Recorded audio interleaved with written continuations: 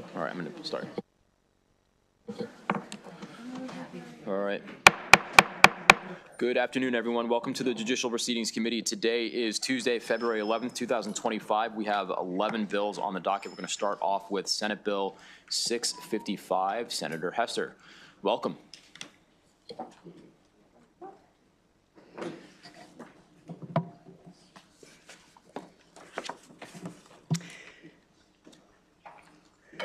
Thank you, Chair Smith, members of the Judicial Proceedings Committee. It's great to be here again. And thank you for your consideration of this bill, Senate Bill 655, which aims to establish an artificial intelligence evidence clinic to support Maryland judges by providing expert analysis on whether electronic evidence has been altered by AI. As you've heard me say before, the advancement of generative artificial intelligence has unlocked new possibilities in technology, but it also presents many of us with significant challenges. The use of AI to enhance, alter, or fabricate information poses a serious risk, particularly in the courtroom, where truth and accuracy are paramount. A 2021 study found that people often overestimate their ability to detect deepfakes, making it difficult to reliably distinguish authentic evidence from manipulated content. Jurors can be heavily influenced by the evidence they see, even if it is later discredited, underscoring the need for reliable authentication. Furthermore, securing expert testimony to verify disputed evidence can drive up litigation costs, further widening the gap in access to justice. Maryland has long benefited from a similar model of impactful law clinics, with clinics across the state providing critical legal support to those in need. Building on this model, we are creating a similar initiative in this bill for computer science programs, allowing them to leverage their artificial intelligence expertise to support the courts and expand access to expert testimony. In collaboration with Maryland's Chief Justice, we have worked to ensure that this program effectively meets the needs of the judiciary and the communities it serves. So what does this bill do? It creates a fund. It creates and funds an AI evidence clinic pilot program within the Administrative Office of the Courts. This program will establish a competitive selection process for Maryland colleges and universities committed to AI research and advancement to participate in the AI evidence clinic pilot program.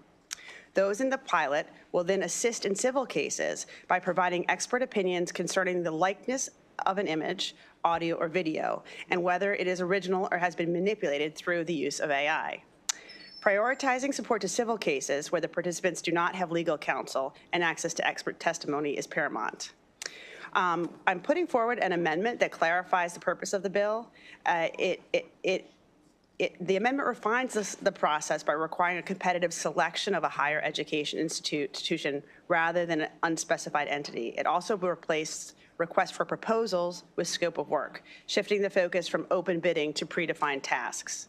Additionally, changing shall to may ensures certain program requirements are optional rather than mandatory, providing greater flexibility in the implementation. Colleagues, Senate Bill 655 will ensure that our courts are prepared to meet the rising challenges presented by the growth of AI and deepfake technology and continue to enforce justice fairly. For those reasons, I respectfully request a favorable report on Senate Bill 655, and I'd like to turn it over to my star witness. Thank you. Excellent. Chief Justice Fader, welcome. Thank you very much, Mr. Chair, members of the committee. It's good to see everybody again.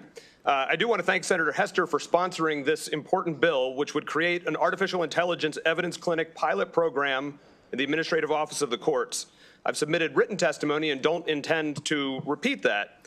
But I will say that the rapid advance of generative artificial intelligence presents some incredible opportunities and some significant challenges across government and industry, and the judiciary is no different. The potential opportunities for advancing access to justice and the provision of civil legal services is one exciting opportunity. By way of example, one particular challenge that we foresee and that state courts across the country are foreseeing concerns the use of deepfakes as evidence in court. Fabricated evidence is, of course, nothing new. But what is new is the democratization of fabricated evidence that is occasioned by the advance of generative artificial intelligence, which is to say that generative AI is reducing cost, time, and expertise barriers to the creation of convincing fake photos, videos, and audio files.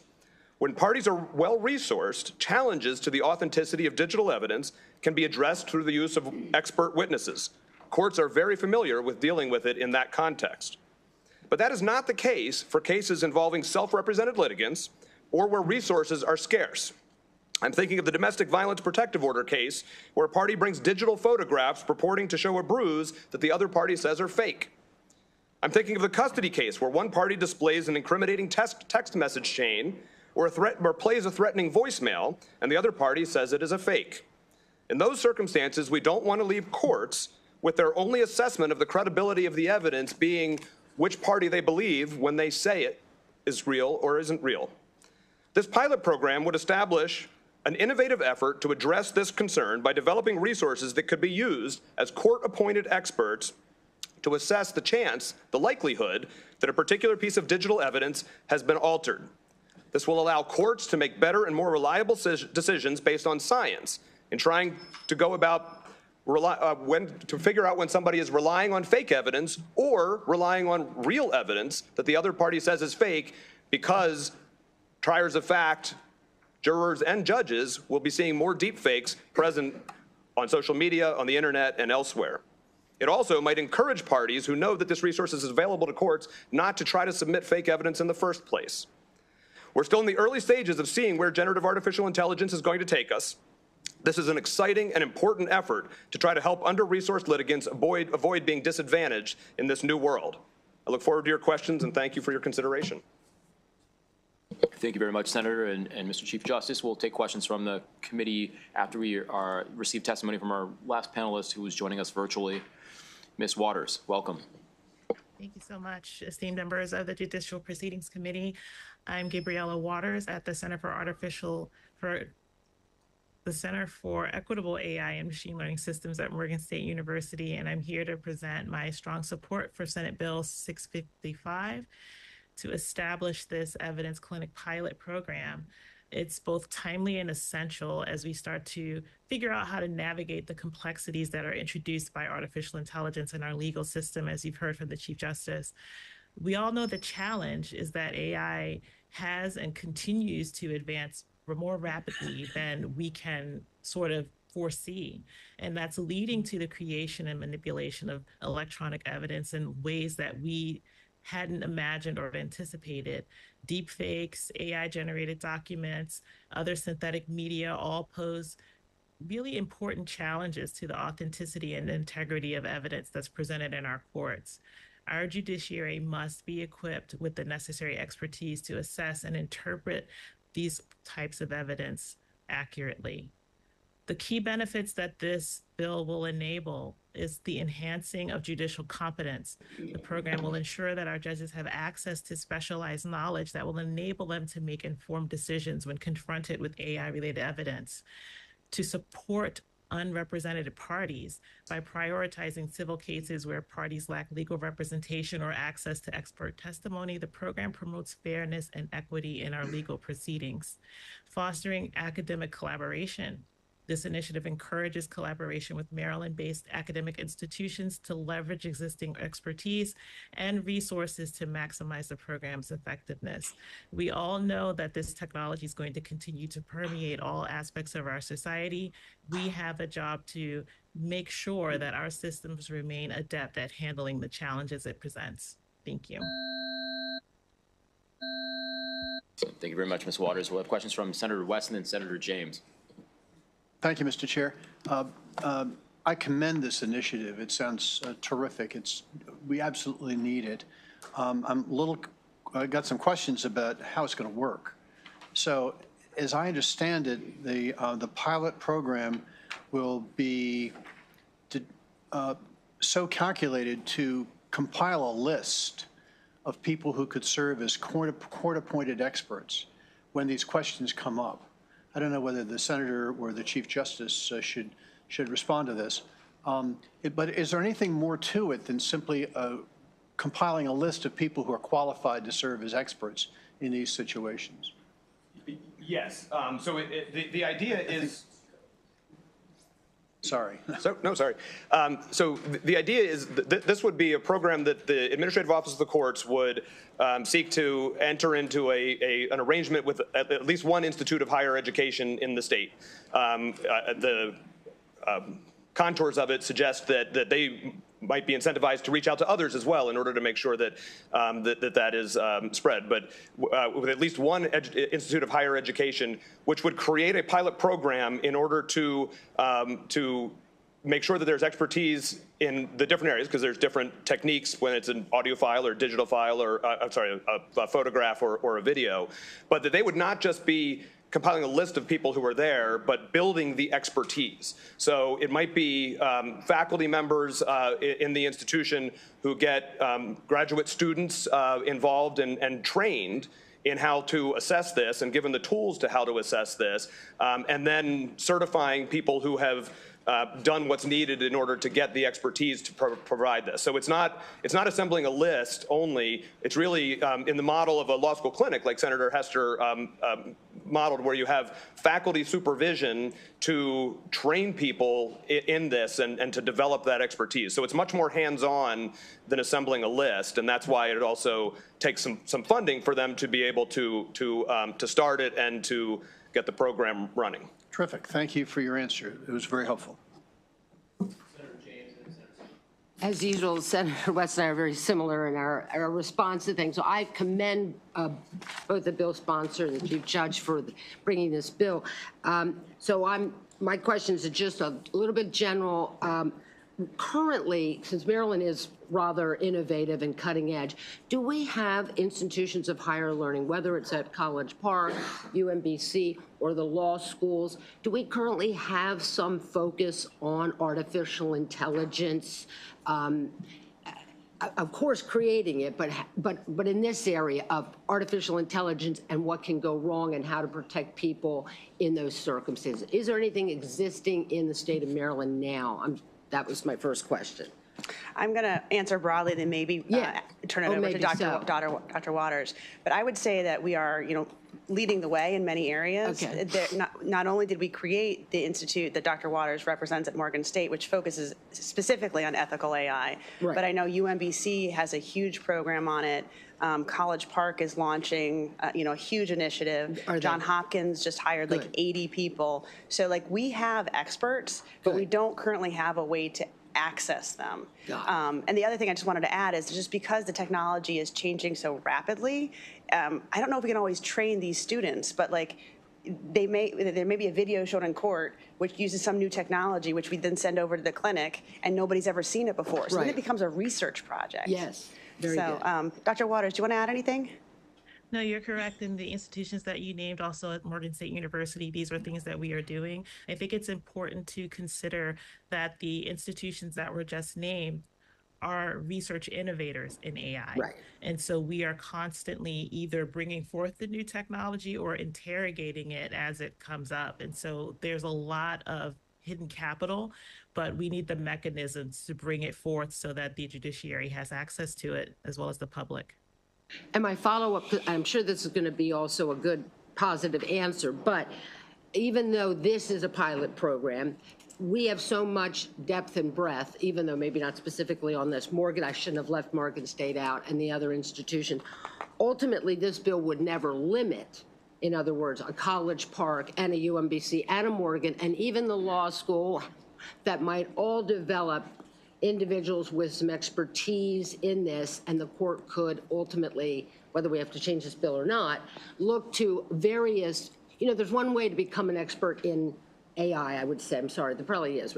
So we would never limit you all. This is just get it started, get it rolling. But if other people come into this field from different avenues, there's nothing that you see that would restrict them from being court experts that we're nudging along with this program. Do you, Judge?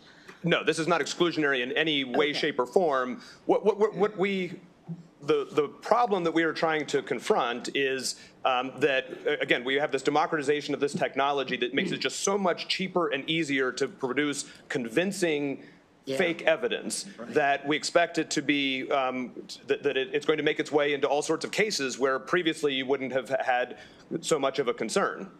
And our judiciary does not have funds, as a general matter, to retain court-appointed experts on issues. We rely on parties to retain their own experts in cases. But the problem here, and this is why it's targeted to this to these types of cases, are ones where the parties don't have the resources to get their experts. That's where you're going to start. And before, where it might have been a bad job on a Photoshop program that somebody could look at and say, no, that's not right. We're getting well past that point. So the idea here is to build resources so that somebody has those resources funded through this program, and the judiciary can then call upon those resources to come into the courtroom as a court-appointed expert. Ideally, it takes off, and when we get that and others come in, but we need the ability to call on court-appointed experts, and we just don't have the budget to do that now. Very good. Thank you, Mr. Chairman.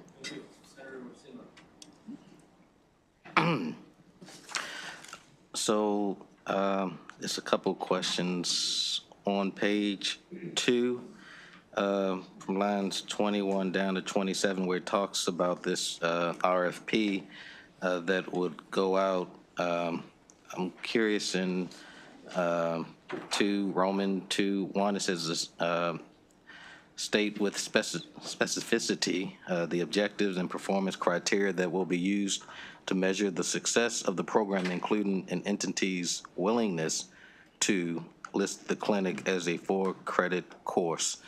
I read that as, I read the word willingness as not necessarily being a requirement for this clinic being a 4-credit course. Am I reading that correctly? So yes, and the two amendments that Senator Hester identified in hers are amendments that we support, and that includes changing this from a request for proposals more broadly to I forget the terminology, but it would be something that would be worked out with an institute of higher education. We're really looking to partner with an institute of higher education in the state. But yes, we didn't want to restrict, at least from the judiciary's standpoint, to requiring this, but this would be viewed as an advantage as we look at the different institutions that might be willing to consider having this program. We'd view that as a favorable element if they are willing to list it as a 4-credit course, but not knowing this is a really innovative program. It would be a first of its kind that I'm aware of in the country, and so we didn't want to restrict our ability to basically find a good partner for the program. And the reason that I was asking the question, I'm trying to determine whether or not, the vendors you all are looking for, it sounds like are institutes of higher learning. So I'm assuming unless the entity is somehow accredited to do business here in the state of Maryland, they can't offer 4-credit courses. I'm guessing, I don't know because I'm not on EEE. But, and I know earlier you said that it wasn't, you weren't trying to restrict anything outside of Maryland, but I'm trying to think, if you are offering 4 credits, it would have to be a Maryland-based university or some type of university that's at least accredited to offer credits here in the state of Maryland, right? I don't know if you have the amendment in front of you, Senator. I do not. Okay, but the second amendment says we're striking entity and substituting competitively select an institution of higher education. And then we're striking request for proposals and substituting scope of work. Right. So our intention is that it would be a Maryland institution of higher education that would be eligible for this state funding. It doesn't restrict anybody else from doing it pro bono, but we want our funding to go through the Maryland institutions. Okay. And it is because it would be a Maryland institution of higher learning, you can, on page 3, line 1, restrict it to be a Maryland-based vendor? Page 3. I believe so, yes. I'm open to, to No, work in language I don't with mind you. it being a Maryland-based vendor, but I thought that states weren't allowed to exclude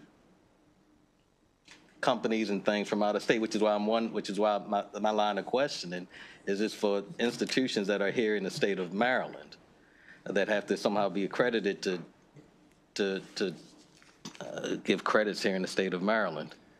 My understanding is that doing it in this way, and with the judiciary operating effectively here as a market participant, that is a restriction that is okay. It's allowable. Okay, got you. Page 3, lines 14 through 20. I know the court, they said that they were looking for an amendment so that this is authorized rather than required. I'm just curious what the need for this particular clause is. I mean, what are we trying to stave off? So the reason for the clause in the first place is just to make sure that if these vendors are concerned about possible liability for producing somebody who comes in as an expert witness to provide testimony, if there's a concern that they need protection from being sued for the opinion that is issued, that's something that the administrative office of the courts would be authorized to do. The shall is problematic from a procurement perspective because the judiciary, like I understand, the state more generally doesn't provide uncapped indemnification to third parties, and so by substituting may for shall, we give the administrative office of the courts the authority to enter a reasonable hold harmless provision if that is what's necessary in order to engage in a contract with the vendor that's selected, but doesn't require it and certainly doesn't require it in an uncapped capacity. Got you. So essentially we're trying to cloak them in the state's shield of liability? It could. We'd have to see what the vendor was interested in or requiring, and obviously if the vendor has its own ability to deal with liability, that might not be a concern at all. So it might not be a provision that's necessary at all, but we wanted the authority to do it if it is necessary and appropriate. Okay, thank you very much. Thank you, Mr. Chairman, and thank you to the sponsor of the bill. This is very fascinating. I think you've raised an excellent question about an area that's really vulnerable in our criminal legal process when it comes to authenticating evidence with all the advancements in technology. I'm trying to understand how a person would find themselves taking advantage of this process. Would it be that a person's mid-trial and the judge has questions about the authenticity of evidence and it's raised by the court sua sponte? Would it be that a litigant, their cases are screened by maybe the clerk's office and the clerk says, hey, due to the pre-submitted exhibits, you all may want to take a look? Or would it just be advertised broadly and it would be on that pro se litigant to find themselves to the office? How would this come about? So this is, the intent of this is to provide assistance to the court. So it would be a court-appointed expert.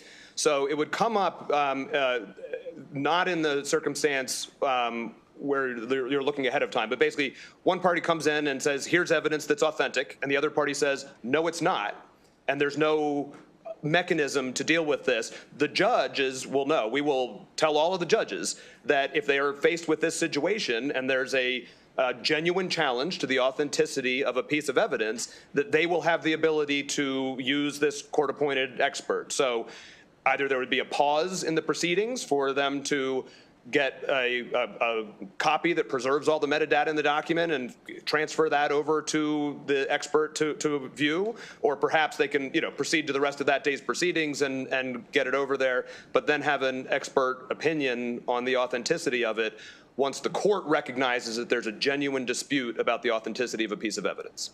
And this wouldn't be supplanting judicial discretion. It would be just like any other expert witness that comes before the court. The court could accept their testimony or find something different. Absolutely. There are provisions in other types of cases where there might be a budget for the court to appoint an expert when there's a challenge. We just don't have any budget for that in the state of Maryland, and so this would allow the court to appoint that expert, and the court is always free when it assesses the credibility of the expert testimony to say, I hear you, but I disagree, and go the other way. This is not supplanting the discretion of the court at all.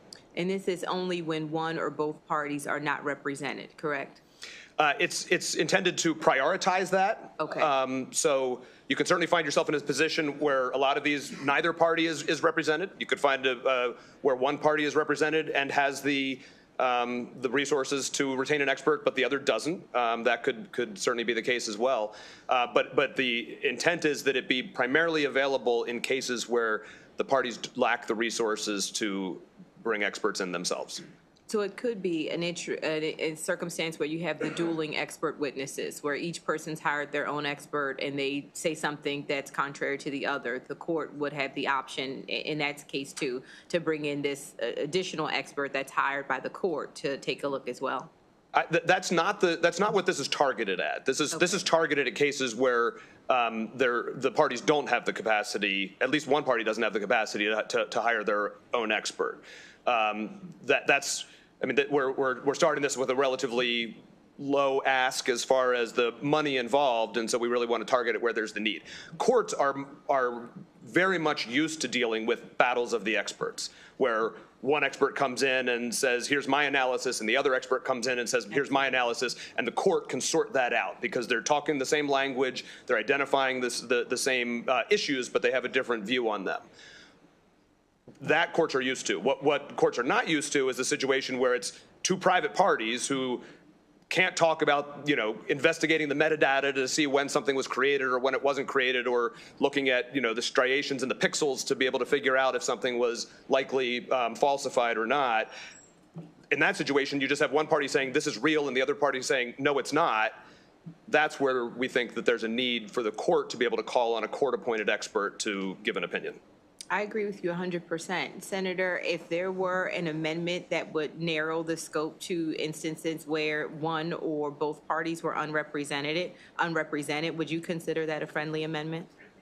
Thank you. Can I just point out one thing with respect to that? Because it is certainly possible that parties have the wherewithal to hire an attorney, but not an expert witness in the authentication of digital evidence. So I just want to point out that just being able to, especially where representation might be by like a civil legal services agency that they might not be paying for, I think that just the sole dividing line of whether they're represented or not may not be a real determination of whether they have the resources to hire an expert. Thank you for your testimony. Thank you, Mr. Chair. Thank you very much, Senator Henson. Further questions? I just had a question. So first, thank you for the bill and the concept. This is, obviously something that's long overdue, and as technology evolves, we're going to have to continue to evolve like this. So hats off for the concept. Question is, absent the appropriation, do you all lack, why is a bill necessary? Do you all lack authority to engage in an MOU of this sort, without this framework?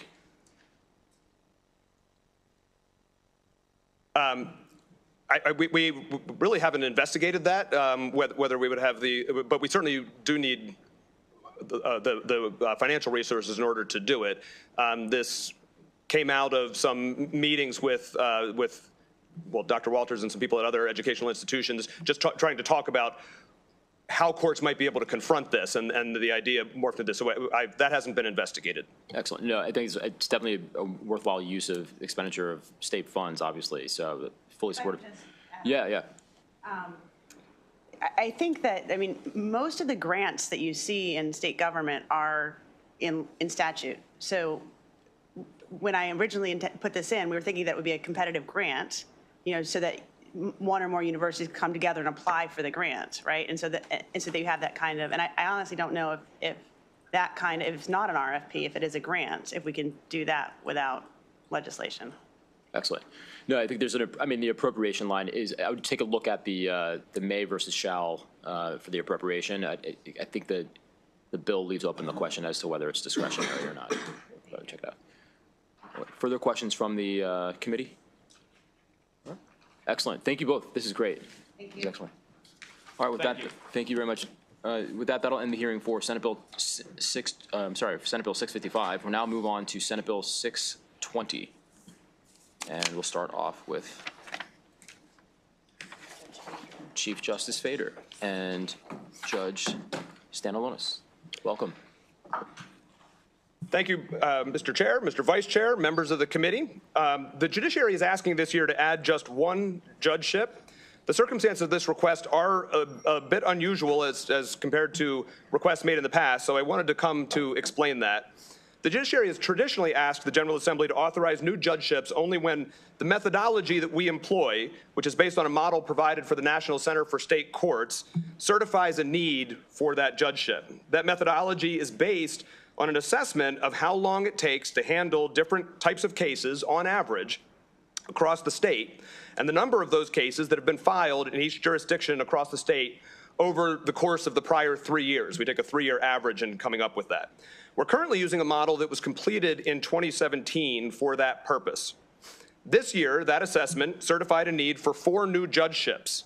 For a variety of reasons, including space limitations and fiscal considerations, we're not requesting any of those 4 new judgeships. 4 other circuit court jurisdictions requested additional judgeships, even though the model did not produce a certified need. We're not requesting judgeships in 3 of those jurisdictions. To be clear, each of those jurisdictions makes a good case for needing additional judicial resources. However, the bar for the judiciary making such a request when the model has not identified a need is extraordinarily high, in order that we maintain credibility with you by adhering to that rigorous methodology. Given the cases those jurisdictions have made concerning the need for additional resources, we're accelerating the process of updating our model to ensure that it does accurately reflect need. So we're engaging in that process now, but it takes a while to complete. The Circuit Court for St. Mary's County's request cleared the high bar we have for requesting a judgeship when the model has not identified the certified need for it, because there have been demonstrable changes in that court's workload that we know are not reflected in the model. Although many of our jurisdictions are only now returning to the same caseload numbers that preceded the pandemic, St. Mary's has an increased caseload over the last year before the pandemic. Perhaps most significantly, owing to policies in the Office of the State's Attorney in St. Mary's County, the Circuit Court for St. Mary's County's criminal jury trials actually held, have increased 261% from calendar year 2019 to calendar year 2024. That's particularly significant because the model we employ to analyze the need for judgeships is based on filings, initial filings in court, not what happens to those filings after they are made. So it doesn't take into account jurisdiction-specific changes in what happens to cases after they are filed. A case that goes to a jury trial obviously takes a lot more time and resources of the court than a case that's resolved by a plea agreement. So that 261% increase is not accounted for by the model, but is significant when it comes to the resources that are required of the jurisdiction. St. Mary's County has also seen a 62% increase over that same period in family law merits hearings held, which similarly is not accounted for in the model that we use. So in spite of efforts to address the backlog, those and other changes have not allowed the court to do so. And in that regard, I'll turn it over to Judge Stanalonis, the administrative judge for the Circuit Court for St. Mary's County, who can provide more information in that regard. But I do look forward to your questions, and thank you for consideration. I'd like to thank the chairman and the committee for giving this bill your consideration. I reached out to Justice Fader, and I do appreciate the judiciary's support of our request. And I made it very clear from the beginning that our request is based on my observations as a judge for the past 6 years in that courthouse, as well as my experience as a prosecutor prior to that for 24 years also in that courthouse. Over the last 2 years, we have a different state's attorney, and we have had a significant number of increases in the number of jury trials. It's a policy decision of the state's attorney not to offer plea bargains in many cases. Those cases are now going to trial. Those trials are taking a substantial amount of court time. To give you an example, in 2019, we would typically schedule 2 weeks out of a month for potential criminal jury trials. You might have one trial during that 2-week time period. We are currently scheduling criminal jury trials 3 and 4 weeks out of each month, and we are having criminal jury trials almost every single week, if not multiple per week. And the trials are also lasting longer than the cases before because we've had an increase in serious crimes. On the family side, we've had a substantial increase in the number of family filings, and we have found that if you come to court and you need to get in front of a judge, right now it's an 8 to 10 month delay before I can give you a one-day merits hearing with a judge, and that's from the day of your scheduling, and your scheduling conference is probably 30 to 60 days after your filing. It might not be considered by some to be too long of a time for a trial, but the problem is many of the family cases, somebody has walked off with the kids and the other side would like to have access to their children and can't wait till that trial for a judge to tell them what that access should look like. I don't have a court day until September right now to be able to set in an emergency hearing for somebody to determine whether or not they should get access or visitation pending the final outcome of their case. I don't have a court day until September where I can set in a hearing if you want to get child support while you're waiting for your case to be decided. And I don't think it's fair to anyone to have to wait that significant period of time to be able to get even some temporary relief. We are using senior judges in our courtrooms whenever a judge is on vacation or on leave or in training. We are using judges for mediation to try and help resolve our backlog. Judges are coming in and starting court at 8:30. For those of you who practice law, most courtrooms in the state of Maryland don't start till 9. There's usually a lunch recess, and most courts are shutting down at 4:30. Our courts are starting as early as 8:15 sometimes, going through the lunch hour and staying sometimes well past the 4:30 hour. And that's the time that a judge is sitting in court. That doesn't include the time that a judge has to work on motions, work on research and preparation for the next day's cases. There have been days where I have been sitting in my chambers at as late as 1:15 in the morning so that I can be ready for the next case that has to be done and get everything else that needs to be done. And all of the judges in our jurisdiction have been doing this for well over a year. So we don't ask lightly for this. We know that it's a big ask for, based on what I've heard is going on in our state with the economy and budget issues, but we are drowning, and that's why I'm here to ask. I appreciate any questions. Thank you, Mr. Chair. Chief Justice Fader, let me ask you a question. To begin with, I'm totally in support of this bill. Clearly, there's a need down in St. Mary's County, but Chief Justice, could you share with us how the system works in terms of the senior judges who are recalled in order to help out in situations like this? Are there enough senior judges to go around to deal with these issues, or are you short even using the senior judges, and that's why we have this situation in a county like St. Mary's County? So any judge who is certified by my court is able to serve as a senior judge, and we have over 100 who do I believe over 150 who do serve. They are, of course, able to choose when they answer that call and where they go. Sometimes it's a little bit harder maybe to get somebody who might have served in Harford County to go down to St. Mary's County for something. We have, as some of you may know, the circuit court for St. Mary's County is currently actually down from their number of 3 to 2 because former administrative judge Michael Stamm passed away suddenly last October. And so the issues that we've come to you on are not occasioned by his, but that has, of course, contributed to what was already a significant backlog there. But we are able to provide, circuit courts and district courts across the state are able to make up a significant amount of the work that we need to fill in, but not all. And certainly in cases like this, we've determined that it's not reasonable to rely on those senior judge hours in order to fill the entire need that they have. So we rely heavily on our senior judges, and we would need to be coming to you for a lot more judgeships if we didn't have that. Some counties, especially those that are more centrally located, have an easier time of filling gaps with them. But this is one that we felt we couldn't rely long-term on senior judges to address. And if I could follow up, Mr. Chair, we have another bill before our committee this year which would raised the retirement date of judges to 75.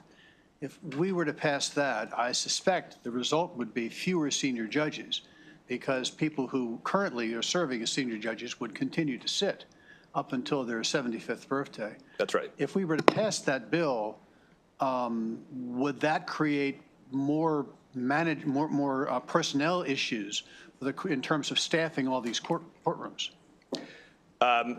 In the medium term, passing that, I would expect to have fewer senior judge resources available to us, which may result in a need to ask for more judgeships. Yes. Okay, great. Thank you very much.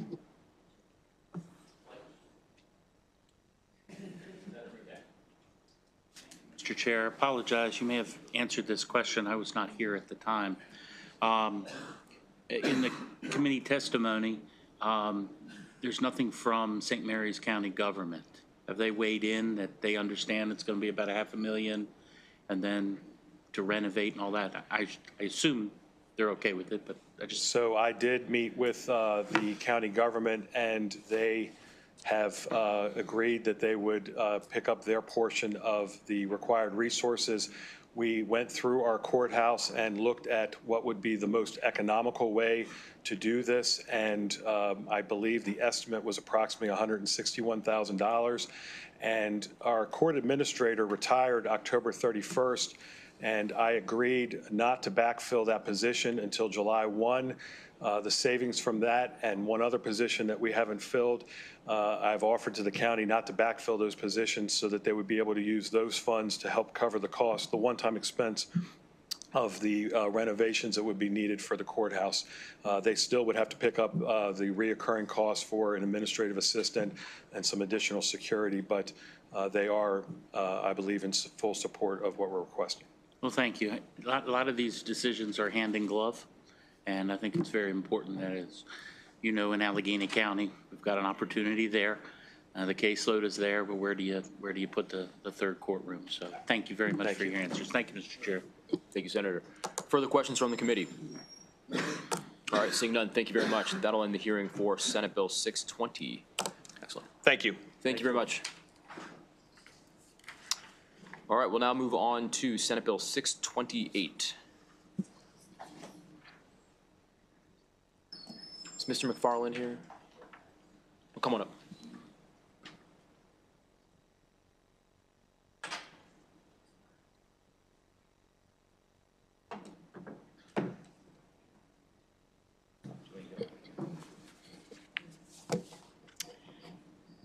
Good afternoon.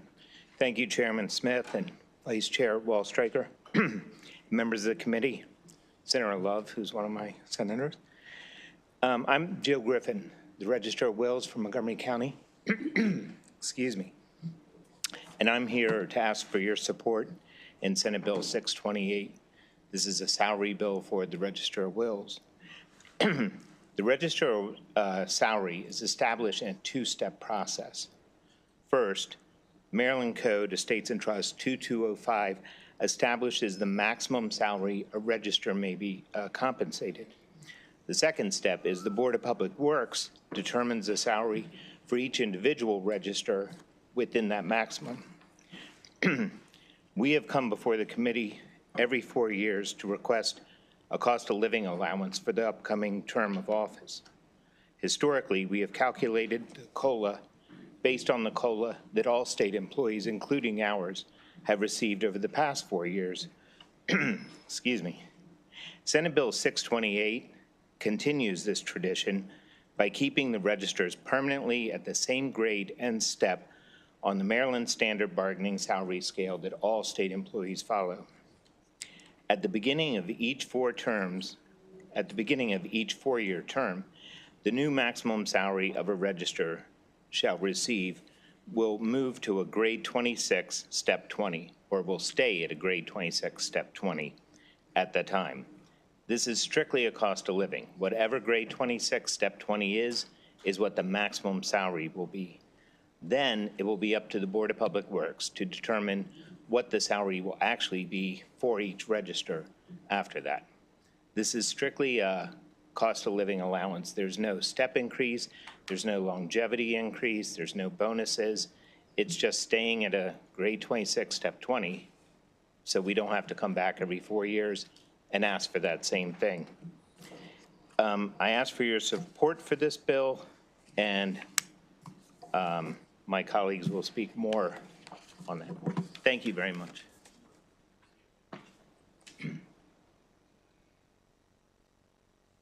Good afternoon. I'm Mary Raleigh, the Register of Wills in Frederick County. I came all the way down the mountain in Thurmont, Maryland to be here today, along with my colleague Rita, who came from Garrett County, so we understand how important this is. So thank you, Chairman and members of the committee, for taking the time to listen to us today. I'm here as supporting Senate Bill 628. As Mr. Griffin explained, kind of the history of what our salary is. We're not really looking for an increase. We're looking for the COLAs. And when we take a look at some of the other counties in 2024, the General Assembly did approve salary raises for the Sheriff's Office in Anne Arundel County, Baltimore, Carroll, and Garrett counties. However, when we look at some of the other offices, for example, the state's attorney's office tends to vary from county to county, as most of you probably know. So, for example, some go with the district court judge salaries, circuit court. In Frederick County, I do believe, Senator Folden, correct me if I'm wrong, that the salary goes with the county attorney salary. So that's kind of where, that's how that works out. So when we take a look at this, also, I'm sorry, with the Sheriff's Department, a lot of the sheriffs then tie themselves, some to the state police, a certain rank within the state police, and also with their local county. I believe the Howard County goes with the local Howard County Police. So when it comes down to it, we are kind of the last office, the Register of Wills office, that would like to be part of where we don't have to come back every 4 years to ask for some type of increase. As Mr. Griffin said earlier, it's just to look at the COLA and to kind of help us, you know, when we look at the rest of the staff, to kind of be on that same path. Thank you. Good afternoon, Mr. Chairman, Mr. Vice Chair, members of the committee. My name is Byron McFarland. I chair the Legislative Committee of the Maryland Register of Wills Association. Appreciate your time today. I want to thank the chairman for sponsoring this bill, Senator McKay for co-sponsoring. I bring greetings from your register, Mary Beth Pirolazzi, and my personal senator, Senator Lamb, for co-sponsoring as well. I think I just want to briefly address the elephant in the room, which is funding.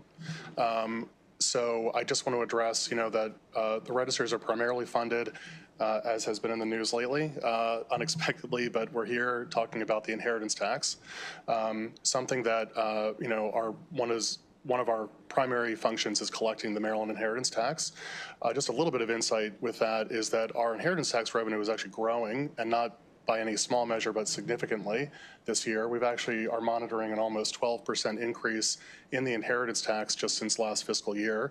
So this is a stable and predictable source of revenue for the state. It is my hope that working with members of the legislature and others that we're able to preserve this funding source, especially when we have a tough budget time.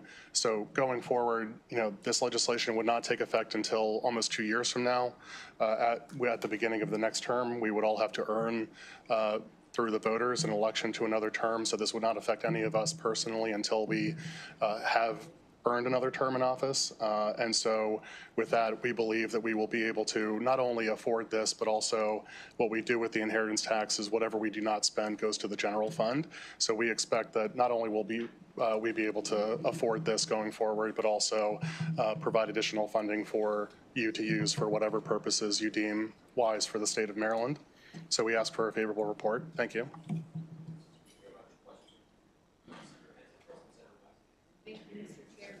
If I'm reading the bill correct, the current salary was set in 2022 at $146,500.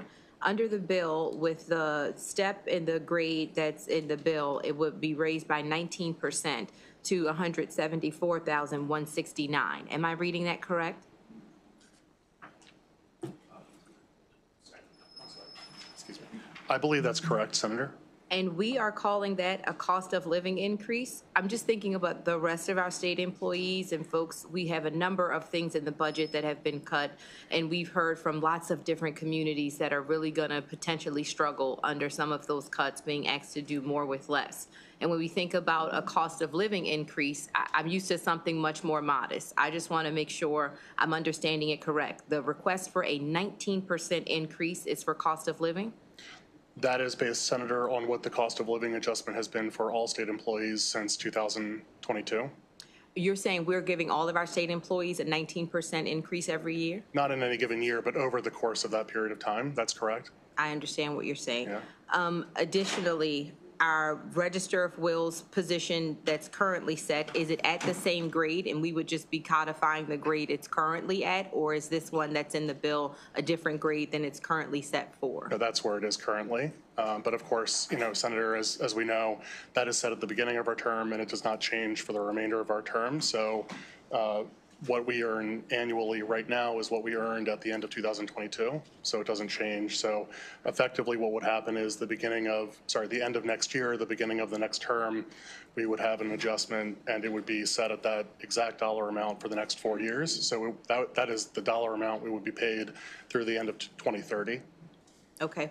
And then I have certainly learned something new today. I'm used to budget discussions where a modest 2%, 3% increase is something that, you know, we champion being able to do. I didn't know that our cost of living increases that we were giving to every state employee is 19%. That's new information for me, so it'll probably take me a while to absorb that because those aren't the numbers I was used to.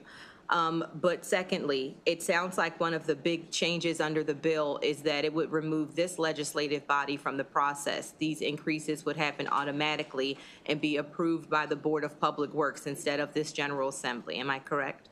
Yeah, that's actually been the practice for, and you can step up anytime, Joe. Yeah. But that's been the practice for as long as, I mean, I've been registered since 2010. I believe that's been the practice for many decades. The Board of Public Works has a role to play in setting the registrar's salaries and also the clerks of court.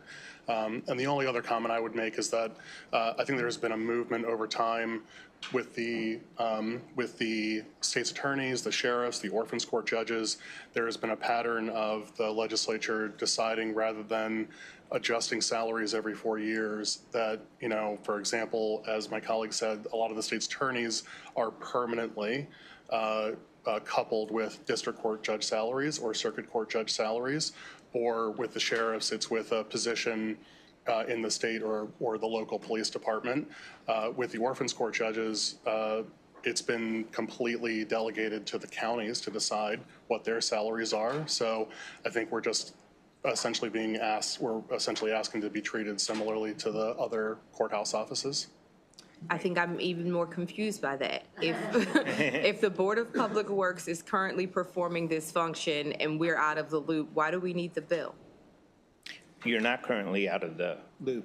Okay. The maximum allowable is in the code, and that's what we come every 4 years to have that changed. And then the Board of Public Works actually sets the salary for each register. Each register is paid different based on their county size, revenue, volume of estates coming through, so forth. This has always been, for as long as I know, it's been that way. So we're just trying to eliminate so that we don't have to come back and ask you to raise the ceiling. But the Board of Public Works decides where it is within that range. So they may decide it's not a 19%, which again is over 4 years. And this is what the state employees have received over the past 4 years, if you go back and look. So they can set it at anything. And at one point, the Board of Public Works actually set it, this was when Schaefer was comptroller. They set it so it only went up a little bit each year because this was right after we had a period where there was, the economy wasn't good and the state employees did not get any cost of living. They were actually furloughed. And so then they gave us an increase, but they didn't want to give us the whole increase at once. So they increased it over 4 years. Each year it went up a little bit. So it really is up to the Board of Public Works. We're just asking to remove the need for you to raise the maximum and to just keep the maximum where it is, grade 26, step 20. So if the state employees don't get anything, because again, it's lean years, we won't get anything. The max won't go up.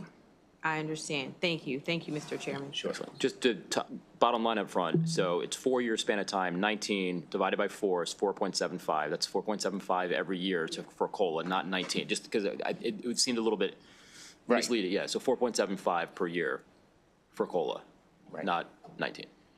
All right, Senator James and then Senator West. Oh, thank you. I thought Senator West was next. It doesn't matter.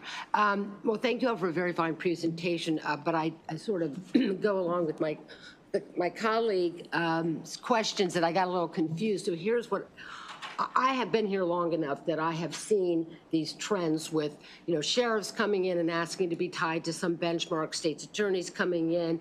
So I sort of get that this has been happening. But what would be helpful for all of us, I think, since you are trying to tie this change to precedent and policy of prior years, could you all provide us with a little bit of I'm going to ask you to do the legwork, to give me some background on what's happening in the counties with the other positions, the state's attorneys, sheriffs, and things like that, so I can get a sense of this. I think that would be helpful. And then I apologize because I wasn't catching every word of your presentation, but so this salary now being tied to the benchmark of grade 26, step 20, or vice versa, something like that. That's what it is. I apologize. Is that where you currently are? So that's why you selected it as hey, guess what? 146,000 happens to correspond to that particular level in state government. Is that correct? That is correct. Okay. Yes.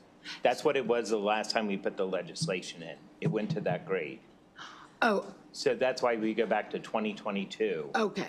Was when we were passing. So when 2022, when you arrived at the 146, or we arrived at the 146, it was commensurate with that level of state employee. Yes. And as my colleague sort of asked, where would we be now? And you said, hey, guess what? Since 2022, with these 4.75 increases annually, now 19%, for 146 would be up more in the 174 range or something like that. I'm not sure exactly what it is, but yes. Okay. So my next question is sort of, I don't think it's there yet. No. In some counties like mine, Hartford, my sheriff is my dominant law enforcement with a couple of towns. There are other sheriffs that have work in the county with professional police forces. So the sheriff, not to minimize anything that they do, but maybe doing more process serving and some sort of different functions. But in my county, he's the main law enforcement. Right, sure. So I just want, you understand that difference? Yes, I do. So I don't know if that vast difference in responsibilities that can occur with a sheriff can occur with a register of wills, but I do have a little bit of heartburn, just a little bit, about if we have a very small county with quiet, just fewer people, less. Sure. There's a bare minimum of work everybody has to do. I get that, Sure. inherent base cost. But you may have a Montgomery County with 1.5 million people and then a lot of work. Then you have another county that's just a little less workload heavy. How does this bill affect that kind of variety? And that's maybe where the legislature had come in, or the board, to try and show some variety in salary commensurate with the variety in the workload and demands. Correct. Right? It's the Board of Public Works that does that because it's established the different counties, the different size, and it actually says in the code some of the things they base it on. Okay. But it's on population, it's on volume, it's on revenue. So for instance, and so they're And none paid, of that would change, is what you're trying to say to me? The work doesn't change, the volume changes. Right. And so the pay changes, it's based on whether you're a large county, a medium large, medium, small, like that. Right. So that's how the Board of Public Works breaks it down for each individual jurisdiction. And that will not change under this bill? That will not change. The Board of Public Works still will do exactly what it does. So this 174, which we use rate for the moment to how it would work out, is really like not more than, is that, because Yes. currently I read it was not more than the 146. So 174, whatever it is right now, wherever you want to start, Yes. that's the cap. That's the ceiling. But then the Board They're of not Public allowed Works to pay works, above that, then but the they can Board of pay Public anything Works below it. works backwards with the factors and can, you know, show differentiation depending on what's going on based on the factors. Yes, that is correct. And if you all would also help us with this, maybe you could give us a chart that shows the various registers' wills now and how they're spread out if with that 146, not more than 146. That would Sure. be helpful. Yeah, we can break down which counties are in which Thank category you. currently. And again, that's up, I don't think that's been changed for a while, but that's up to the Board of Public Works to, they review it every so often to, because some counties, like Howard County has grown greatly. Yes. And so, Any legwork you do makes it Right. just a teeny bit easier for us in our 90 days and the staff. So if you can provide us with some more information, that'd be really helpful. absolutely. And I will say, we will give you what we can about the Sure. other offices. Yes, I know. But since you were referring to them, I Yeah. think you should, it behooves you a little bit to, would you give us a little bit of that data? And then we'll try to fill in where you're not able to. Absolutely. Thank you, We'd be Mr. happy Chairman. to. This is a simple question. So I understand Maryland is the only state in the country that has both an inheritance tax and an estate tax. That is correct. And I also have been given to understand that only about 6,000 people pay an inheritance tax because there's so many exemptions to it. That is correct. Do you know how much aggregate money, for example, last year was collected from the inheritance tax? Yes, I'll let Byron speak to that. Yes, Senator. It was about, last fiscal year was about $95 million. And the registers are funded through a portion of the inheritance tax and the fees we collect. Our fees are only about 10% of our revenue. So we keep the fees that we collect and some of the inheritance tax to pay to fund our operations. I think our total operations last year were about 39 million. So it was everything above that went over to the general fund. Okay, thank you very much. Thanks, Senator. Further questions from the committee? All right, seeing none, thank you all very much. Thank you. With that, that'll end the hearing for Senate Bill 628. We'll now move on to Senator Quarterman. Senator Quarterman, hey, there you are, with Senate Bill 579. Welcome. Thank you, Mr. Chairman, Vice Chair, members of Judicial Proceedings. For the record, Senator Paul Quarterman, District 2, representing Washington and Frederick counties. Thank you for the opportunity to present Senate Bill 579, Local Government Tort Claims Act, Hagerstown Multi-Use Sports and Events Facility. You guys heard this bill last year, so I'll go kind of through here quickly just to refresh some of you guys and to bring up to speed some of the new members. The bill simply would add the Hagerstown Multi-Use Sports and Events Facility in Washington County to the, quote, local government definition under Local Government's Tort Claims Act. In 2021, the General Assembly authorized financing and construction of the Hagerstown Multi-Use Sports and Entertainment Facility, which in May of this year was opened here in the city of Hagerstown. The physical note this year, much like last year, raised questions on ownership of the facility. It appears the bill drafter reached out again, just like they did last year, and confirmed that obviously the city of Hagerstown and Washington County will not be the owners of the city, or will not be the owners of the facility, excuse me. Again, this is where it kind of gets interesting and is unique, specific to this facility. All the other facilities in the state of Maryland, minor league stadiums that are owned by some sort of form of local government, whether we're talking about Frederick or Bowie, Salisbury, Aberdeen, all of them are owned by some sort of local, state, or county government. The Hagerstown facility is unique in the fact that while the state of Maryland constructed it by way of the Stadium Authority, once it was completed, it was handed over to a local nonprofit who now owns and operates that, which is in line with the legislation that was put forward and passed unanimously out of the Senate back in 2021. That being said, while the local nonprofit owns the facility, the state of Maryland continues to handle the debt service on the facility by the way of the bonds that were taken out to cover the construction costs over the next 20 to 30 years. So there's a nexus here between the state and the nonprofit, and we feel it obviously would be in the best interest of the state to have some sort of liability protections the same way, again, that all the other facilities are treated here in Maryland. And so, what the bill basically does, if passed, would just simply add this facility to a long list of other entities throughout the state. There are a variety of them, whether there are some libraries in certain jurisdictions. And we're going to Prince George's County, the Washington Suburban Sanitary Commission is part of it. In Washington County, our library system's in there. In Baltimore, the Enoch Pratt Library System. So there are other things that are in there already. I would say the best and clearest, most example was in Carroll County. Already in statute, there is the nonprofit corporation serving as the Industrial Foundation Development Authority of Carroll County.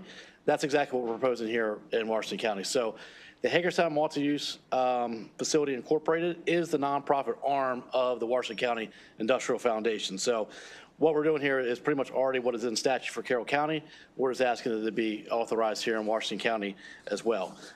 Lastly, I'm sure you're going to hear opposition from the trial lawyers who oppose this. I'm sure you'll hear from them shortly, but I do want to point out a couple things in their written testimony. They indicate that there is no local government involved here. Therefore, there should be no government tort claims immunity. Government is heavily involved in this. It was legislation that was passed here is what built the facility. The state of Maryland is paying for the facility.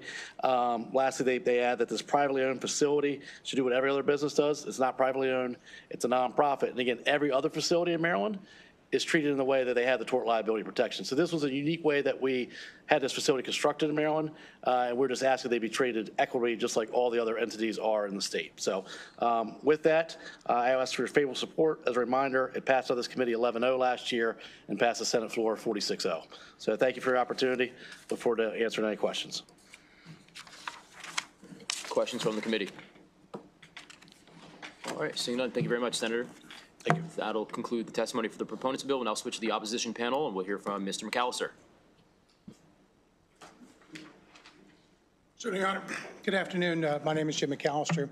I'm one of the trial lawyers, and I routinely represent people who are injured. Let me just begin by saying last year, when I was testifying, I made a remark about the integrity of this process in the court. It was a sarcastic remark, and I apologize to each and every one of you.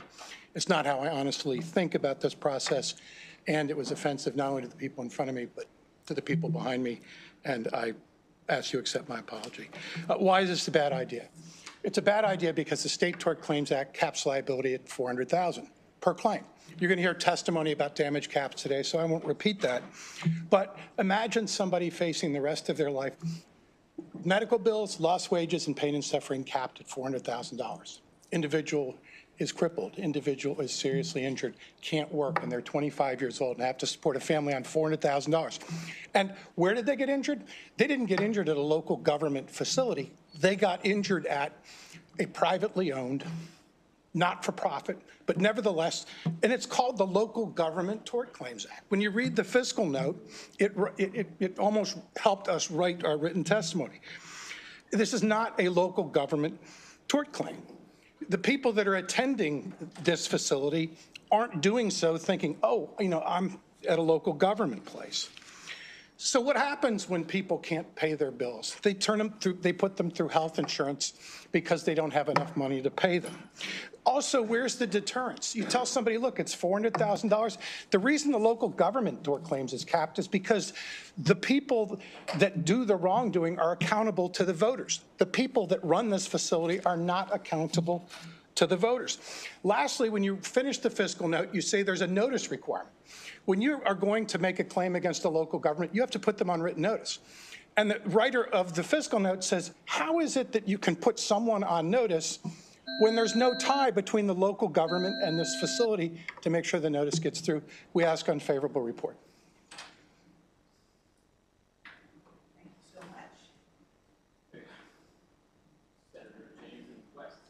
much. Thank you, and thank you for your presentation, and thank you for your apology as well. It's always gracious and in good form.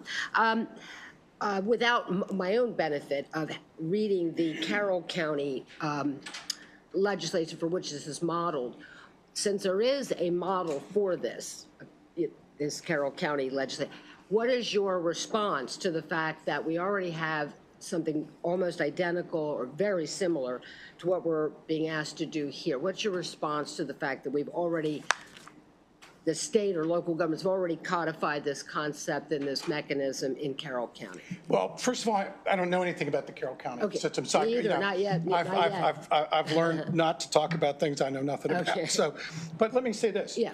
If it is that way there, right, doing something wrong once doesn't mean it's worth doing wrong the second time. The people that are using this facility need to know that there's a $400,000 damage cap and that it's a local government when it's not. So, like I said, I can't answer your question with regard to Carroll County, but I can say if it is in fact that way, doing something that places the citizens of Washington County in jeopardy, that's the reason we would oppose it. Well, thank you for that, and I'm going to go look at the Carroll County and see what history. But I will tell you, I'm in Harford County, so I live the town over to Aberdeen, where we have the Ripken Stadium, and I could be misspeaking, but I don't think anybody that goes to the Ripken Stadium is giving one iota of thought about whether Aberdeen owns it, whether a nonprofit owns it, whether the state owns it, or whether Cal Ripken owns it.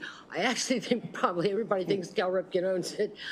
So I hear what you're saying about the public, but in my everyday existence and living with a stadium for 20 years, I don't believe anybody en masse understands who owns these stadiums, and so I just have a little bit of trouble with that angle you're coming from. But let me say this. Sure. The reason I don't have anybody here today who says I got injured at this facility and all I got was $400,000 and I'm 25 years old with a wife and 2 kids, or a husband and 2 kids, they're not here. But those people are going to be there at some point, and making a judgment now that the maximum they can get when it's not coming from a local government. We're not saving the taxpayers money here. We're not putting people in charge of the stadium who are accountable to the taxpayers if they, for instance, fail to fix something that's broken and as a result somebody's horrifically injured. So, I mean, I guess that's a good point, and I will ask the sponsor, not right at the moment, to respond to that. Thank you, Mr. Chairman. Thank you. Thank you, Mr. Chair. So thank you, Mr. McAllister, for coming in. I noticed that in your position you said the Maryland Association of Justice opposes all civil damage caps, and I indeed can recall in prior years we've had similar bills, and your organization is always in opposing them. I was just searching, and I remembered, I thought it was Salisbury.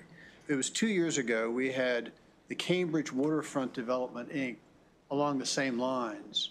And at that time, we got a fiscal note, quite a lengthy fiscal note that listed all of the projects statewide that were covered by similar bills than this to protect them. And I remember being impressed at the time at how many projects there were across the state. I remember your observation. I remember your position. I note your position that just because you've done it the wrong way, you shouldn't continue to do it the wrong way.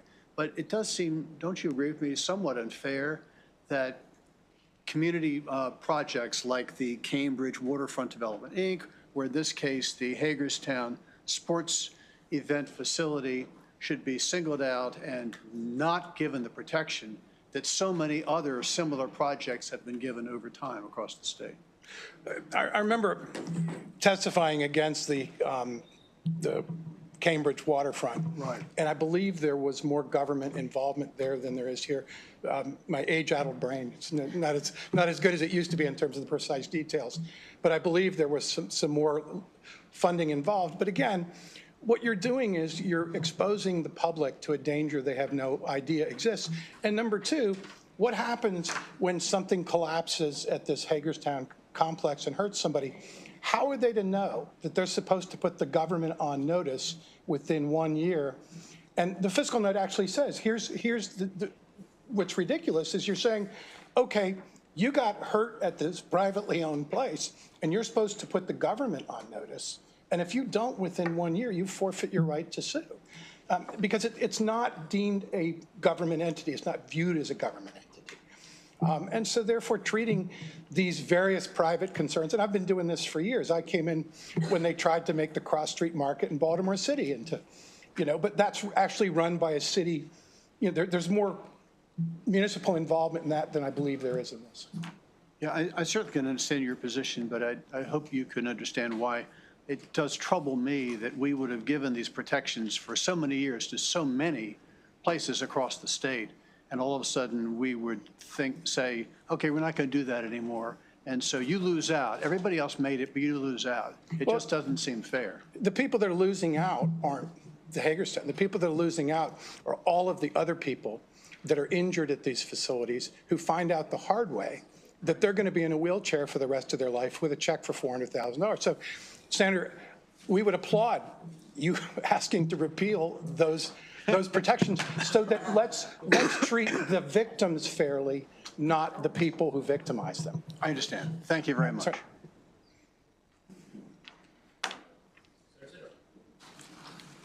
Just a quick question. I guess by including this facility within this definition, we are essentially given a blank check or blanket authority for any type of an event. So if Hagerstown Multi-Use Sports and Events Facility was to host some sort of a festival, outdoor festival. So it's not just baseball, it's any and all events that are at the facility, correct?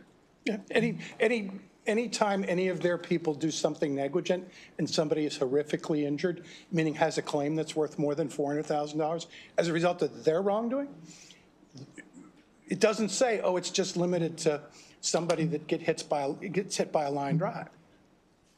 Do you see a distinction amongst this list of 29 and possibly 30 organizations that are listed as government entities? I mean, if you were to, as I'm looking at it, and I think you noted, many of the facilities are run by Baltimore City. You have libraries. Do you see a distinction between this particular facility and everything else on the list? Is there a way that you would? Again, I'm thinking about what my colleague was saying, and we've now gone down this path. Is there any reason why you think that this particular type entity should not be included, other than the reasons you've already? Other than the equities of, but when you look at the fiscal note, okay, and again, I'm not an expert on this facility versus a Carroll County facility, but I have been testifying on a lot of these bills over the years. And what I've seen in other bills that I'm not seeing in this one is a greater degree of actual government participation. And the key there is the accountability factor. Because if somebody's sitting in a corporate boardroom, be it a nonprofit or a profit corporation, and the question comes up, hey, should we fix that crumbling pillar out there? And somebody says, well, the worst thing that can happen is $400,000. Those people in these other entities, because of the governmental involvement, are accountable to the public at the ballot box. Whereas this entity, when you look at the fiscal note, and it's clear, and again, I'm not, I didn't research, the specifics, but when you look at the fiscal note, it says the city of Hagerstown has no relationship and no liability whatsoever, and Washington County specifically has no liability. So if they don't have any liability or responsibility, why are we putting them under the Local Government Tort Claims Act? And I think Senator stated that distinguishes this entity from a lot of the other ones that are listed. Did that answer your question? Thank you, yes. Okay. So a lot of these bills coming up in the next couple of weeks. So for state sovereign immunity, what is the test for a state, its agencies, or its instrumentalities? What is the test? So there's this ancient notion of what's called sovereign immunity, which means the king can do no wrong. And obviously in ancient times, when you accuse the king of doing wrong, bad things happen to you. So Maryland adopts this, and so the state has waived its sovereign immunity in various cases. When you're doing a governmental function, the state waives its sovereign immunity, so do the local governments. So it's part of there's two different Tort Claims Act. So the way it works is this: as long as you're working in your official capacity, you have sovereign immunity. So, for instance, when a police officer is doing something or some municipalities picking up trash, those are governmental functions that if somebody does something wrong, the sovereign is accountable only because the state of Maryland has waived immunity. What's backward about this bill is you're giving sovereign immunity to people who aren't sovereign. So you're actually extending, whereas one is a waiver of immunity where the state of Maryland is saying, okay, we think that if our employees injure people through their negligence, the state should be responsible, and then makes the value judgment that $400,000 is enough money because it's taxpayer money. Those are all judgments that are baked into a Tort Claims Act that aren't baked into this, which is an extension of state immunity to a non-state actor. No, understanding that. Thank you for the primer on state sovereign immunity. You know, the state having waived its immunity, I guess our local tort claims or state tort claims act is probably 40, 45 years old now, something like that. So what is the test? Just circling back to the threshold issue of what is the test and how have the courts construed what a state agency, its instrumentality, you know, its functions, how has that been construed? And how is that distinguishable from the facility that the senator is trying to cover?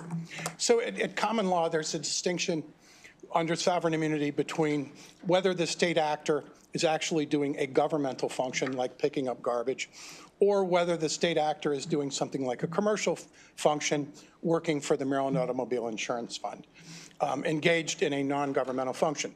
So what's happened over the years is various local government interests have sought to add the commercial side of the government, which is not covered by the Tort Claims Act, statutorily to write it into the Tort Claims Act, even though these are actors that are not exercising sovereign power, like somebody paving a street or picking up the trash. Does that answer your question, Mr. Chairman? Okay. Excellent. All right. Further questions from the committee? All right, thank you very much. Thank you, Mr. McAllister. All right, thank you, Senator. With that, that'll end the hearing for Senate Bill 579.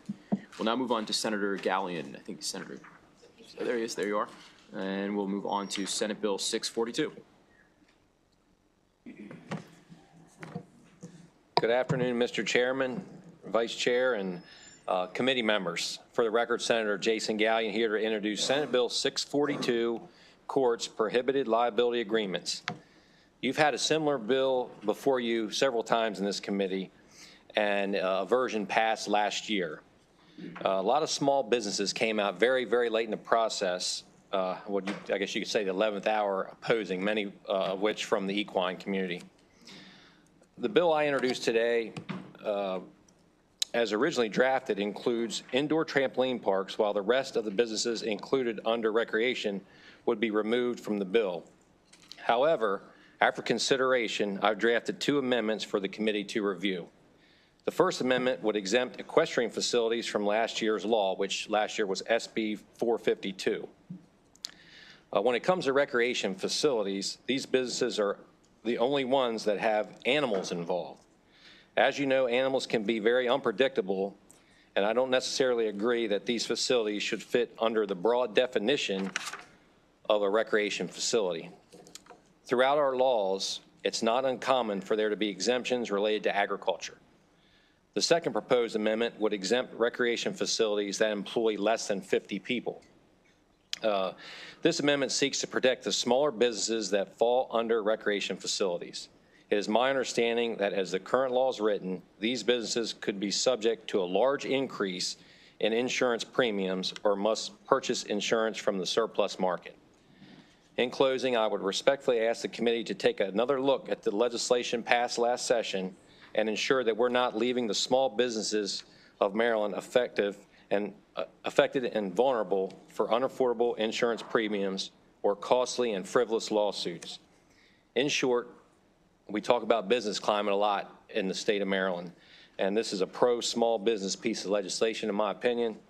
And with that, I ask for your favorable support with amendment to SB 642. All right, we're going to hear from your virtual panelists. Sign up as a proponent, then we'll switch over to Senator McKay for a round of questions. So, Ms. Egan, welcome. Yes, thank you. Thank you, Mr. Chairman. And thank you, Senator Gallion, for introducing this legislation. I am the president of the Maryland Horse Council. We represent the $2.9 billion horse industry in Maryland. And the liability waiver bill that passed last session has already had an impact on our members. We polled our membership last week to see what the most recent examples were. We had gathered many for last session. And I'm not going to repeat everything that's in our written testimony because I provide a lot of examples there. But I do want to highlight two of our members. One is an all-volunteer nonprofit in Baltimore County who told us that immediately after the bill passed last spring, their liability carrier told them they weren't going to renew, which put this organization in the position of having to find new coverage, of course, which is more expensive. A lot, according to our member, it was 4 times more expensive to get replacement coverage, and that coverage excluded one of the main activities that they offer at their business, which is trail riding. And so then they had to go to the secondary market to look for trail riding insurance, and it turns out there are only 2 carriers in the country that will insure trail riding without liability waivers, and that cost for that ends up being half of their annual hay budget, which is ordinarily the most expensive part of running a horse business. And we have another member who told me just today that they are going to reduce the types and variety of services they offer because of lack of insurance coverage. This matters because horse businesses are predictably unpredictable. Excellent. Thank you very much. Ms. Egan, we have a question from Senator McKay and then Senator James. Thank you, Mr. Chairman. Thank you, Senator, for bringing this bill here. You are correct. This bill had unintended or intended consequences that people came out of the woodwork about. So you're talking about small businesses. Could you maybe work with me and explain what is a small business? Well, one of the amendment ideas says 50 or under as a possible. So I mean, that's just putting a number out there. But you know, we're talking a lot about equine. A lot of those, you know, they could be people with just 4 or 5 employees that you know do ride, have trail riding and things like that. The concern, whether it be 5 people or 30 employed there, is as I mentioned earlier, especially with equine. I mean, these animals are very unpredictable. And this, the legislation last year looks like it's going to lead to these limited choices in insurance coverage and much greater prices. So, as legislators, we talk about we're trying to bring business to Maryland, keep business in Maryland. If people are so concerned that they could potentially go out of business with what we've heard since last session. And honestly, this is a bill, last year that we voted for, I think unanimously in the Senate, and then it was a kind of unusual thing where the phone started ringing off the hook after the bill went all the way through. When it went to the House, it never came back over to the Senate. We thought maybe we'd get another bite of the apple, so to speak, and we never got that. So that's kind of what this bill is, hopefully another bite at that proverbial apple.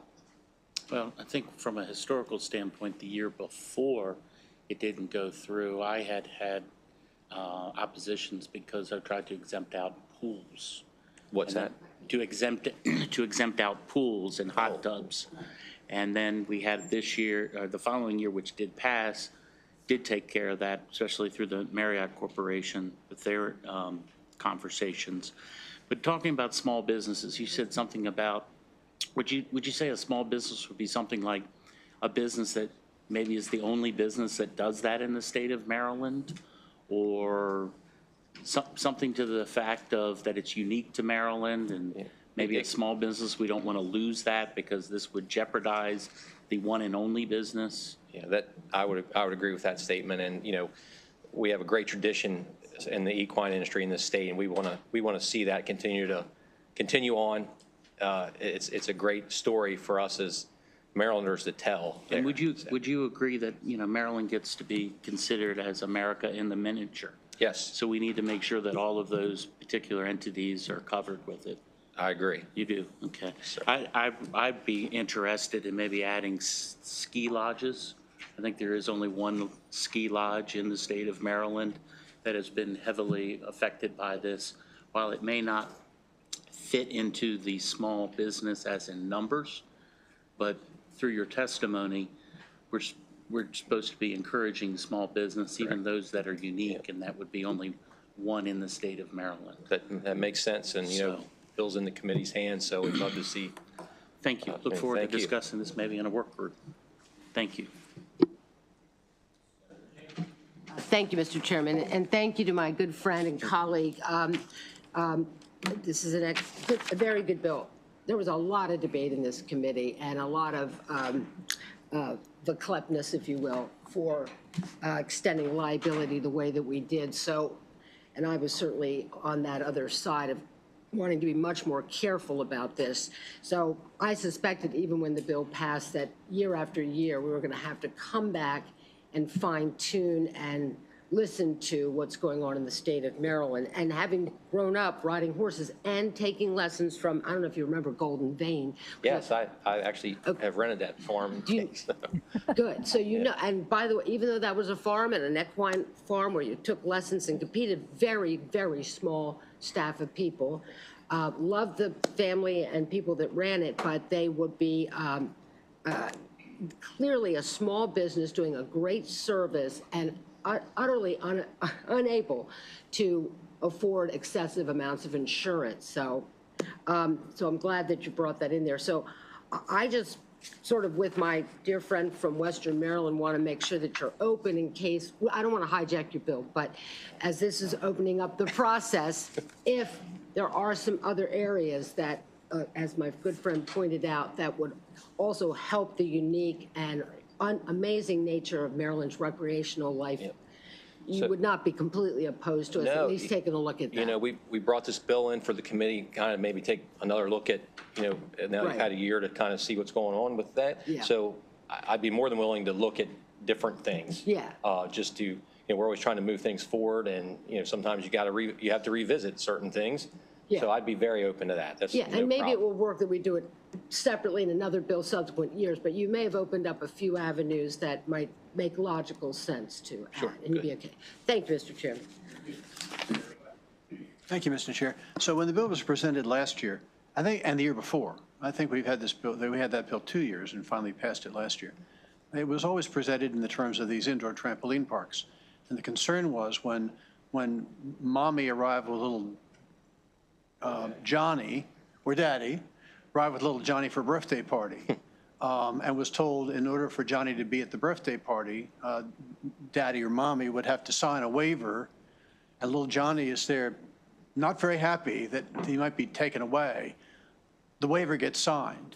And the waiver covered not only Johnny's possible injury because he jumps off the trampoline, but also would cover the collapse of the trampoline with bad equipment. And based on that sort of testimony, I supported the bill. And later on, we got all these telephone calls from people in my district, which has a number of equestrian facilities, and lots of other rural districts around the state.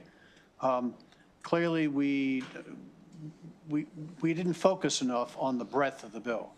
On the other hand, your suggestion that we exempt all small businesses with less than 50 employees probably would exempt trampoline parks. My guess is indoor trampoline parks don't have 50 employees. So it seems to me just as last year we may have paid less attention than we should have to the breadth of the bill. This year we don't want to cut the bill back so much that we're going to essentially be throwing out the baby with the bath. Right. So I think the definition of recreation facilities caused some issues there. And I understand your point about the, hitting under there. The reason it first came out, the bill, it says right in the title, trampoline parks, was because, as you mentioned, I'd heard when this first came out, that was like the main concern. I wasn't privy to the hearings and whatnot then, but, trampoline parks are kind of were the main thing mentioned at the beginning. But because of the broad definition of recreational facilities, it's actually mostly folks, our friends from the equine community that had reached out. So, there were two amendment ideas that I have in there. if 50 is too high of a number, you know, it's in the committee's hands to try to get that massage to the right level. But I would just, you know, appreciate some sort of action to keep this, you know, to move this in the direction that would. Well, I that would help appreciate our you small bringing the business. bill, and I suspect we'll take a look at this and try to come up with something that works. Thank you. Appreciate it. Thank you.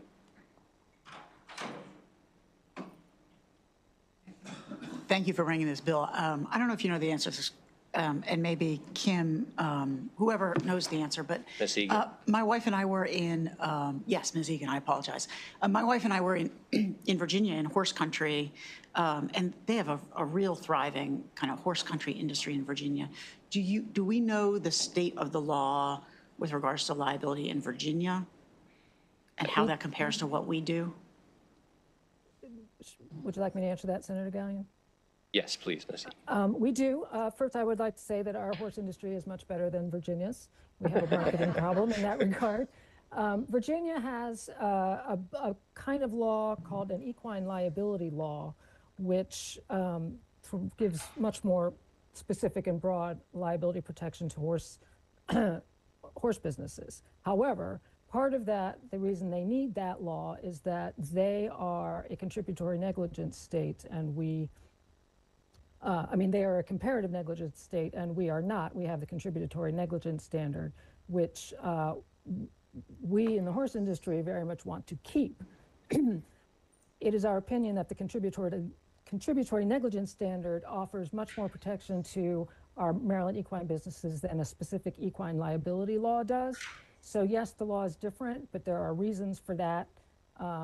Virginia's system protects Virginia. Until last year, our system protected us pretty well. And that's one of the reasons why we so much appreciate Senator Gallion's bill. I hope that answered your question. That's good. That's very good. All right. Further questions from the committee? All right. Thank you very much, Senator. Thank you. All right. So that'll conclude. Thank you, Ms. Egan. So that'll conclude the testimony for the proponents of the bill. We'll now switch to the opposition panel, and we'll hear from Mr. Tolley.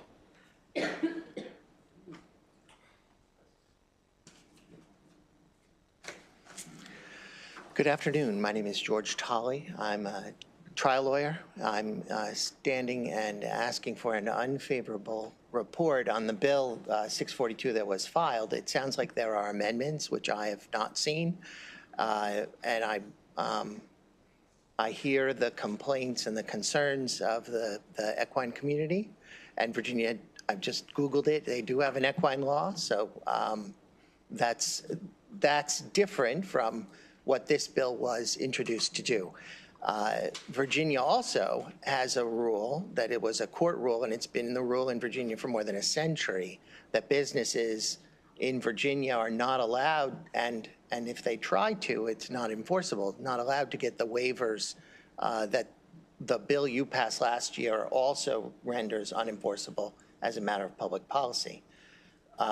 Apparently, Virginia has an exception for equines. They don't have an exception for indoor or outdoor trampoline parks. So there's a tension here, and I can say and will say that we'd like to work with the senator and with the committee to try to find a solution for any problems that the equine community has in Maryland, because while I don't think an exemption for all small businesses makes sense, if there's and Virginia is a contributory negligence state like Maryland. There isn't a difference there.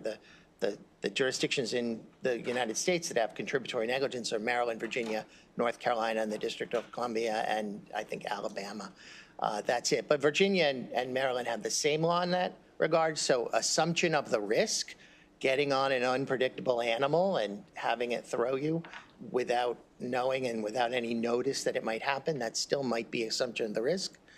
If an animal's thrown 16 people in the last 3 years, that might make it predictable, but the customer wouldn't know that. And that's my time. I asked for unfavorable on the bill as filed and a chance to take a look and talk to as we go forward. And I'm happy to answer any questions. So the proponents, I think, were trying to draw this distinction between, I guess, businesses, at least what I heard were businesses that may have these animals and the other types of businesses. I mean, I will tell you, and I think I've shared before, I'm not a fan of indemnity agreements, nor the shifting of risk on others, especially customers. But in this case, as was mentioned, you're talking about an animal. So, I mean, I think what I'm hearing from you is you see some. I don't know what the amendments say. I don't want to say no to an amendment I've never read. That doesn't seem reasonable. I don't want to say yes to an amendment I've never read. I know that's not reasonable. So I'm willing to take a look at that. And obviously, Virginia has an exception for equines. And if that makes sense in Maryland, then it makes sense in Maryland. And that's above my pay grade. But that's what you all are here for. But it would seem something, again, just from listening to the testimony, if there were to be some sort of an exception, it should be something that's related to the use of the animal itself, not the whole facility, I'm guessing. There have been comments that people were surprised by the bill that you filed last year and that the phones rang off the hook. And I don't know, we have an equine person who testified, so that's the focus today. If there are other examples, I'm not aware of them, but that doesn't mean that they don't exist. The two amendments that have been mentioned, one seemed focused on, at least as I recall the testimony of the senator, was focused on this industry. Mm-hmm. The bill passed this committee 2 years in a row and passed unanimously last year. There were amendments put on the bill last year, but the bill says it's not limited to indoor trampoline parks. It includes gymnasiums and swimming pools and things. Right, there was the cases that y'all, the BJ's case. Examples were provided soccer for field. Sure. Right. There was a ball pit, I think, with a rusty nail in it that damaged a little boy rather dramatically. But what I don't think should get lost is if there's an industry that has been broken by this bill, then we should deal with it, and we're happy to do that and talk and find a reasonable solution. It doesn't mean the bill you passed last year should be repealed or wholesale changes should be made. I expect we could talk to the proponents of this bill and find a reasonable solution if anyone cares what we think. And otherwise, every so often it does happen that a bill gets or a law gets passed, and whether it's a year later or 40 years later, maybe it shouldn't be the law anymore. So we'll take a look at that. Thank you.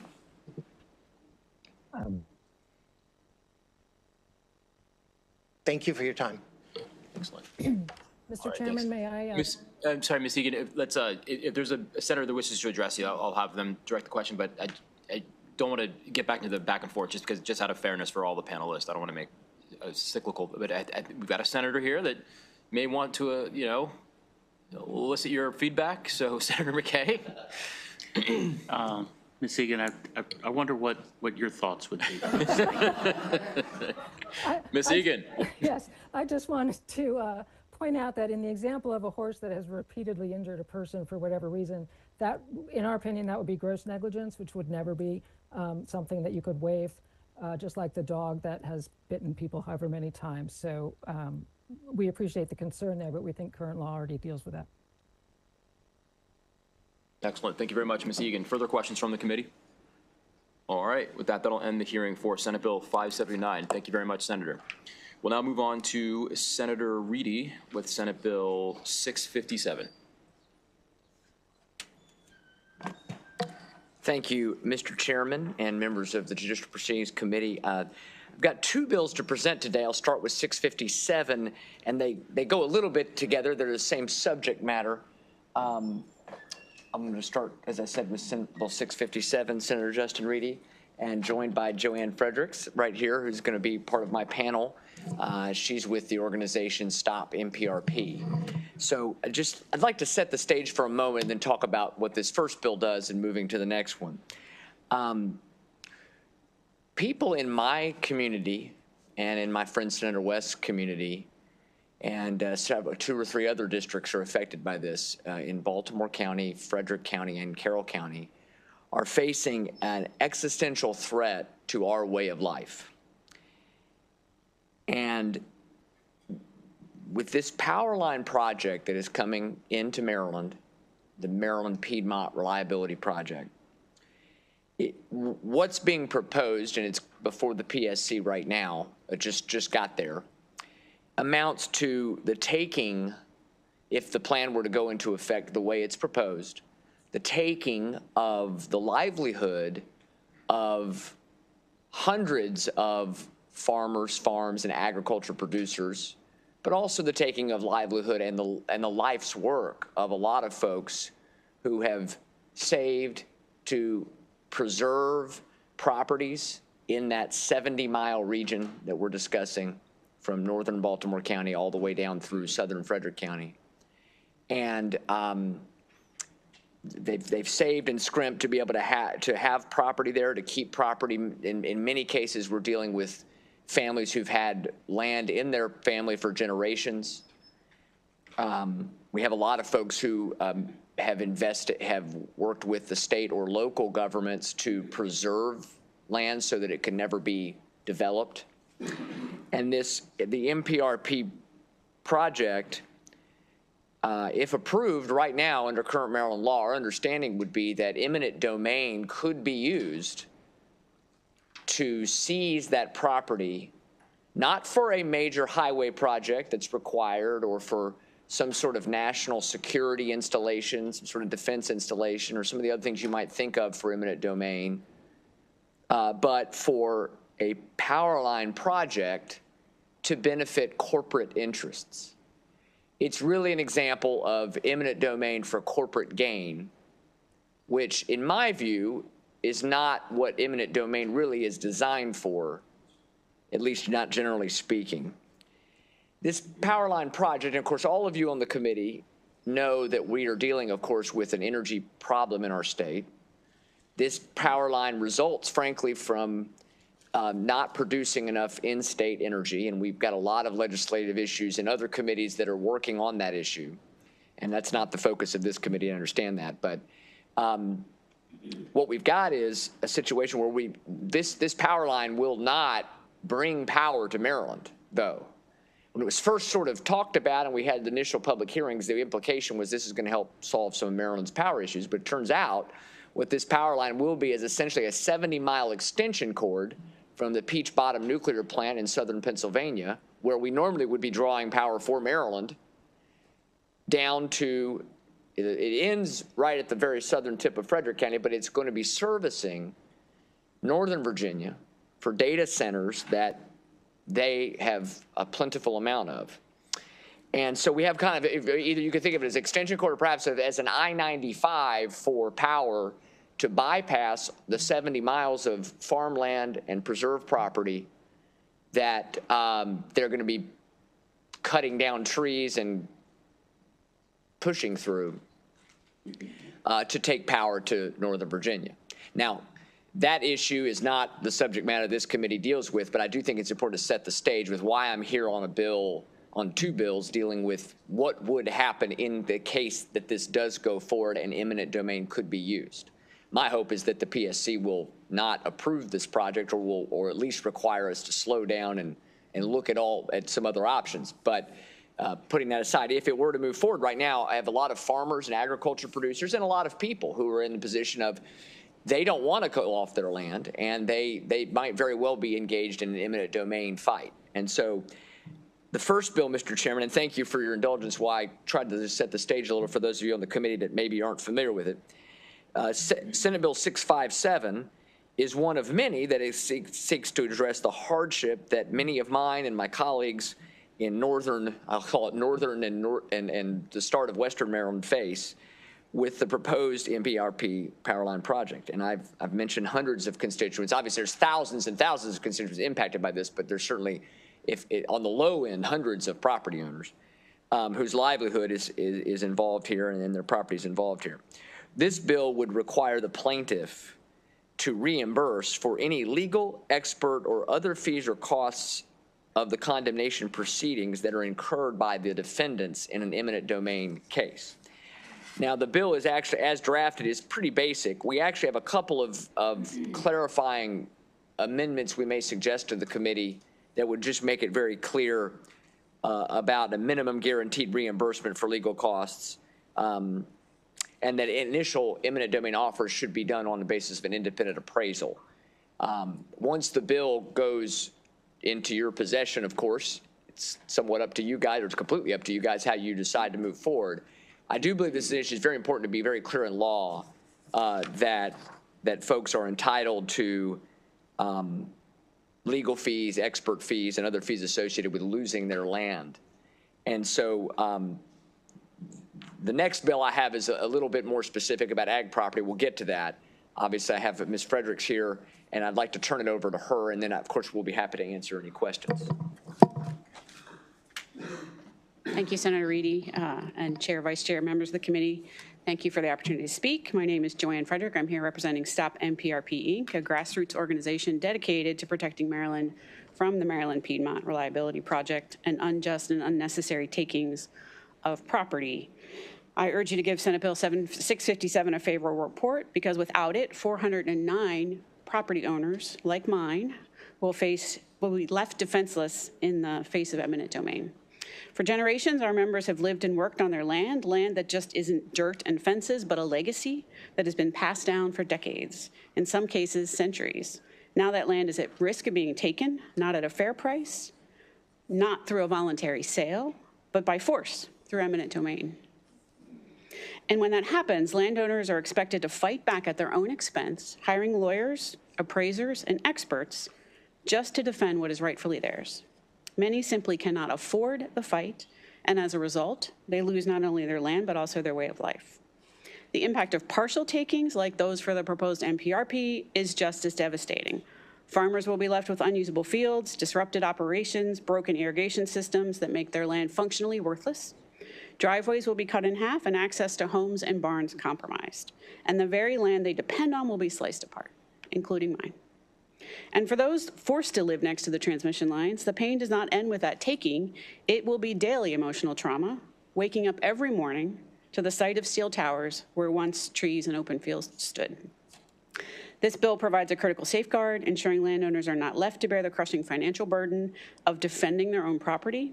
It ensures that when government or a corporation decides to take someone's land, the landowner is not only compensated for the land, but it's for the land itself, but also the real costs of taking it. The families we represent are not looking for a handout. They're simply asking for fairness. And with that, I ask for a favorable report. Okay, we have one panelist left to testify in favor of joining us virtually, and then I'll turn it over to Senator Love for a couple of questions. Mr. Harris, Mr. Einstein, you're up. Good afternoon. Thank you for having me. My name is Harris Eisenstein. I'm a Maryland attorney, and my practice focuses on eminent domain, inverse condemnation, and related litigation, and I strongly support Senate Bill 657 and 661.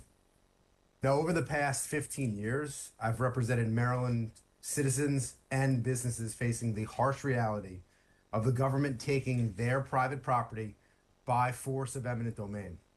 This governmental power is rooted in the Fifth Amendment's Takings Clause, which provides, nor shall private property be taken for public purpose without just compensation being the key word.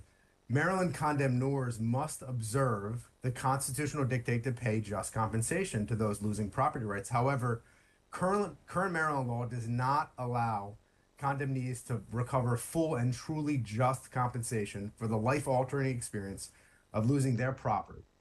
These two bills are critical steps in the right direction.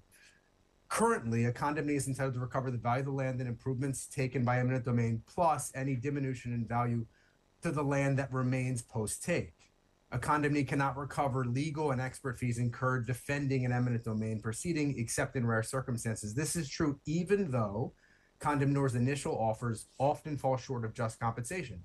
These below-market offers force my clients to invest significant resources for counsel to develop, in consultation with experts, the true value of the property taken. The result, while the condemnor may increase its just compensation package, the net received by a condemnee is reduced by whatever sums they must lay out for attorneys and experts.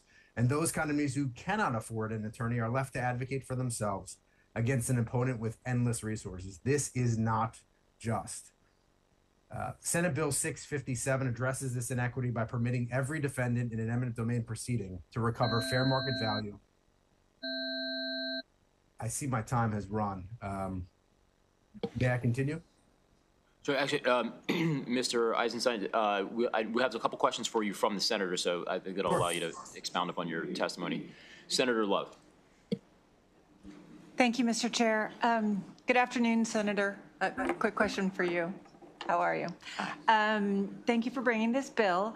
I'm curious as to your thoughts on the breadth or the definition of the fees or costs of the condemnation proceeding.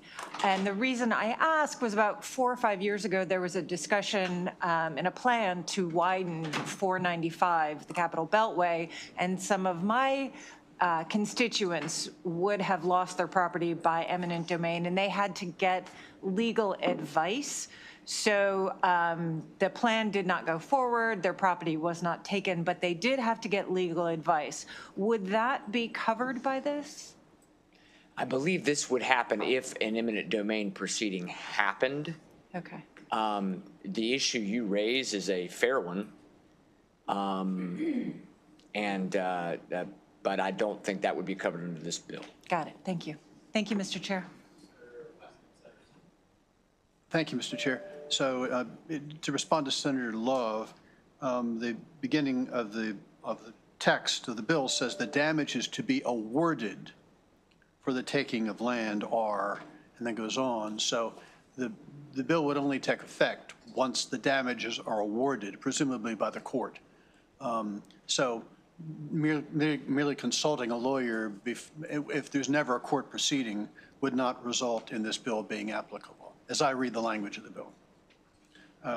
So I wanted to ask Mr. Eisenstein if you would care to, you were about to complete your thought, but you didn't quite get a chance to when the time ran out. Would you like to finish your thought?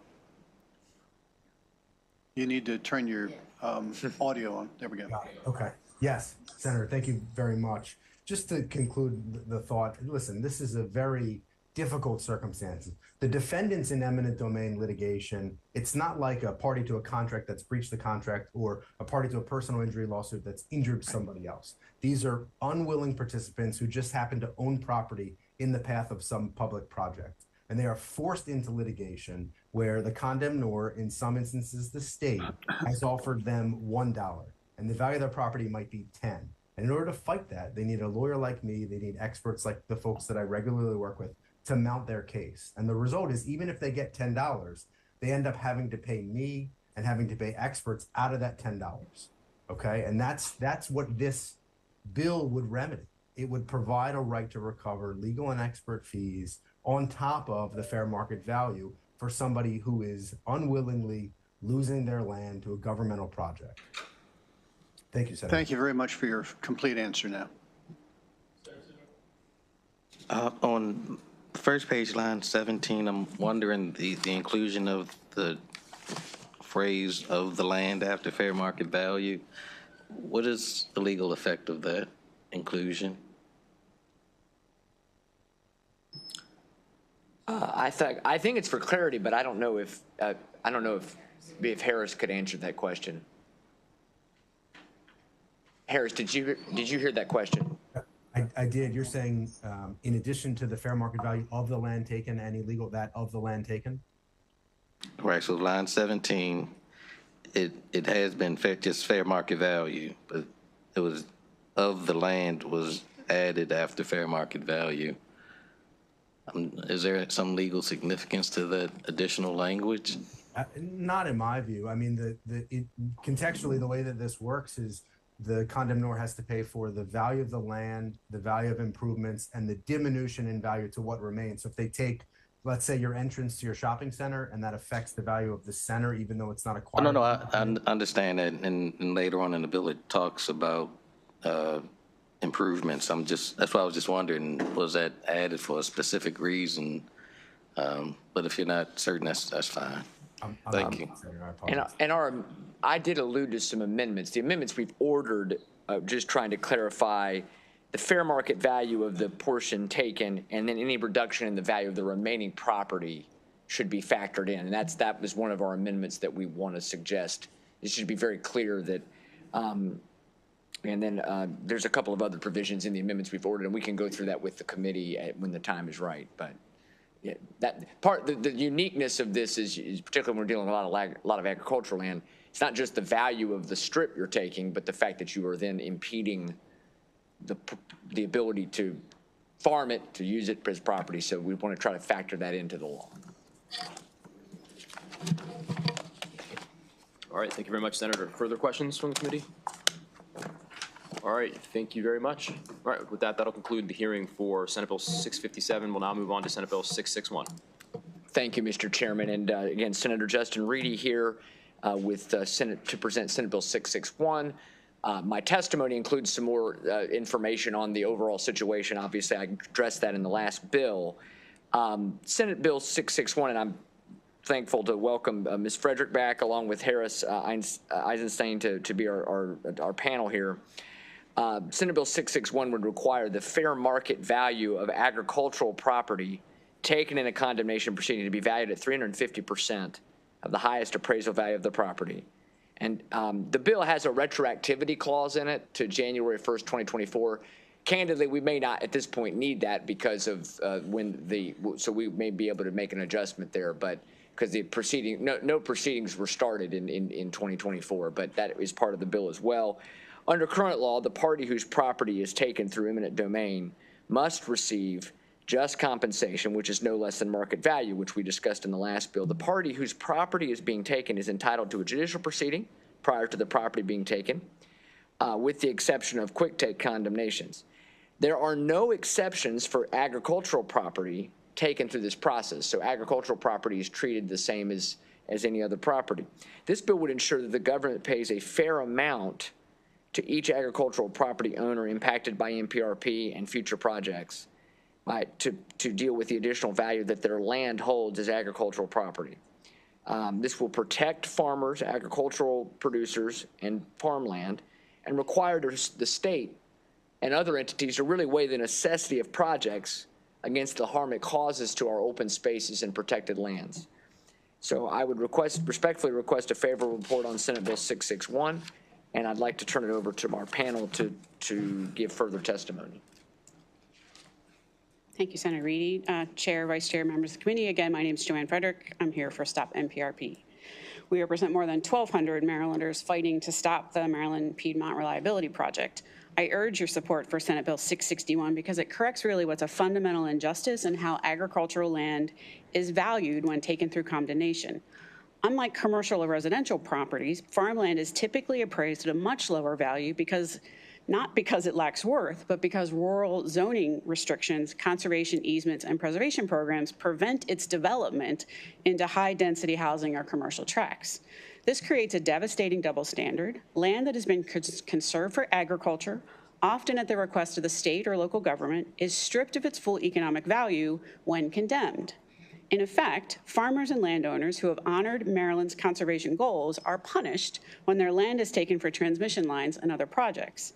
The current system forces them to accept compensation based on artificially depressed market value rather than the true loss that would occur. Senate Bill 661 ensures fairness by requiring farmland taken through condemnation to be valued at 350% of its highest appraised value. This recognizes the real economic impact of losing working farmland that cannot simply be replaced. It upholds Maryland's commitment to its farmers and prevents the exploitation of those who have dedicated their land to preserving our state's agricultural heritage. I respectfully urge the committee to issue a favorable report on Senate Bill 661. Thank you. Excellent. Thank you very much. All right, Mr. Eisenstein. I agree. Ms. Frederick put it excellent. Senate Bill 661 addresses an issue just as important as Senate Bill 657, particularly for the hundreds of farmers in Baltimore, Carroll, and Frederick counties at risk of losing property rights to a planned 70-mile power line project known as the Maryland Piedmont Reliability Project, the MPRP. If the sponsors of the MPRP ultimately secure the power of eminent domain, which is a question now before the Maryland Public Service Commission, they will forcibly install high voltage above ground power lines across valuable Maryland farmland. As any Maryland farmer will attest, farmland is a central part of the farmer's identity. It is more than just their property, it is their livelihood and their legacy.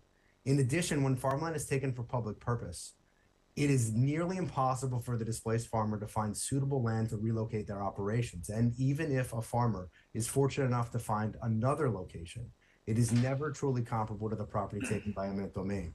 Farmland is often passed down for generations. That legacy is shattered in the eminent domain process. Senate Bill 661 offers a lifeline for Maryland farmers. By requiring the condemnor to pay 350% of the highest appraised value of the property taken, the displaced farmer receives compensation for losing not only their property, but also their identity, their livelihood, and their legacy. This is, as the Constitution contemplates, a just outcome.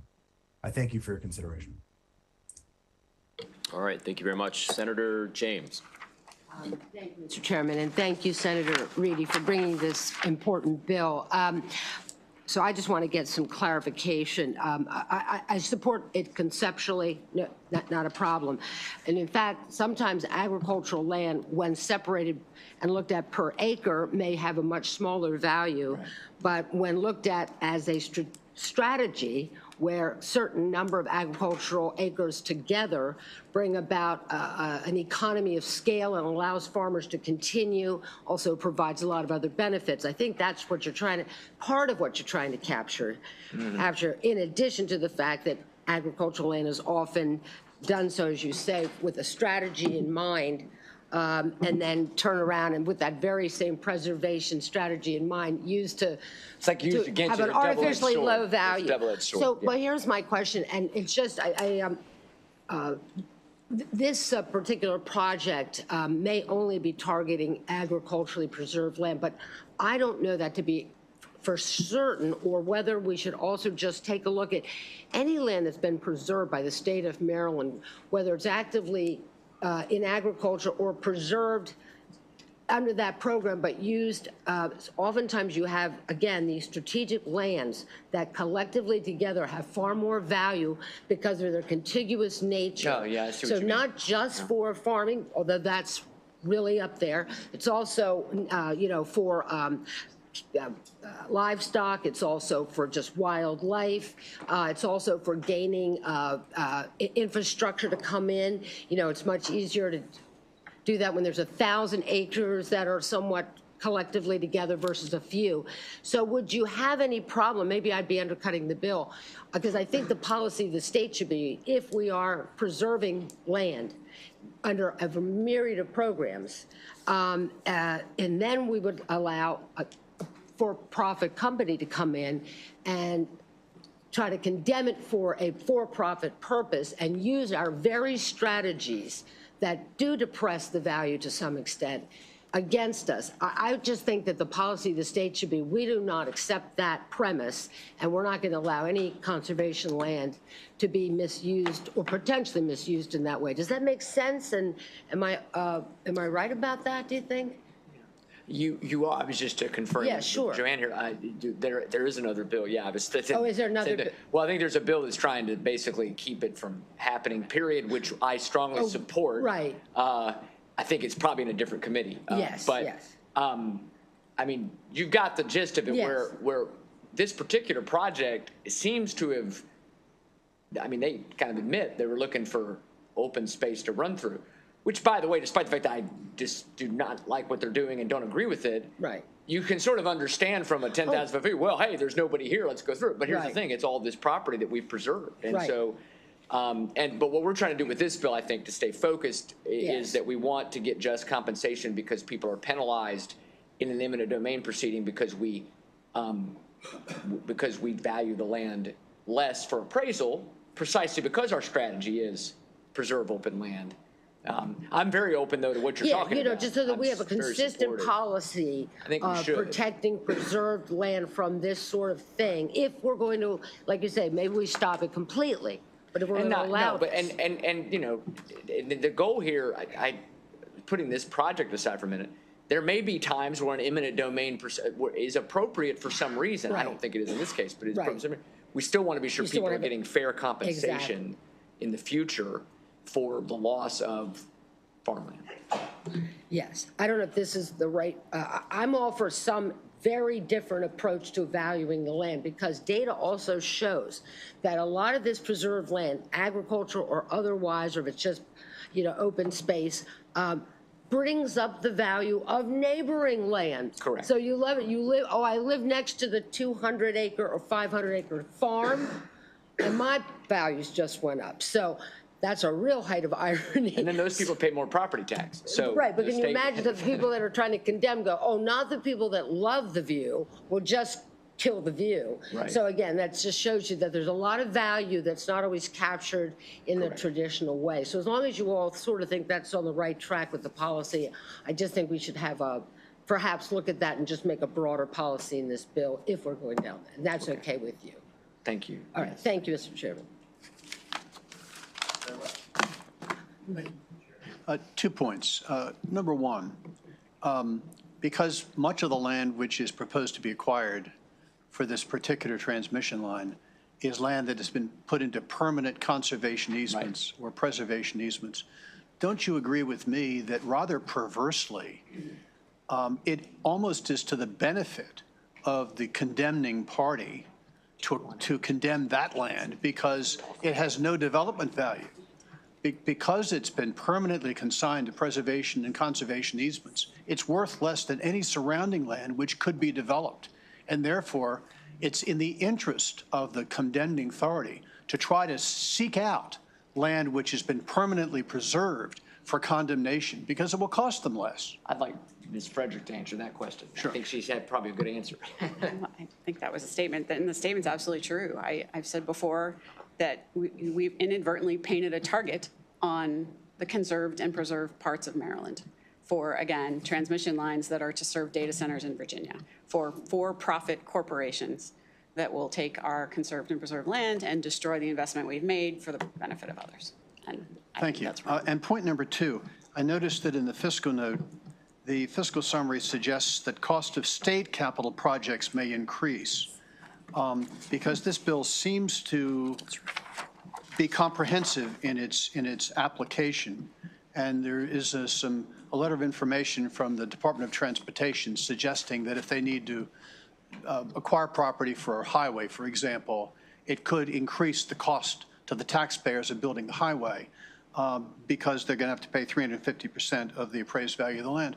Would you be opposed if we wanted to narrow the scope of this bill and only have it apply to property acquired for the construction or maintenance of a transmission line, as opposed to broadly covering every possible reason why property might be acquired?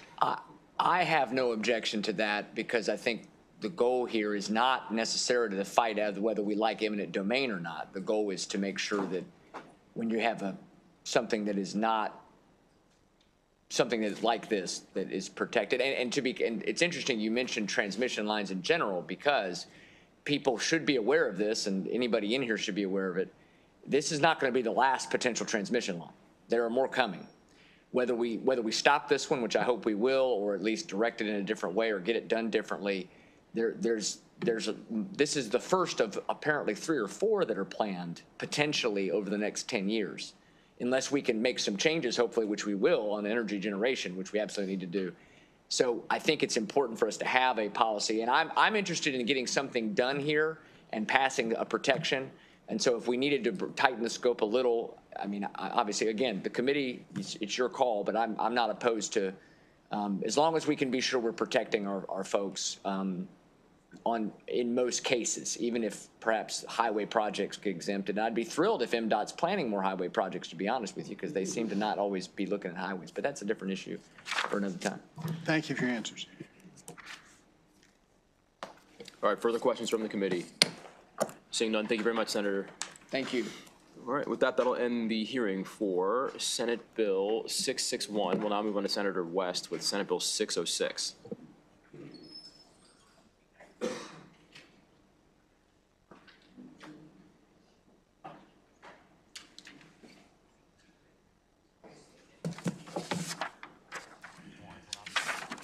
Let's see, is Mark Glazer here? He is going to be joining us. Remotely? Actually, Tim Mullen is going to join us virtually. Okay, great, terrific. I just wanted to make sure my witness was here. So it's a pleasure to be appeared before you to present Senate Bill 606. And this relates to a bill we passed last year. Members of the committee, everybody was in the General Assembly last year. Some were on this committee, some were over in the House. But you should remember the governor's bill, which was a House bill 693, entitled the Renters' Rights and Stabilization Act of 2024. After extensive workshopping and agreeing on material changes, we passed the bill in this committee 10-0, and we sent it over to the floor for final passage. And the House Bill 693 became Chapter 124 once the governor signed it. It had a number of components to it. Most of our work focused on the part of the bill which increased the filing fee for tenant eviction cases. Another part of the bill did not receive nearly the same amount of attention.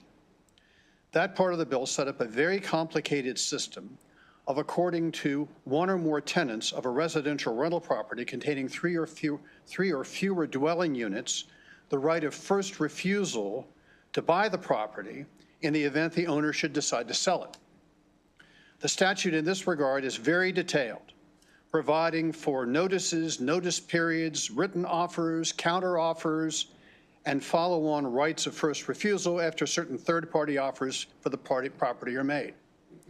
As codified in Section 8-119H1 of the Real Property Article, Chapter 124 concludes with the statement, I'm going to read it because this is what I want to change.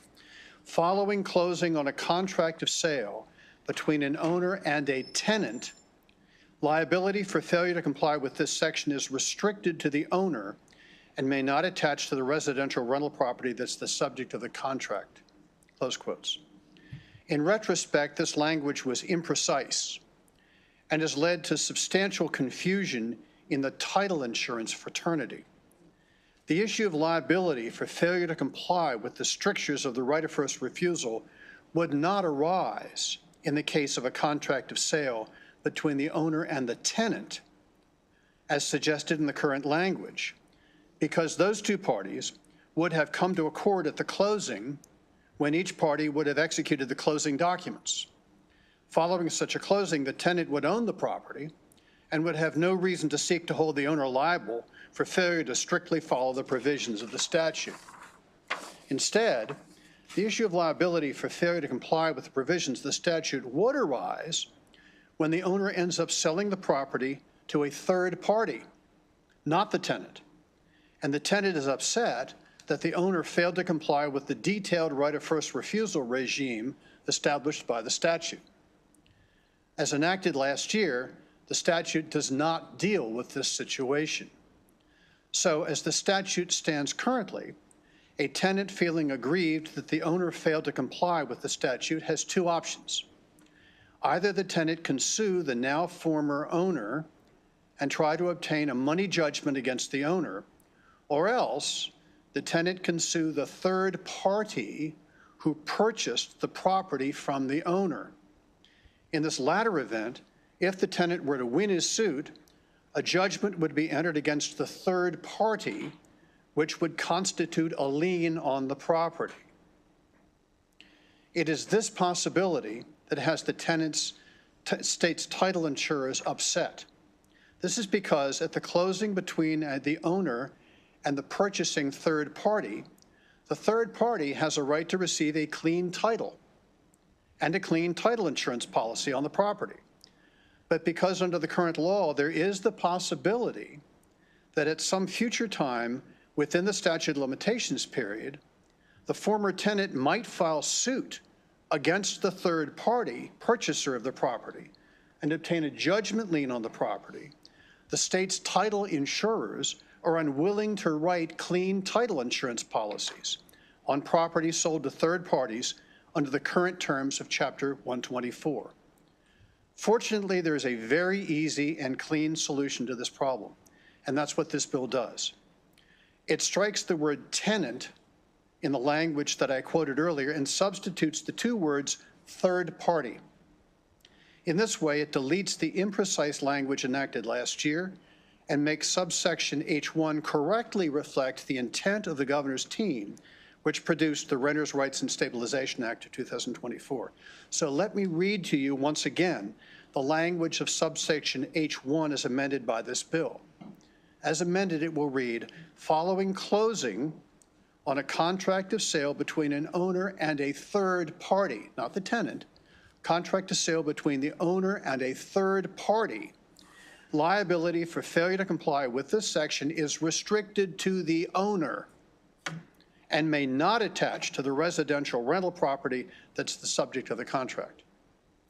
This simple change will solve the problem, and property purchased by third parties will not get caught up in possible litigation between a disappointed tenant and the original owner of the rental property, who allegedly failed to carefully comply with the right of first refusal requirements contained in Chapter 124. In other words, if we pass this bill, the state's title insurers will have no cause to refuse to insure clean title on the properties acquired by third parties. I realize that's a mouthful, but I have with me, I have a witness with me who's a title insurer who can further explain this bill, and perhaps if you have complicated questions, can answer your questions. Before Mr. Mullen begins, I'll just give a little parenthetical here. That was the most comprehensive testimony we've ever been in receipt of for a two-word bill. I really appreciate that. Sorry, but it's a complicated subject. Thank you very much. I did the best I could to be as clear as I could. Mr. Mullen, your turn. Thanks. Thank you very much. Honorable Chair, Vice Chair, and members of the Judicial Proceedings Committee. I'm Timothy Mullen. I'm the managing member of Counselors Title, LLC, and current president of the Maryland Land Title Association. The Maryland Land Title Association, or the MLTA, is a professional organization working on behalf of the title industry providers, such as agents, abstractors, attorneys, and underwriters.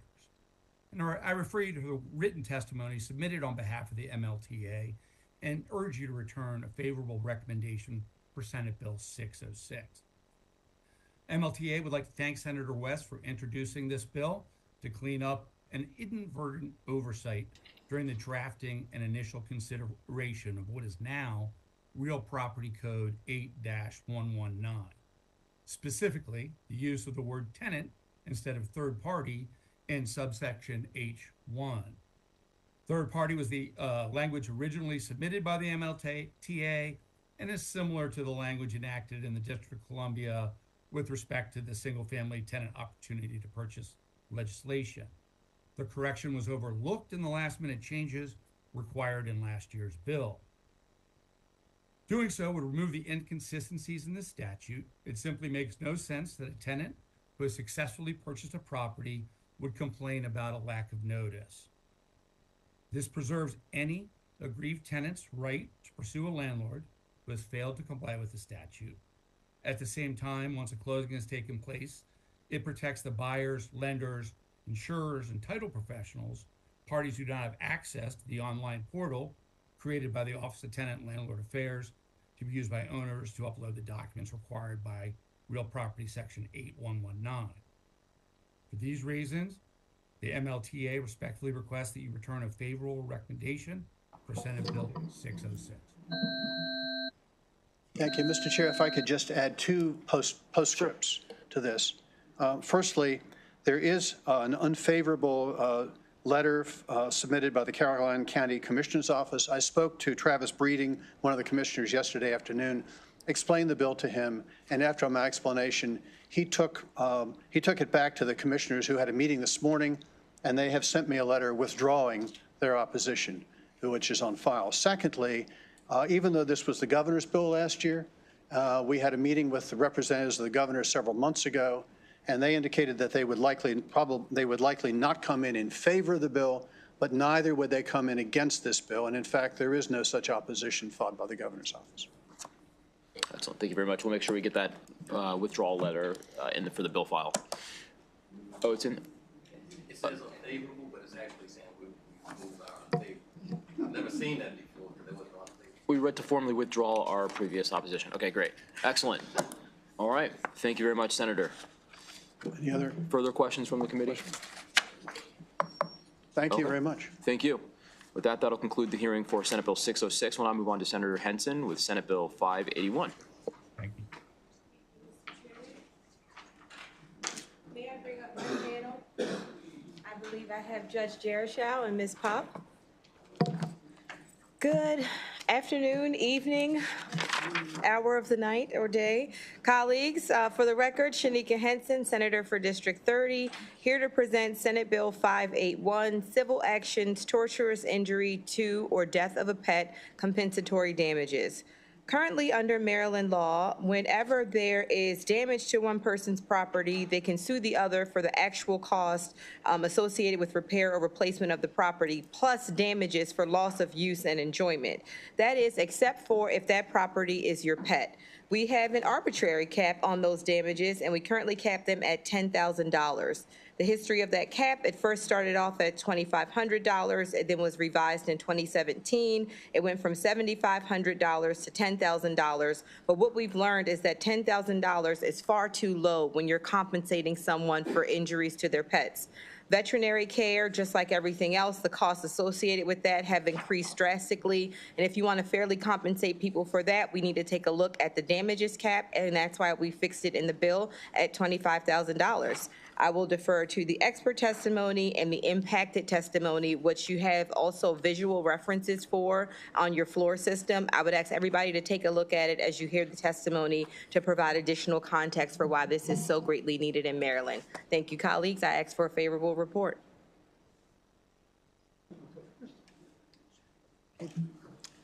Good afternoon, Mr. Chairman. My name is Ronald Judicial. I am testifying on behalf of the Maryland Association for Justice, asking for a favorable report on this bill.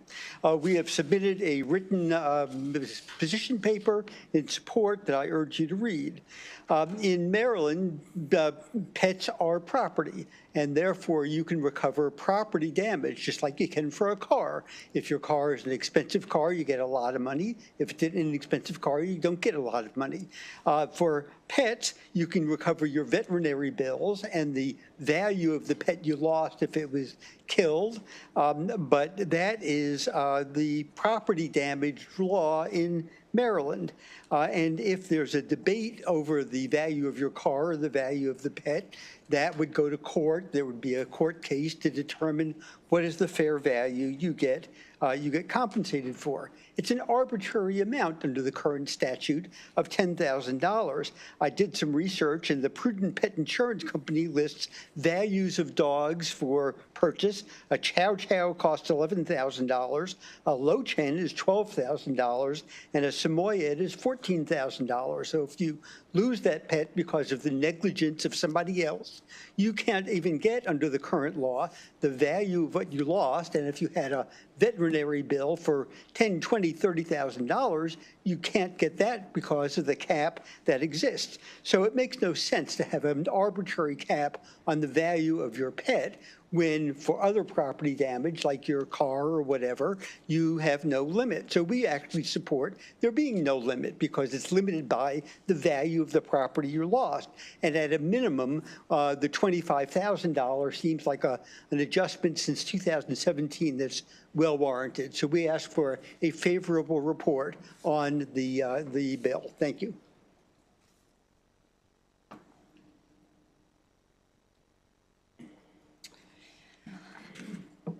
Good afternoon, Chair Smith, Vice Chair Waldstreicher, and members of the Senate Judicial Proceedings Committee. My name is Sandy Pop, and I am here in my personal capacity to support Senate Bill 581. This past summer, my dog Andy was the victim of veterinary malpractice. In August, I took Andy to a veterinary emergency clinic, and it was determined he had a foreign body in his abdomen and needed surgery. Despite standard practice, the clinic failed to give Andy an antibiotic before, during, or after his surgery to prevent infection. They also failed to give him one after he developed a fever post-surgery. When I picked Andy up for discharge, the clinic had covered his incision with a bandage and told me not to remove it for 36 hours. They failed to tell me, yet documented, that Andy's incision was already showing signs of an infection. The next day, I took Andy back to the clinic. He was lethargic and his bandage was leaking. He was diagnosed with an infection and readmitted. The next day, the clinic discharged him despite my concern and despite documenting that his infection worsened. I noticed that there was a hole in his skin next to the incision site, and the clinic said it was fine. I took him to another emergency veterinary clinic. They told me the skin around the incision was dead and he needed revision surgery. After the surgery, the surgeon told me that if I had waited another day, Andy would have been on death's doorstep. The infection was dire. They had to remove his falciform, and he had to remain in their ICU for 4 days after the surgery. I tried to find an attorney that practiced in this area and was told the damages you can get in Maryland are very limited, and the cost of pursuing the case will generally outweigh the recovery. For that reason, my husband sent a demand letter to the emergency veterinary clinic that caused the injury, alleging negligence and seeking compensatory damages in the excess of $23,000 to cover the cost of Andy's veterinary bills. Their malpractice insurance company offered us $10,000 minus taxes. They refused to negotiate above Maryland's cap, which meant that the first veterinary clinic would still receive payment from us for causing the injury. I strongly believe Maryland's cap on compensatory damages should be increased to better reflect the actual costs of reasonable and necessary veterinary costs. I also find Maryland's $10,000 cap on damages to be an outlier. Thank you for allowing me the opportunity to testify. I respectfully request a favorable report on Senate Bill 581. 2 minutes, like a real pro. All right, there you go. Questions from the committee? Okay. Oh, Senator Sidnor.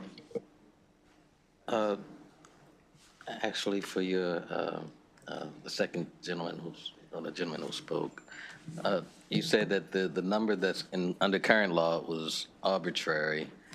I'm wondering where the 25,000 came from, and that question stems from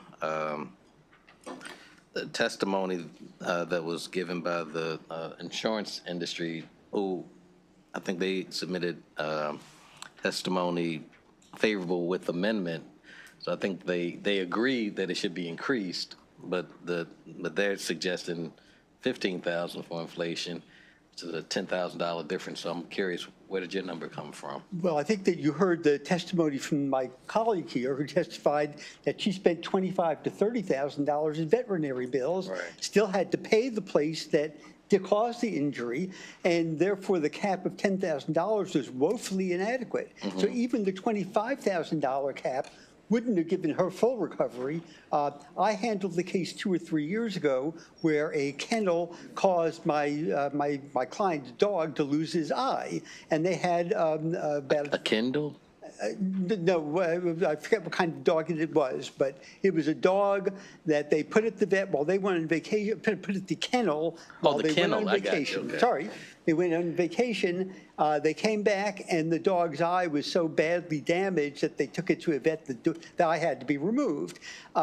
So I don't know that they spent as much in medical bills for that, veterinary bills, but you heard an example where somebody did. The $25,000 is still an arbitrary amount, whereas for your car, if you have a $50,000, $60,000 car and it gets destroyed, you get either repair or replacement damage, and there's no limit. Thank you very much.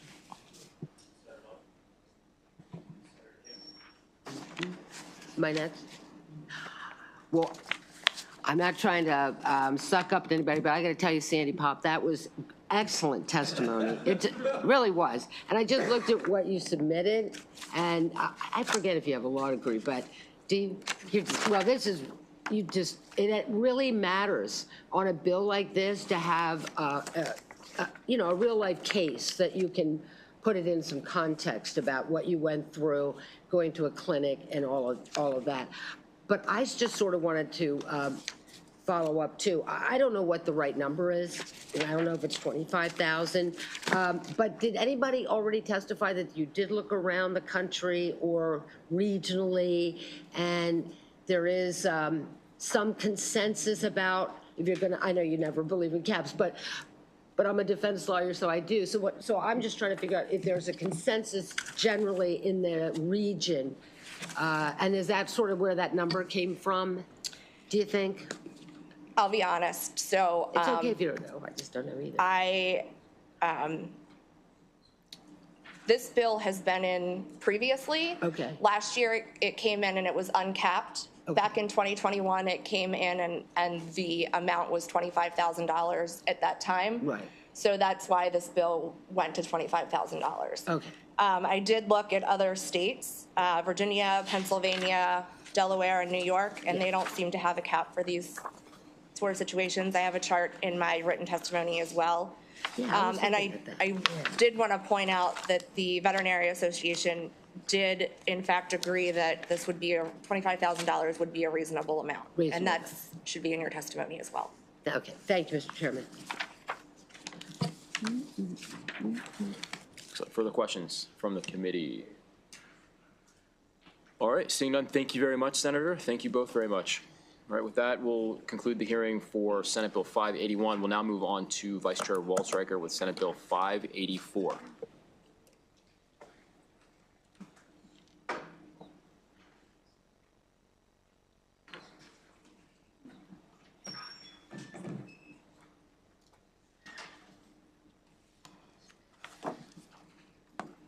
Thank you, Mr. Chairman. We're getting set up here. I appreciate it. We passed this bill last year, but I know we've got a few new members, and I think it's instructive to kind of talk about what this current system is. And so SB 584 removes arbitrary government-imposed restrictions on non-economic damages.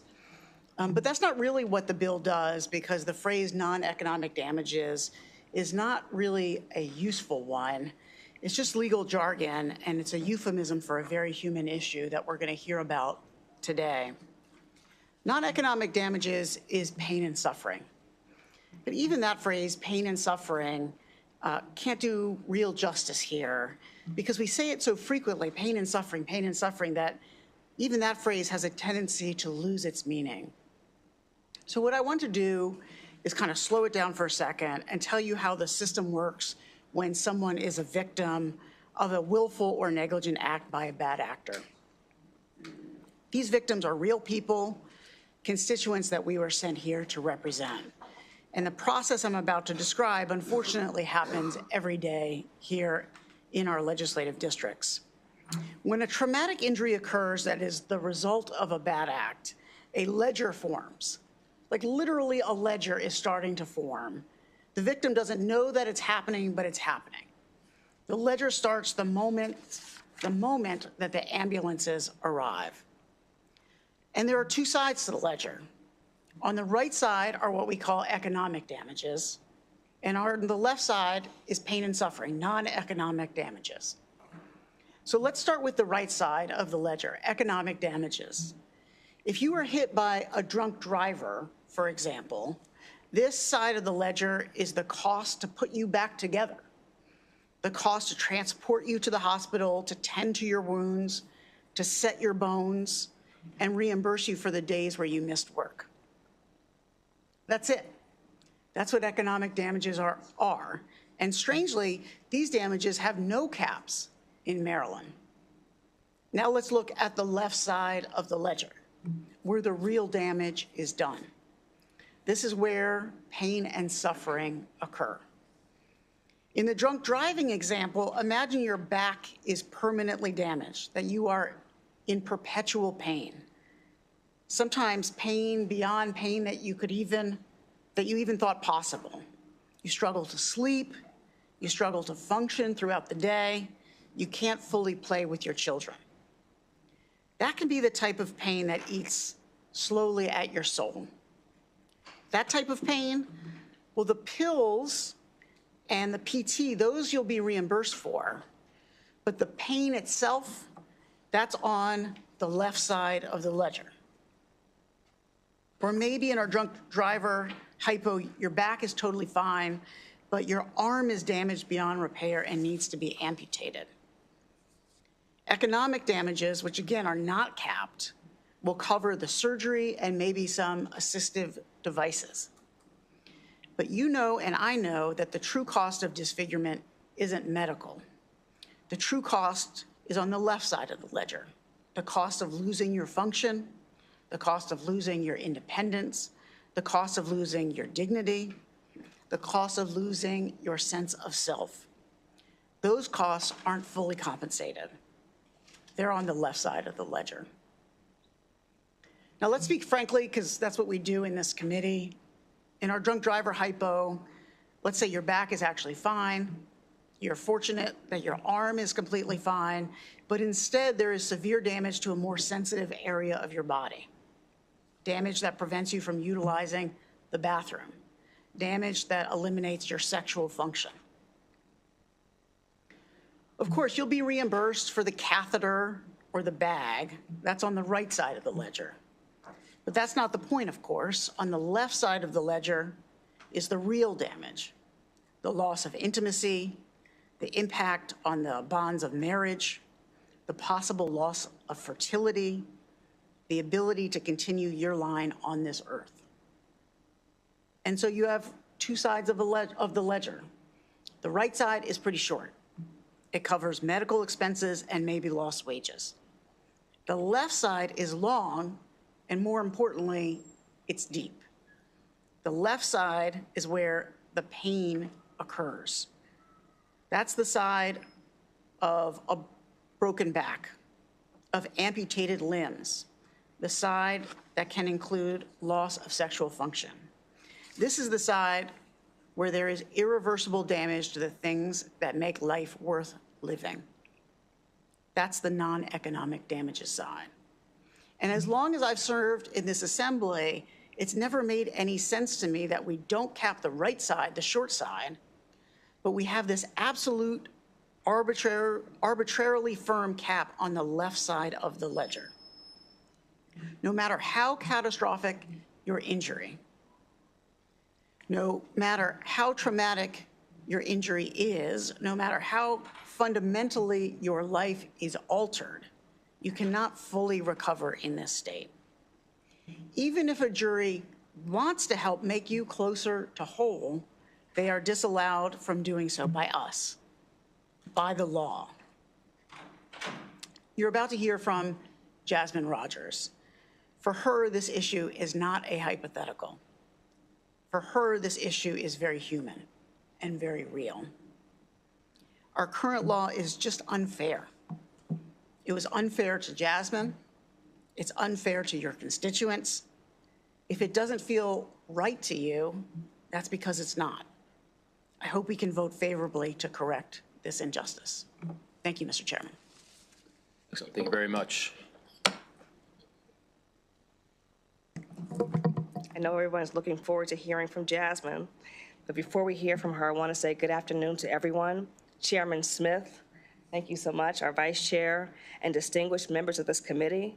My name is Gwen Marie Davis, and I am the current president of the Maryland Association for Justice, formerly the Maryland Trial Lawyers Association. But more importantly, I'm a lifelong Marylander, a business owner in Prince George's County, law firm owner of GDH Law.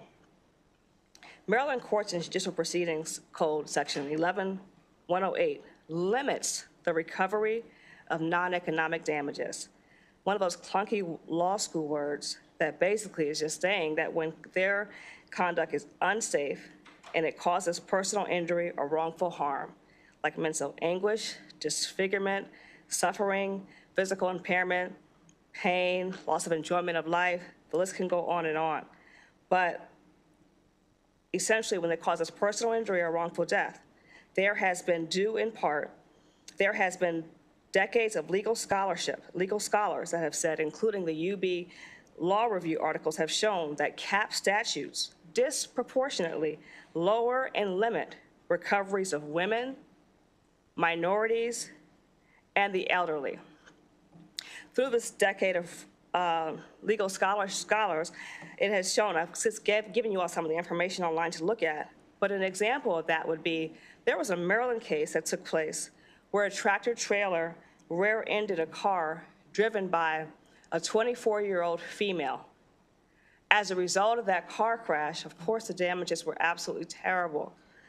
Recovery was bad. There was permanent injuries. Surgeries had occurred, and there was permanent injuries to her body. Her breasts had to have disfigurement surgery, which was permanent. So I'll wrap this up quickly. So as a result of that, her jury award was slashed to $2.3 million in non-economic damages. That was not fair. It was slashed. There's several verdicts like that where it was slashed. A boy was drowned in Anne Arundel County, Maryland, at a country club. Again, non-economic damages are slashed. And so I would ask you all that although this happened in 1985 when our hair was, some of us had less gray hair and some of us weren't even born or I was in diapers, nothing has changed. Businesses in Virginia, essentially, in Virginia, there's no cap. In DC, there's no cap. And the businesses there are thriving. Ms. Davis, I'm sorry, I have to ask you to cut it off here now. I'll just cut out it of right fairness now. for the rest of the panelists. So thank you. So I would ask you for a favorable report for this bill. Thank you so much. I'm sure you'll have questions, but.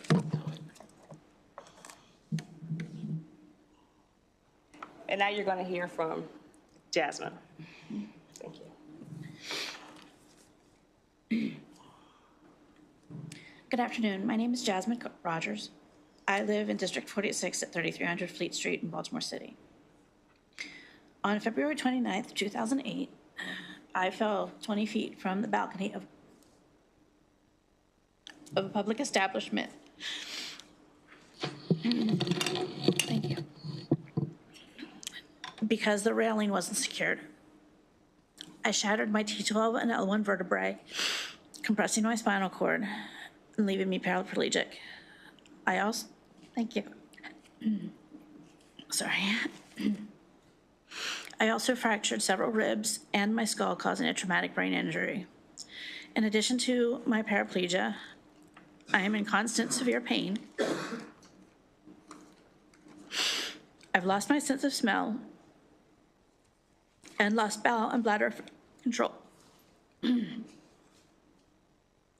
I filed a lawsuit against the property owner and the company responsible for it, cutting the railing. And the jury awarded me $3 million in non-economic damages, which was automatically reduced to $695,000 due to the cap. $695,000 for an injury that was due to someone else's negligence, but affects me every minute of every day for the rest of my life.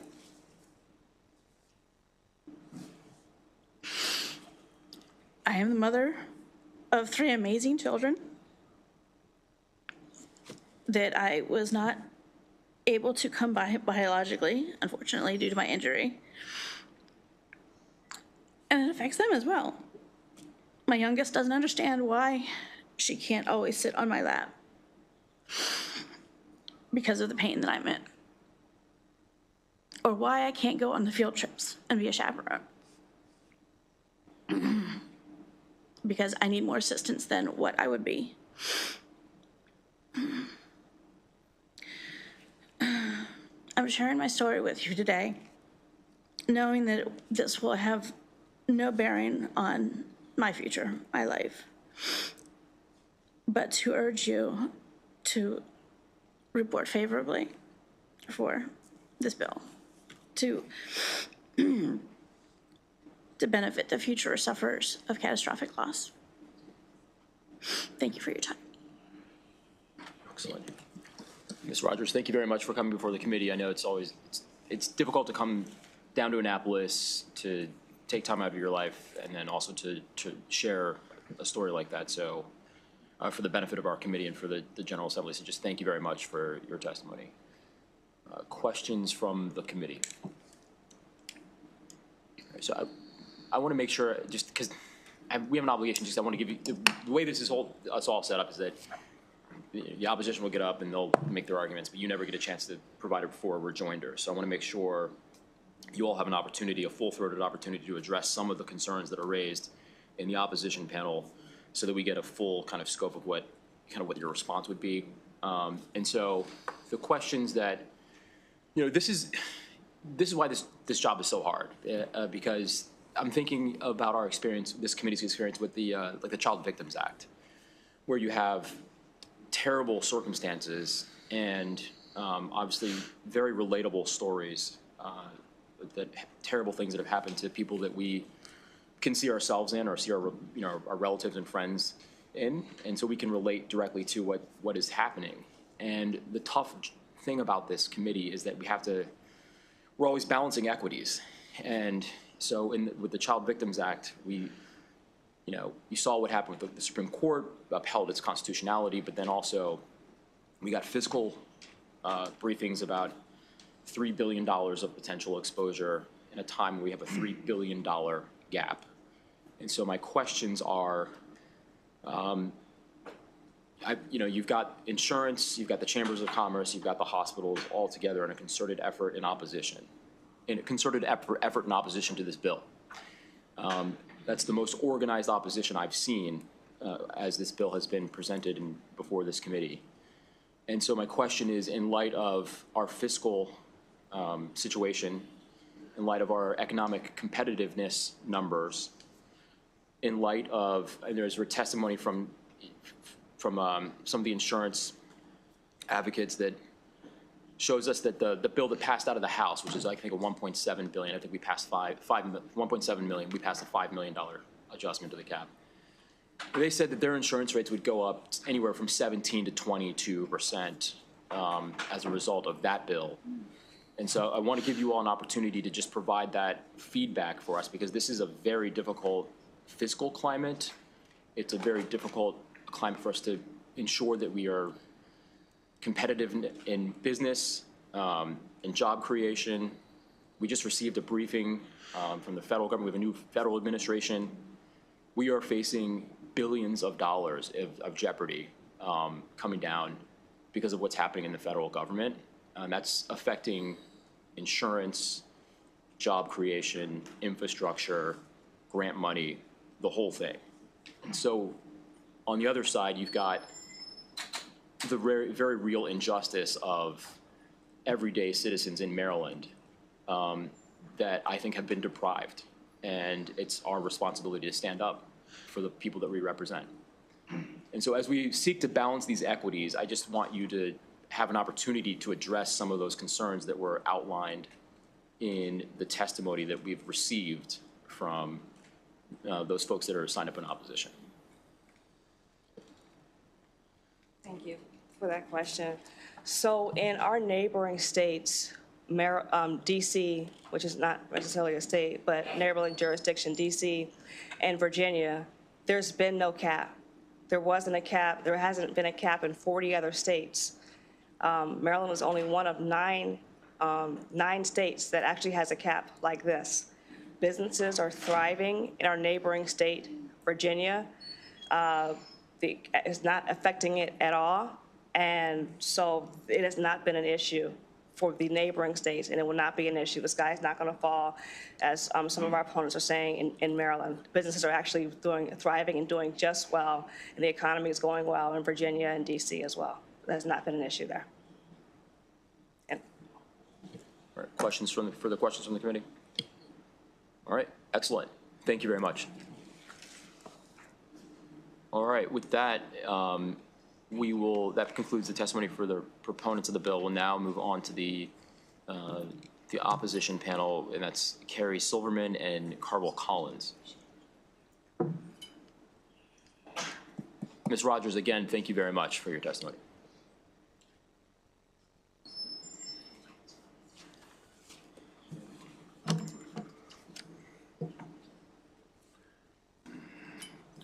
Mr. Chairman, Mr. Vice Chairman, members of the committee. I'm Carvel Collins. I'm here on behalf of the Maryland Employers for Civil Justice Reform Coalition. We are comprised of many of the largest employers, businesses, and healthcare providers in Maryland. We're here in opposition to the bill. Of course, this year's bill calls for the full repeal of Maryland's longstanding non-economic damage caps, which we view as an unjustified public policy. This committee has heard about the history of this issue. For the benefit of the new members, and just a quick review, this has been an important public policy in Maryland for more than 38 years. Back in 1985, the state faced a liability insurance crisis, a crisis of affordability and a crisis of availability.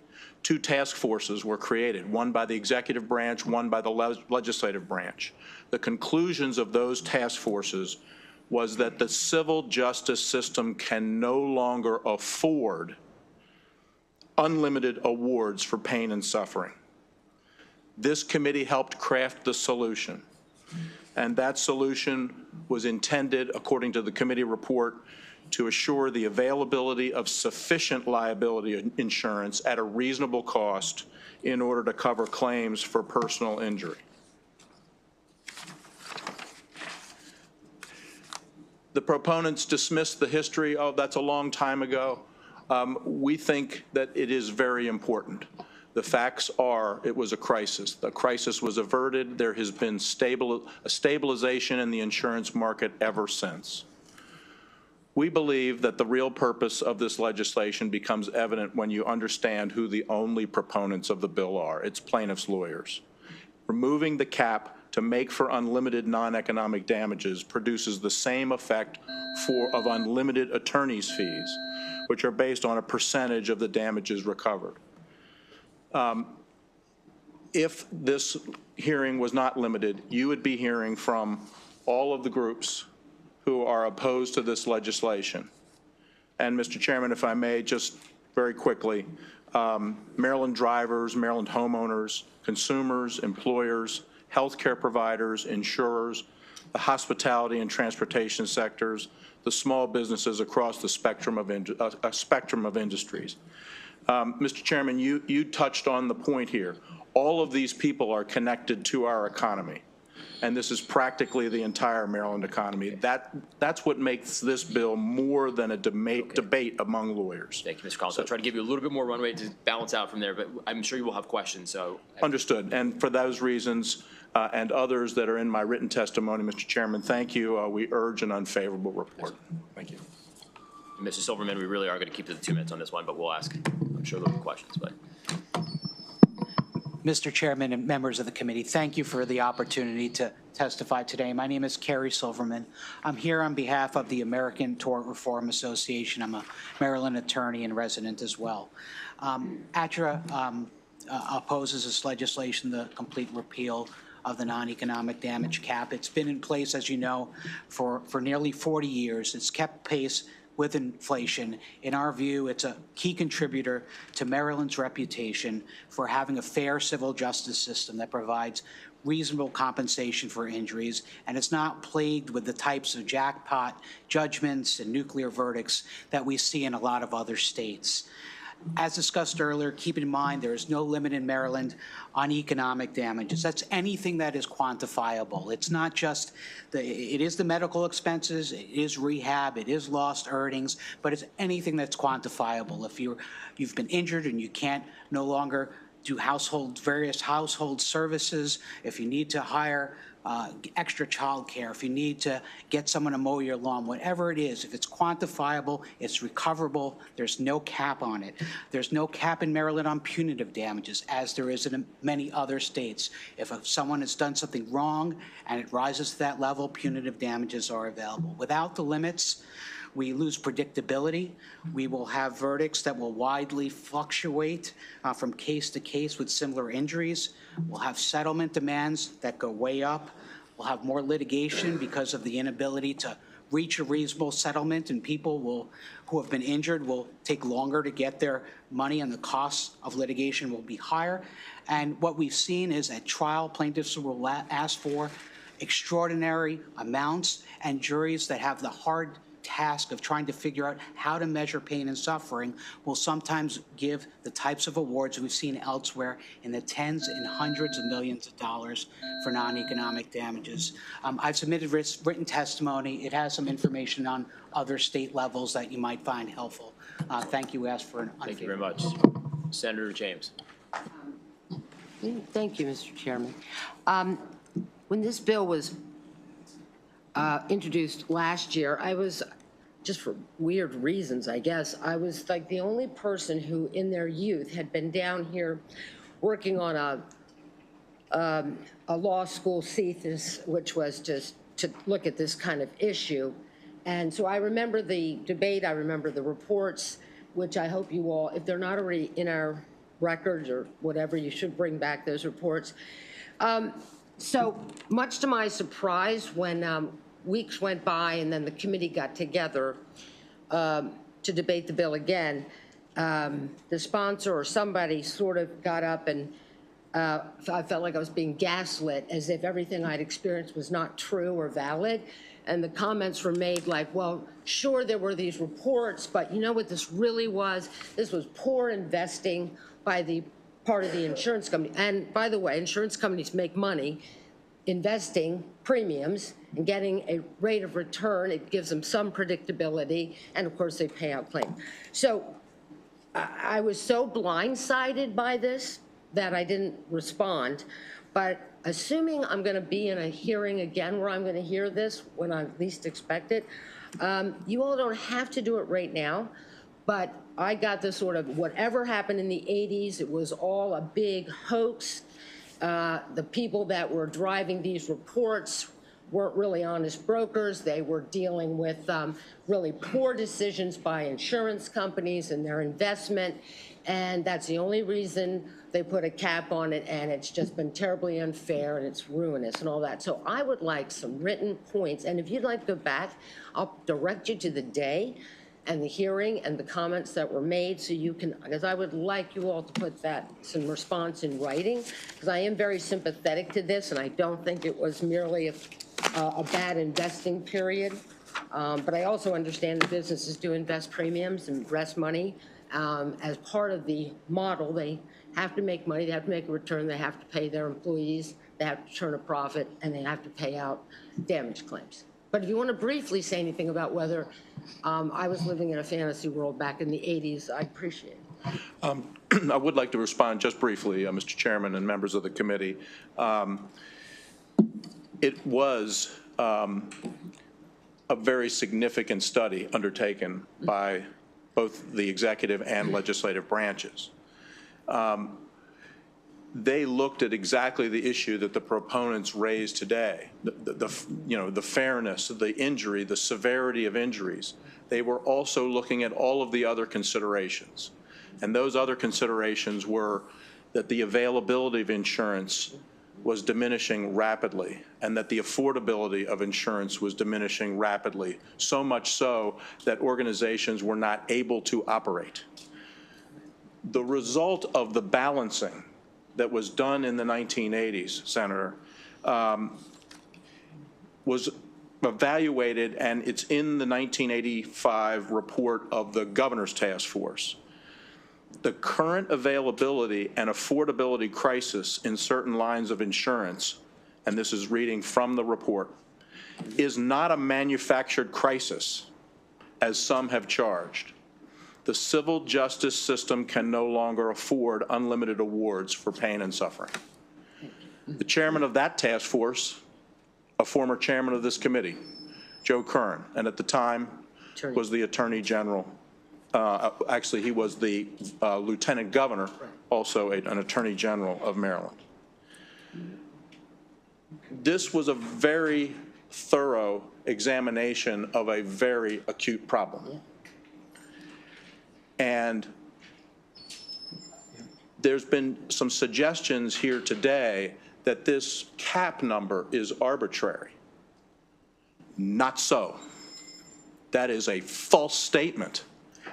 If you look at the report in 1985, the report made a very specific recommendation after evaluating all of the risk, all of the issues, all of the concerns, all of the trouble, and balancing all of the interests.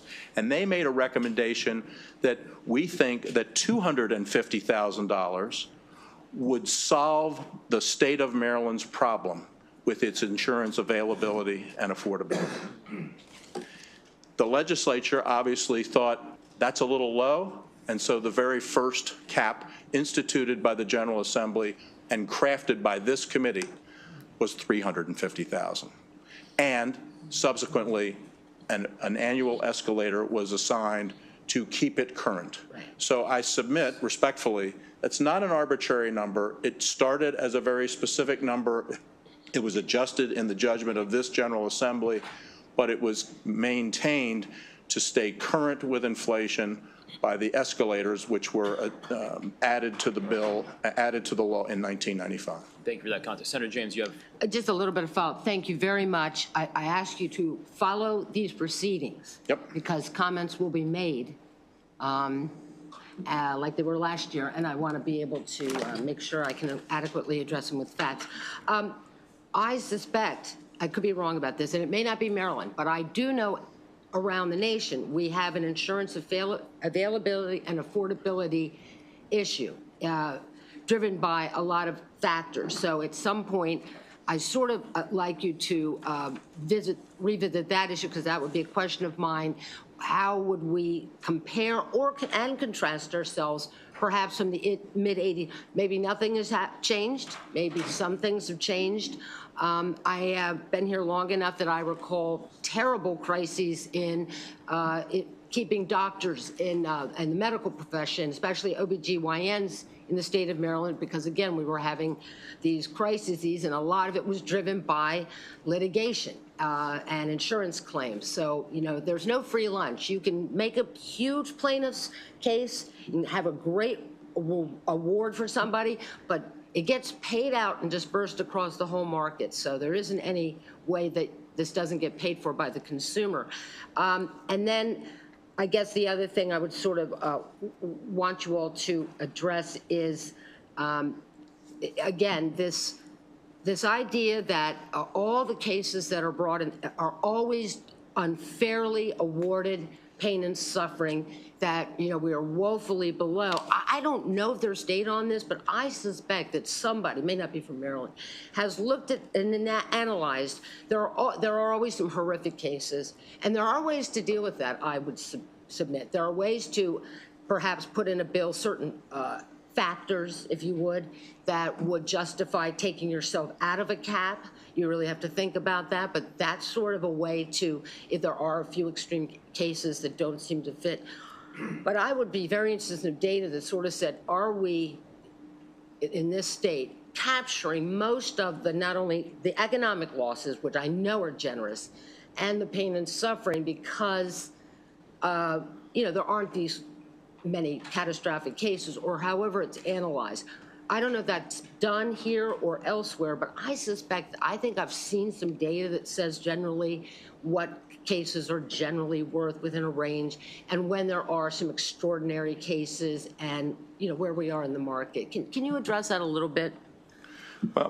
When you say extraordinary cases, Senator, we also have a whole nother category of damages for extraordinary cases.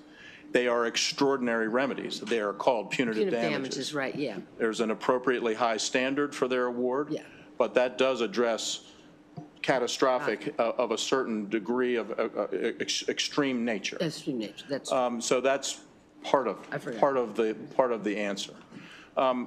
The way we look at it when we are looking at data, we did make one analysis, but there wasn't time last session to actually present that analysis.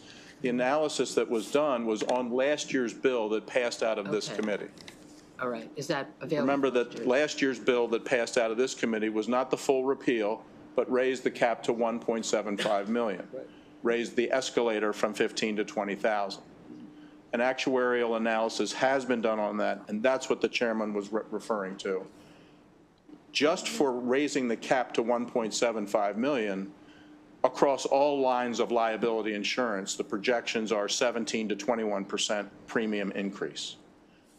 Those increases in premium would be much higher if there was a full repeal of the cap rather than just raising it to 1.75. Thank you. Thank you, Mr. Chairman. Thank you, Mr. Chair. Thanks for testifying today, Mr. Collins. There's so much testimony, but I've isolated a couple of pieces of it I want to ask you to react to. First of all, the State Department of Transportation makes the point that it is not covered by the tort liability that the state is otherwise subject to. The bill says current law provides a cap on non-economic damages while protecting MTA from unlimited exposure to non-economic damages. removal of the non-economic damages cap will likely lead to significantly greater awards and settlements against MTA. Now, as the chair, what's that? Oh, good, okay. So, sounds like a good bill. The chairman earlier adverted to the unexpected collateral consequences of the Child Victims Act, which we passed, I think it was 2 years ago. I don't think anybody at the time expected that the state's exposure could be upwards of $3 billion as a result of the legislation that we passed 2 years ago. So let me give you a hypothetical. If this bill passes, would there be any reason why a badly injured plaintiff could not ask for and recover, say, a $500 million judgment from the State Department of Transportation in a lawsuit?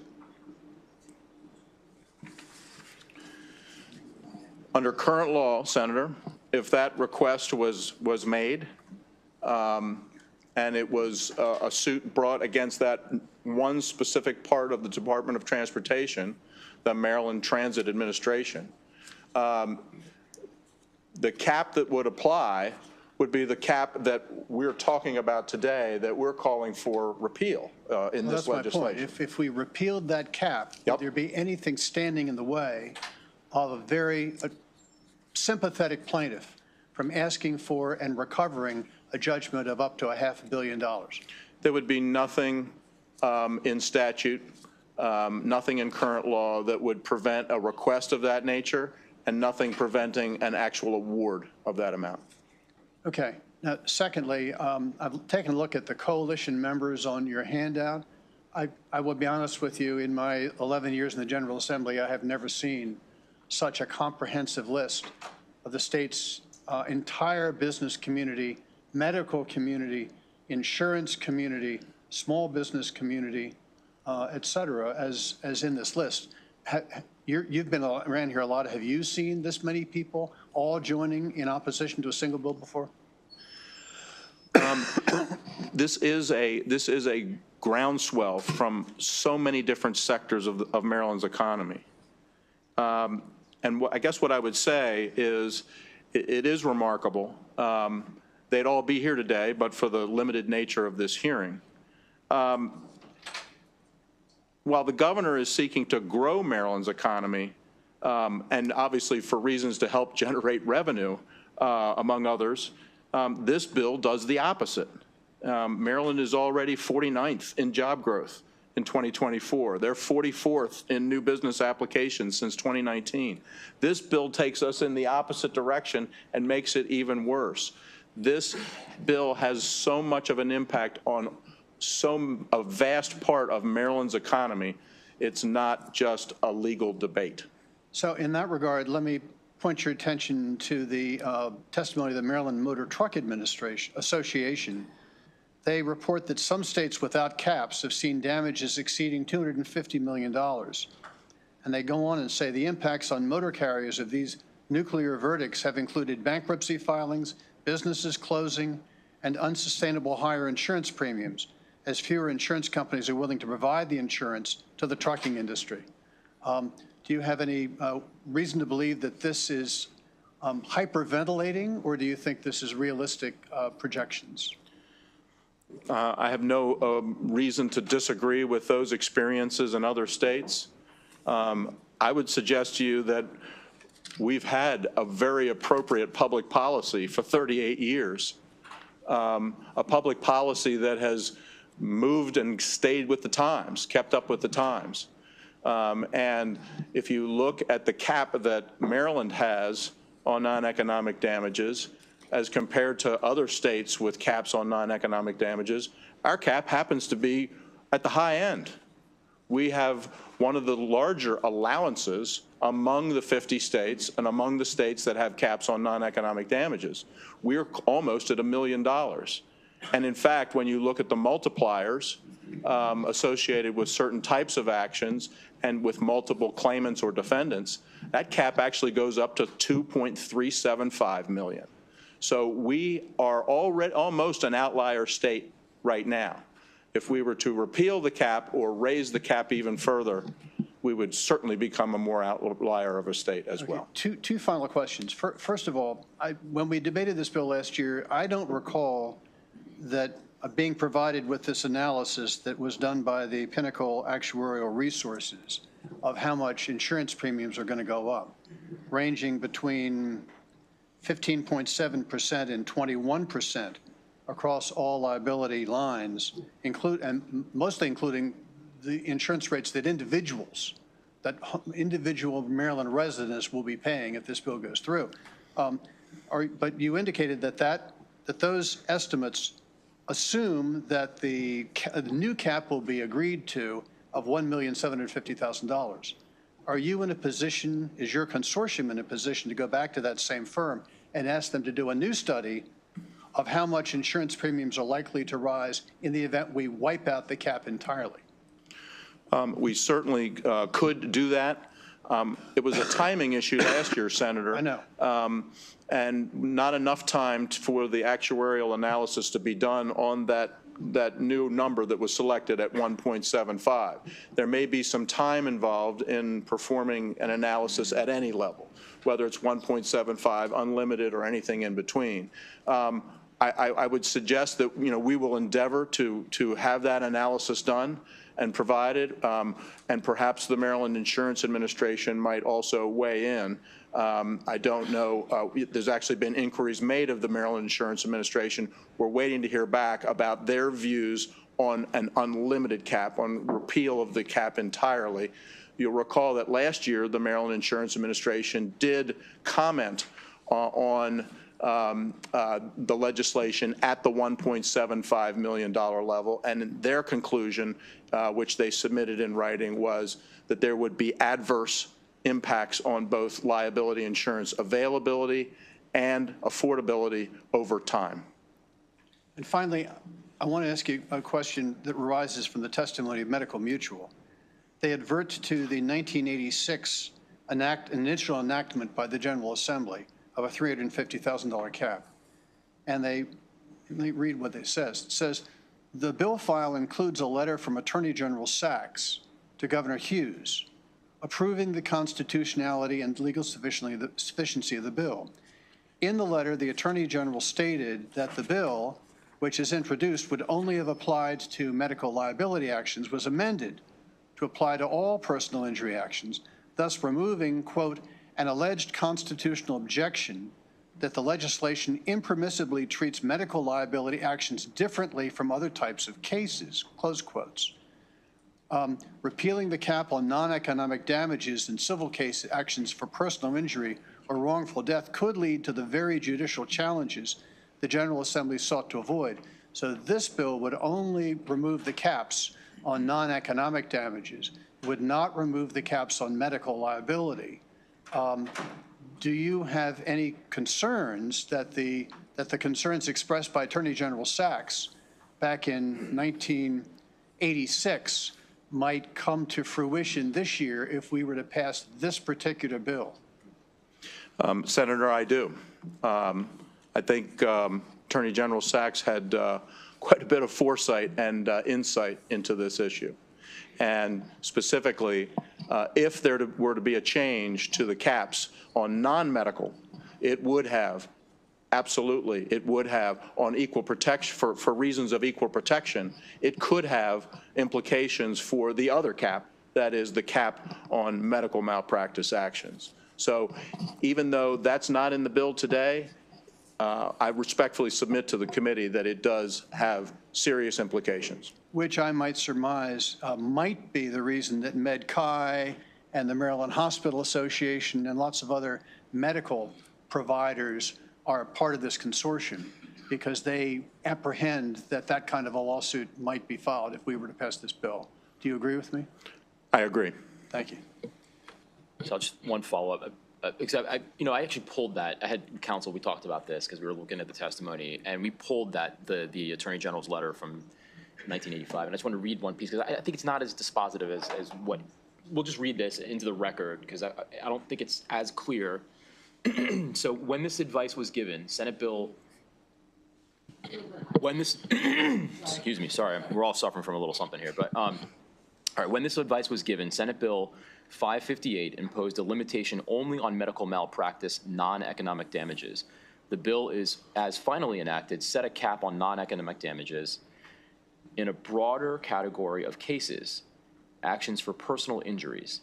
Nevertheless, this change does not alter our view on the constitutionality of Senate Bill 558. In one respect, it removes the impermissibility, treats medical malpractice actions differently from other types of cases. There's a case citation.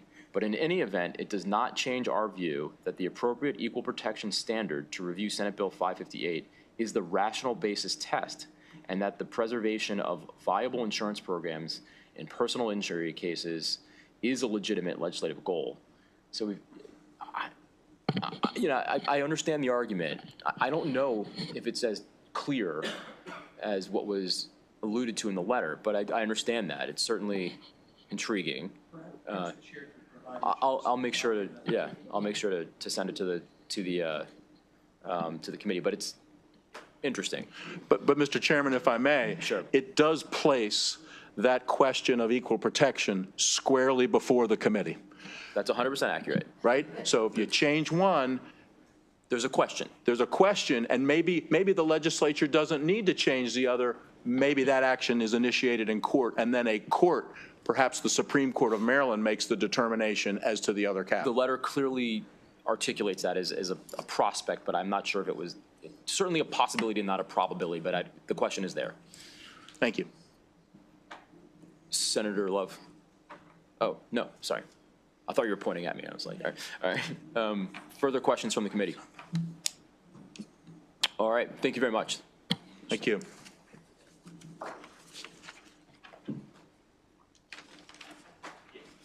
All right, with that, I believe that concludes the testimony in the hearing for Senate Bill 584. We'll now move on to Senator Love with Senate Bill 609. Mr. Chair, may I bring up the agenda? Thank you.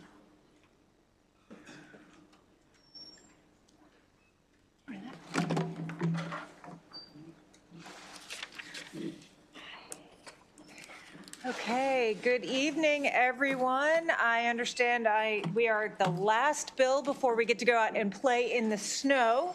So hope to keep your attention before we all leave. Mr. Chair, members of JPR, Senator Sarah Love here to present SB 609, prohibiting the use of algorithmic devices by landlords to determine rent. Some of you may have heard about or read about the lawsuits against a company called RealPage and several landlords. Attorney General Brown has filed one, as have the attorneys general in about 10 other states and the Department of Justice.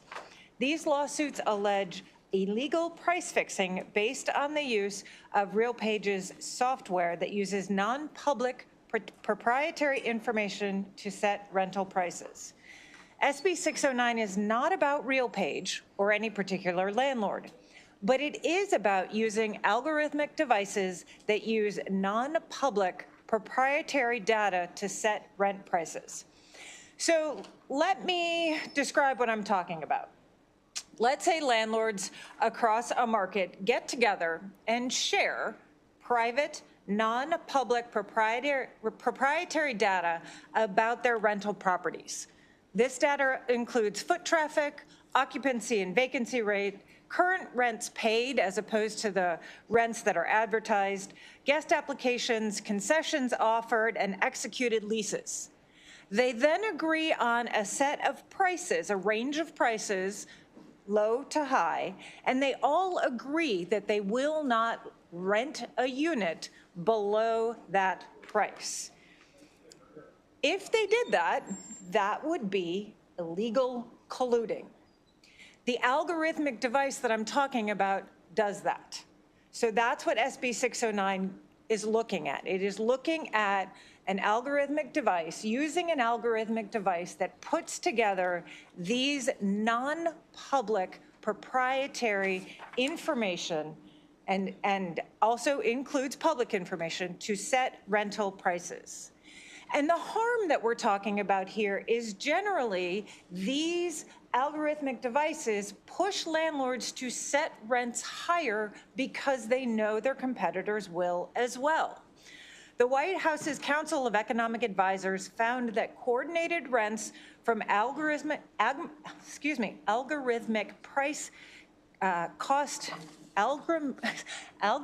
pricing, I'm sorry, it's been a long day, costs renters in those units an average of $70 a month, or 4% of rent. In his lawsuit, Attorney General Brown alleges that RealPage's scheme has caused rents to be inflated by up to $130 a month in Maryland. Now, the opponents to this bill claim that actually sometimes the software tells them to lower the prices. And if you look at the Attorney General's lawsuit, sometimes it does, but not as much as the market would have them lower it. Also,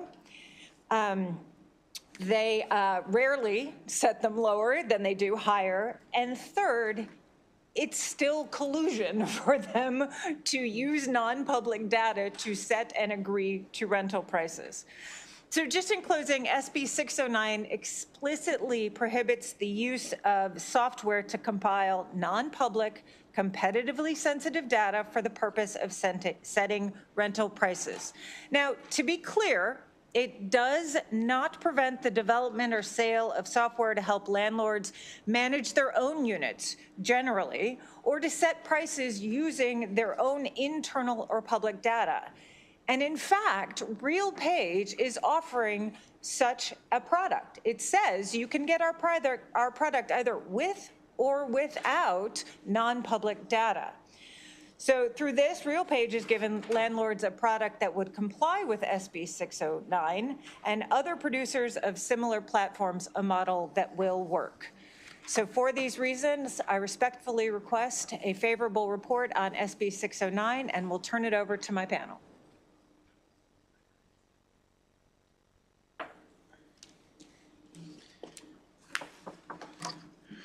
Good evening, Mr. Chair, Mr. Vice Chair, members of the committee. My name is Matt Hill. I'm an attorney at the Public Justice Center. Public Justice Center strongly supports this bill because collusion is no longer about CEOs meeting in conference rooms to set prices or even clandestine phone calls and WhatsApp chats. The new face of price-fixing collusion is the algorithm based on non-public information sharing among corporate landlords in the same market. Laws must adapt to meet the new face of price collusion in 2025, and that's what SB 609 does. With respect to the affordable housing crisis, just to remind the committee that over 25% of renters in Maryland pay over 50% of their income toward the rent. We all know this is a crisis. This committee has heard it multiple times. Do we need more supply of affordable housing? Yes. Do we need laws that that help renters hold on to the homes that they already have and hold corporate landlords accountable? Yes. Do we also need to stop corporate landlords from using AI to artificially inflate their rents between $70 and $110 each month? Yes. And that's what SB 609 does. If you need any further convincing, there's a piece today in the Baltimore Banner featuring two Public Justice Center clients, Christina Sitlin and David Edge. Ms. Sitlin's on a fixed income for disability. Mr. Edge is in landscaping, seasonal work. And they were recently facing an eviction, actually from a landlord who'd abused the wrongful detainer process. This is the landlord I testified about last week, and this has ended up in the Banner now. But regardless of that, the article is really about the fact that they can't find any affordable housing. I mean, between their $1,000 disability check and the seasonal work and landscaping that's producing virtually no income right now, they're still going to face an eviction. We settled the case with a longer lead-out time for them to move out.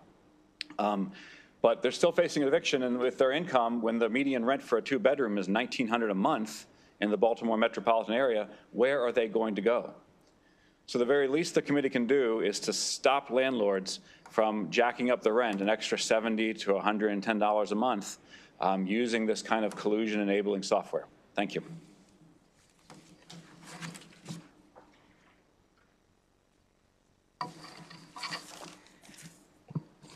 Thank you, members of the committee. for the opportunity to address the bill. My name's Franz Schneiderman. I'm with Consumer Auto Maryland. We're a group that works to protect and safeguard Maryland drivers and Maryland consumers. We strongly support the bill because we think it should protect many thousands of Maryland renters from additional inflationary price pressures that are adding even more to the already high cost of rental housing in Maryland. You know, the Banner did have this piece on how bad is the affordable housing crisis. It finds that Maryland has a shortage of 96,000 housing units, and that more than 50% of renters are already paying more than 30% of their income for rent. That these price-fixing algorithms worsen that situation.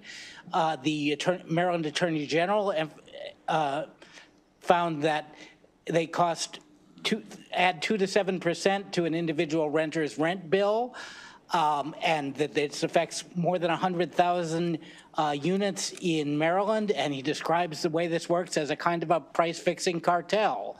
The White House Council of Economic Advisors reports puts the whole total cost at $3.6 billion to Maryland consumers, and perhaps more powerfully explains how it really enables diverse landlords who are supposed to be competing to act as a cartel that works to share what should be private information in order to fix higher prices. Now, you know, the Maryland Attorney General, the Justice Department, DC Attorney General, many, and a number of private parties throughout the country have filed suits against this practice, charging that it's illegal. It seems to violate price-fixing laws. You know, we could wait for relief from the courts, but, you know, the legislature here has an opportunity to take the matter into its own hand and prohibit this practice, or, through public policy rather than waiting for relief from the courts. So thank you, and we'll hope you support the bill.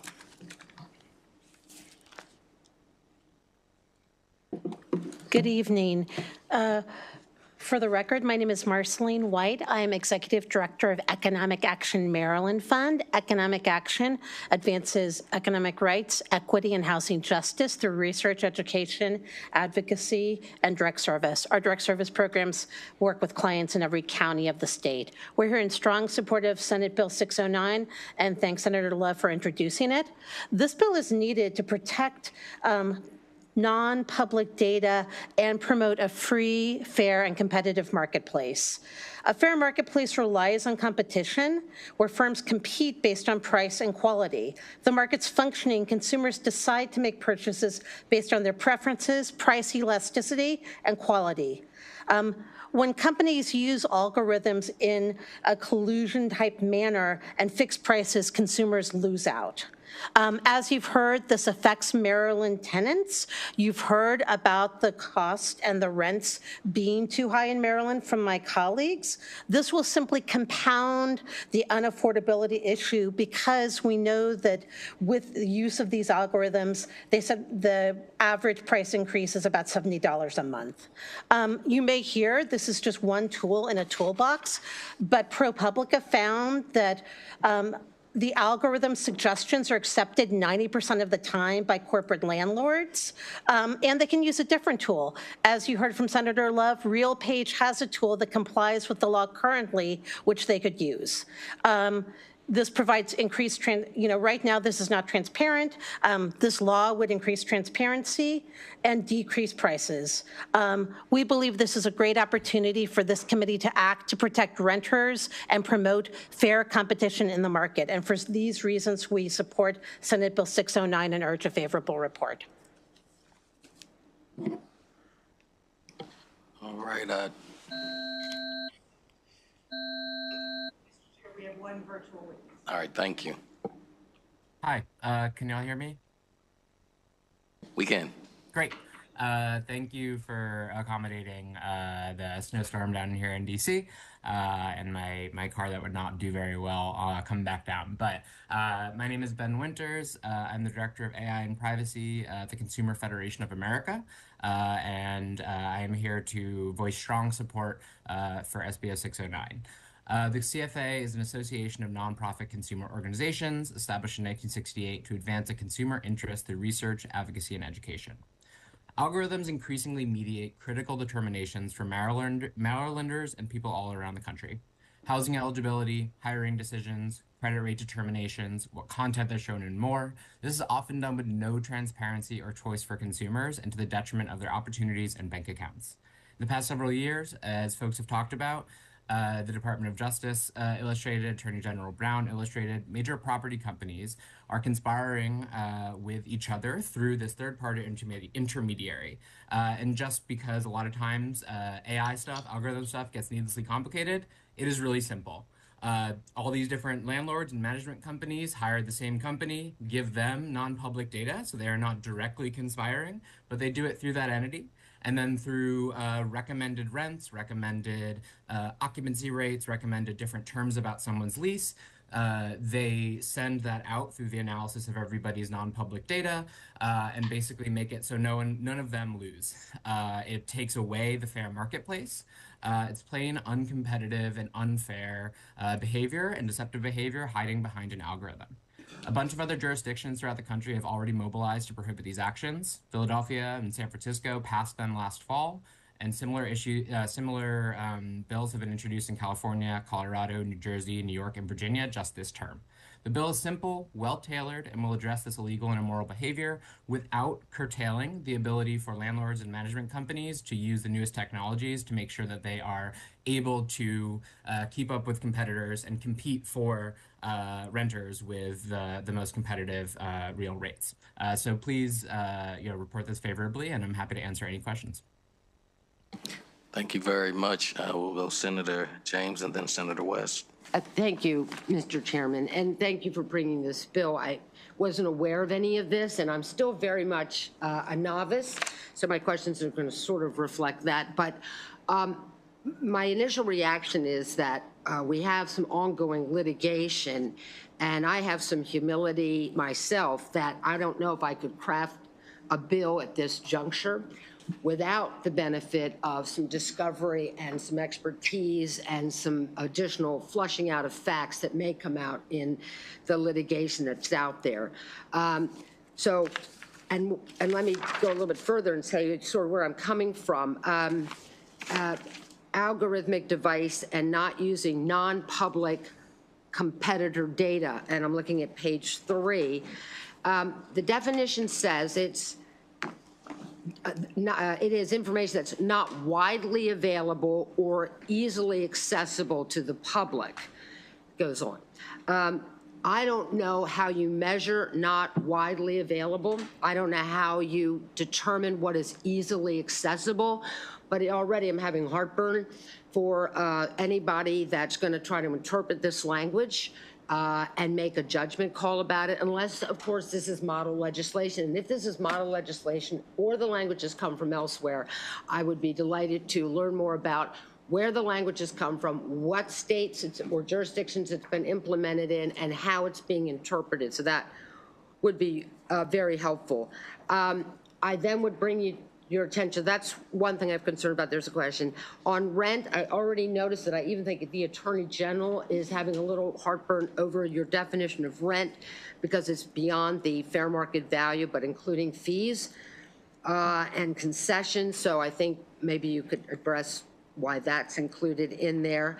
Then I understand from all the testimony that this conduct, as described, not so much as it's laid out in the bill, but as it's described, is collusion. And it's that word collusion is being used as it's illegal. So if it's already illegal, the concept of collusion, that then has to be flushed out with facts, again, having some heartburn and would suggest some humility in rushing in and labeling certain behavior that's very ill-defined in a statute as a type of collusion. So if you could address that. And then it seems to me at the end of the bill, it says a violation is C 1 and 2, and it's basically saying a violation is illegal because it's under the commercial code, unfair, abusive, or deceptive. And guess what the penalties will be? Exactly what the penalties are for the illegal conduct that's already illegal with or without the statute. So I don't even know what we're gaining from this. So 4 questions, not all of them should be answered right now at this late juncture because I want to play in the snow with you, Senator Love, but now and later, maybe we can talk about it. Sure, happy to talk about it more. I'll just Sure. touch briefly. The Attorney General's comment on rent, we certainly can change that to comply with definitions in other part of the code. Okay. And I think in part of your questions, you asked, why are we doing this when it's already being alleged as illegal? And as the Attorney General's letter noted, it makes it really clear. They're having to go through litigation right now to determine that. And we want to say, look, as a public policy matter, we don't believe that the use of these algorithms that use non-public data, and that's, I understand your question about that, and yeah, if we want to tinker with that language, I certainly can. Yeah. But as I understand it, based on a lot of the things that I have read, those are pretty standard, that's pretty standard language and pretty standard wording in this area, but I'm certainly open to some further refining about it, and maybe some of my colleagues in this area might have some more comments. I had antitrust in law school, and all I can remember, it's a darn hard subject. It's very fact-driven, very complicated, and it chastened me and gave me a lot of humility about whether I felt comfortable legislating in this area unless I had a lot more information. So I'm struggling with the language in this statute, even though I get the intent of it. Right. Well, the Attorney General's complaint right here, it's very, very fact-driven. So it's pretty thick. And then we'll see what the courts do, because that's his allegations. The court will have to decide what the facts are. Absolutely, absolutely. And the interesting thing is I've talked to people that use this, some of the landlords. I've talked to folks from RealPage, and what's fascinating to me is they say, yes, we use public data and non-public, private, competitive data, which to me is absolutely stunning, because right then and there, you are taking out the market and the ability for the market to set these things and for landlords to compete against each other when they're all feeding in basically their secret data into these products to set prices. And I think that's the public policy that we're trying to get at. Let the market do its work. Let the landlords compete based on the public data that's out there, rather than everybody feeding in their own private, competitively sensitive data. But I'm happy to talk with you more. Thank you. Absolutely. Thank you, Mr. Chairman.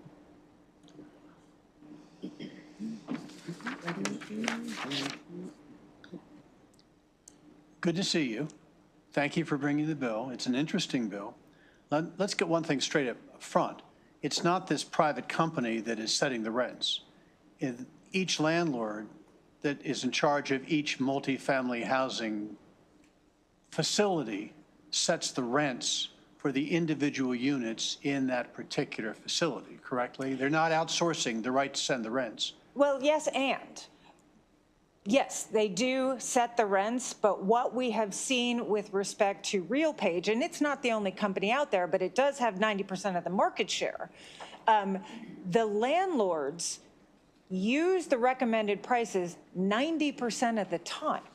So while they do have the final say in what the rent will be, they do know that they are to follow the rents that are set, the range that are set, and that their competitors will use this range as well.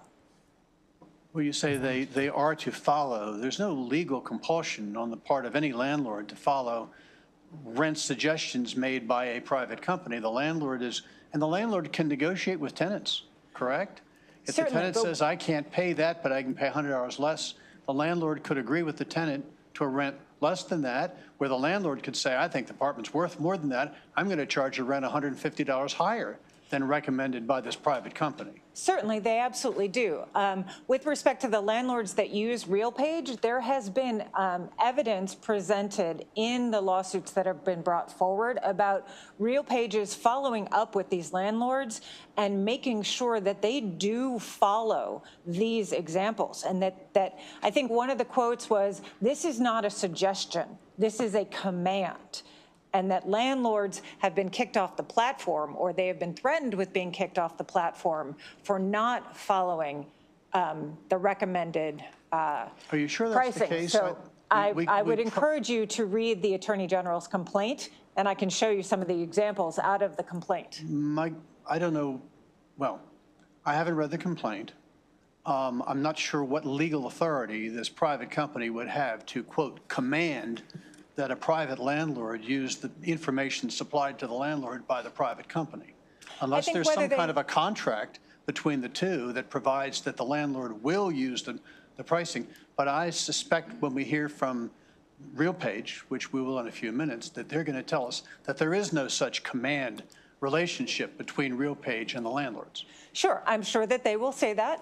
But I do, again, encourage you, because the Attorney General's complaint is very thorough with lots of examples, so that the enforcement mechanism is there. But again, this is not just RealPage. We are talking about a platform. They just happen to be the biggest market share. Okay, let's go into the details of the bill, because as I read the bill, there are two key parts of the bill that are relevant. Number one, the emphasis on algorithms, which is a very complicated word. But as I understand it, an algorithm in this context is basically some software that takes numbers and manipulates numbers and comes out with a final product. Isn't that what you mean when you say algorithm? You mean computer software, into which numbers are fed and which manipulates the numbers and then spits out an answer. Isn't that the algorithm? Essentially, it's a program, it's a software that that takes all of this input of all this various data, either public data, and I think it's about 70% public data and 30% this non-public proprietary data that is fed in, and then it comes back with the range of prices per unit. But it's computer software. At the bottom, it's a fancy word, algorithm, but at base, it's computer software is what we're talking about. And this is not a Luddite bill which wants to stop people from using computer software, I assume. So your objection is not the fact that computer software is being used. My understanding is that your objection really, and what the bill is focused on, is the use of non-public competitor data, right? Mostly, yes. Ben, did you want to jump in? Did I see you wanted to jump in on this?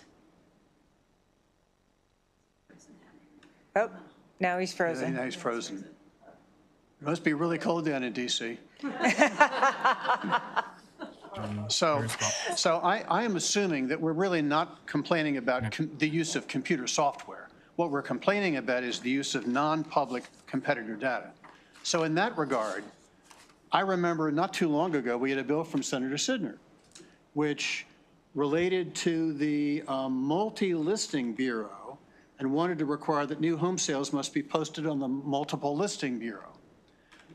Multiple Listing Bureau is used by realtors.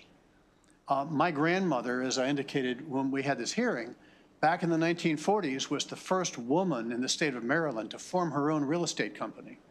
And when I was a kid in the 1950s, I used to go over to the office in her house, and she had all these cards from the and I said, what are these? They're Multiple Listing Bureau cards.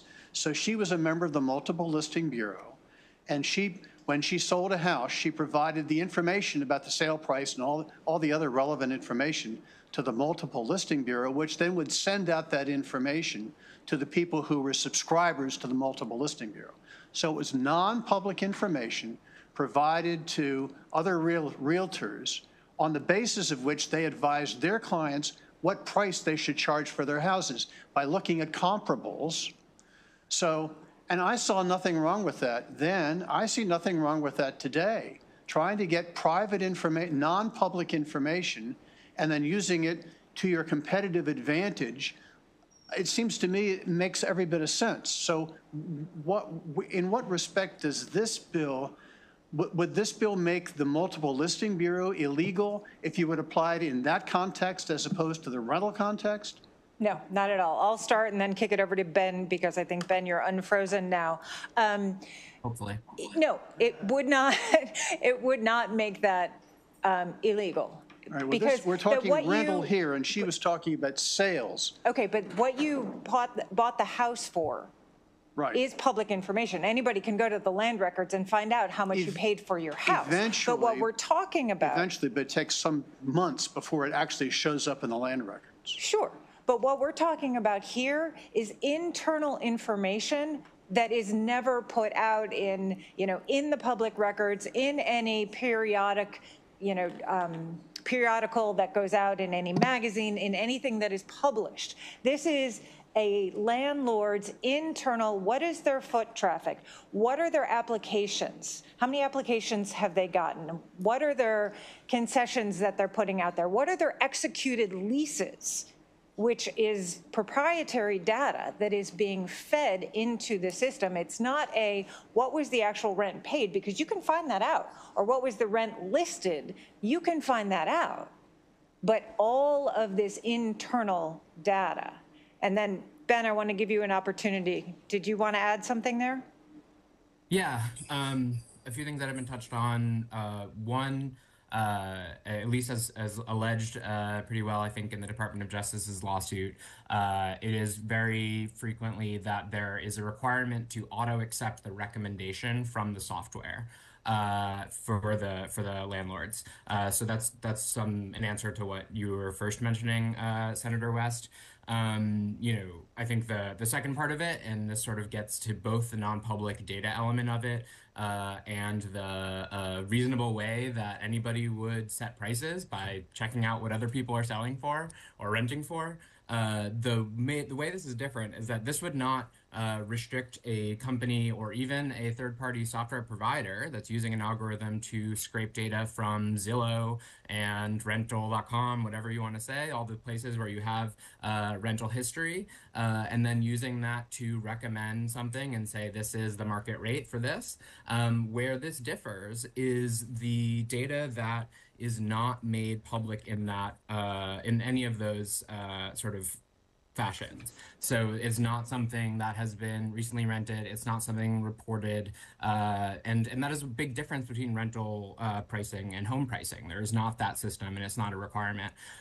So there is the difference between the easily accessible and widely available, and I'm happy to work with the committee and Senator Love to try to tighten that up even a little bit more. But yeah, I think I just want to make that clear. This bill, as written, would not restrict that type of analysis. And I don't think any of us are trying to make it so the pricing has no basis in competition or reality. I think what we're trying to do is preserve that competition and promote it. All right, so I think I've ascertained we're not really talking about a problem with algorithms or computer software. What we're talking about is a problem with non-public competitor data, which is somehow communicated to competitors. Exactly. This would frame one specific instance that is really hard to track by the average consumer or victim of it in ways that just a fancy version of colluding. Same way that if you put in a text chain between a bunch of landlords, what they're renting and for every single thing they're doing, this is just doing it through an algorithm, which is just a recipe, a way of getting an output out of a computer system. So it's not a tech thing. It is a collusion thing and unfair practice thing, but it happens to be done through algorithms, which makes it particularly hard to track. And, as you could probably ask RealPage about the proprietary nature of their algorithms, that makes it really hard for people to challenge this. So to make it a clear unfair and deceptive trade practice or unfair, abusive, deceptive trade practice makes it a lot easier for the state to bring enforcement actions when this harms consumers than trying to make it whole cloth. The same thing we see at the federal level at FTC and rules, in consumer privacy laws, in consumer AI laws. And so I hope that that also helps address the sort of purpose for it from the other senator that was inquiring. Well, okay, this is helpful. As you're talking, I'm thinking about the people who go to a competitor supermarket and go and check prices of all the various things on the shelves. In those cases, the things on the shelves are uniform. The same bottle of Mr. Clean sitting on the shelf in the Safeway is sitting on the shelf in the Giant. And you can compare an apple to, literally an apple to an apple. But isn't it correct that no apartments are identical? They're in different locations, they're in different heights, they're in different configurations, they're different sizes, they have different sized bathrooms, et cetera, et cetera, et cetera. So you're not talking about Mr. Clean, which is identical on the Safeway shelf as the Giant shelf. You're talking about things which are simply not identical, and therefore it's a value judgment as to whether this particular apartment is worth more on a monthly basis than that particular apartment, because it's all in the eyes of the beholder. Am I correct? In the same way that a house is not, houses are not identical, and you can't look at a house down the street from me and say, and see what the price of that house was and say, well, therefore, Chris, you should sell your house for the same price because my house is different from that house. I think, correct? Senator, the RealPage's platform actually accounts for that. They have 32 different types of property that all of the units go into, and the fact that it is useful is borne out by the number of landlords that actually use this. I mean, in my district alone, there are 20 buildings owned by landlords that subscribe to RealPage. So across the state, there are over 100,000. So the mere numbers tell us that this is a very useful product, and it is not as random as it might appear from unit to unit. Okay, thank you so much for responding to all my questions. I apologize for taking so much time. Senator McKay. I wish you had taken all my questions. Then I would have sounded intelligent. So the Department of Justice and these other states, have they found that a company that uses this type of an algorithm software guilty of collusion? So I do know that the Department of Justice just filed, what was it, a statement of, basically they settled with one of the landlords, and that the other cases are ongoing. And that one landlord agreed to not use an algorithmic device software that includes non-public proprietary data. But they weren't found guilty, they just agreed to settle and not use it anymore. So well, does that mean they're found guilty? Civil suits, so they wouldn't be found guilty. Okay. One, So, and two, they're ongoing. Okay, so with that, I don't understand why we have this bill right now when the Attorney General is doing his best to prove that somebody has been doing something wrong. It's clearly, to me, from the testimony in favor of it and to the answers to the questions that the committee has asked, it's as clear as mud, as if there is something happening here or not. And while it is very, very simple, this statement, but there are many, many small businesses that use Intuit QuickBooks. And I know that you said it's not necessarily, it's been discussed that it's not about the technology, but it seems to me it is about the technology, because the technology can do all the research that an individual can't do, and they can come up with a quote-unquote recommendation. I don't see where anybody is colluding, where they are actually meeting, saying, well, if I'm going to charge this for a two-bedroom, will you charge this for a two-bedroom? I don't see that in the testimony. So can you make it clearer for me? Sure. A couple of things. Why this bill? Why right now when the Attorney General has a lawsuit? Because RealPage isn't the only company that does this, number one, and it's only against RealPage and certain landlords. And if RealPage is found liable and this behavior is allowed to continue, that space will be filled by another company who does it slightly differently and therefore doesn't fall under the precedent of the RealPage case. So that's why we are looking at this bill right now. And to your question about, now I just completely lost the second question. My apologies.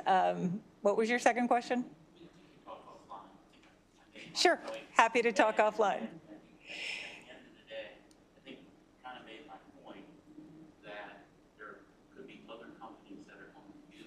That's what it was. However, because the court system hasn't designed and said, with this kind of brick and mortar, this type of lumber, this is going to be actually illegal. And until we get to that point, I think we might be putting the cart before the horse. I'm happy to talk with you offline. What I will say is this has nothing to do with QuickBooks or anything else. This is solely designed, the bill is solely focused on the use of non-public, competitively sensitive data with respect to rental price setting. And I understand that, but that is such a broad definition, and there are many, many things that can be put into that bucket list. And until Anthony Brown has legislation that's before the courts and they find it, I think it may be premature, but we agree. Thank you. Well, I hope that if the Attorney General's lawsuit is successful, that the entire committee will co-sponsor legislation to get rid of this type of software.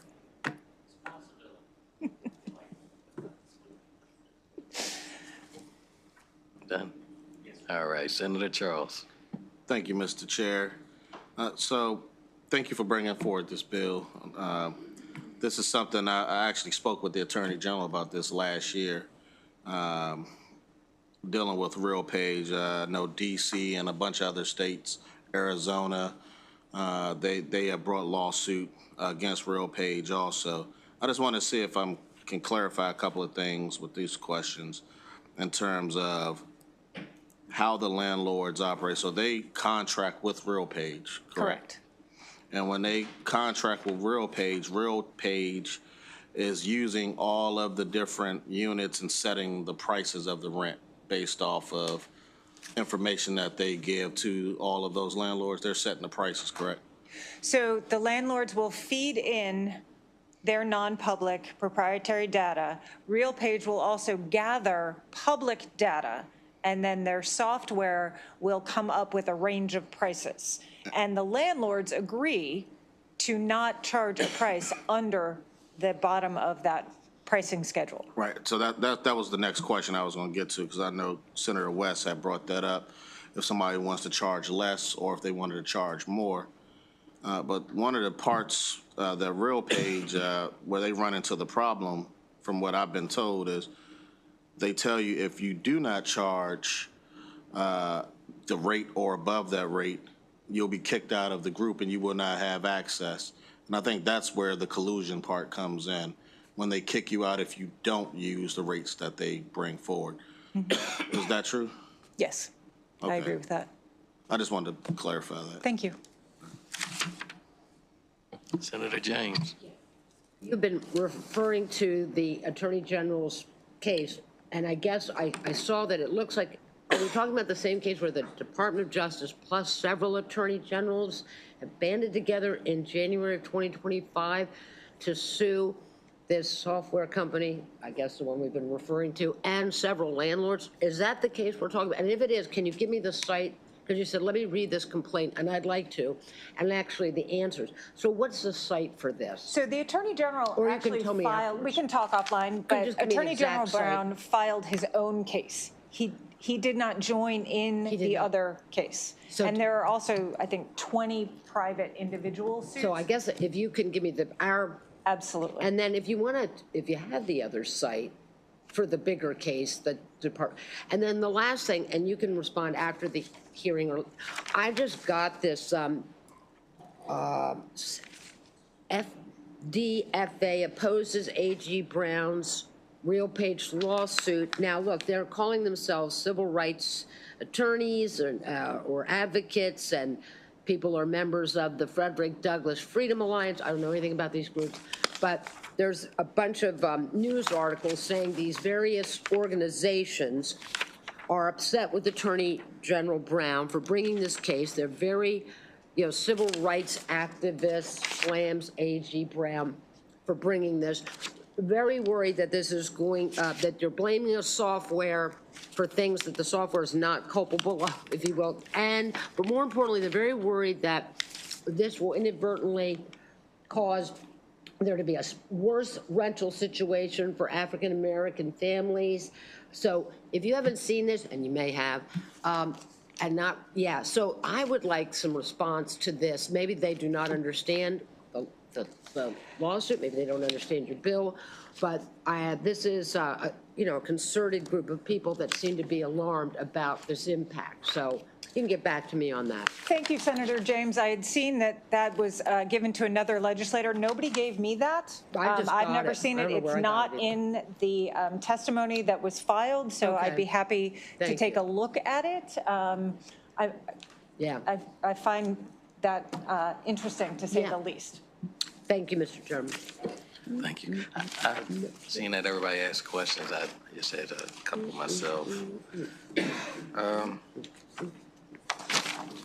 First of all, I wanted to find out,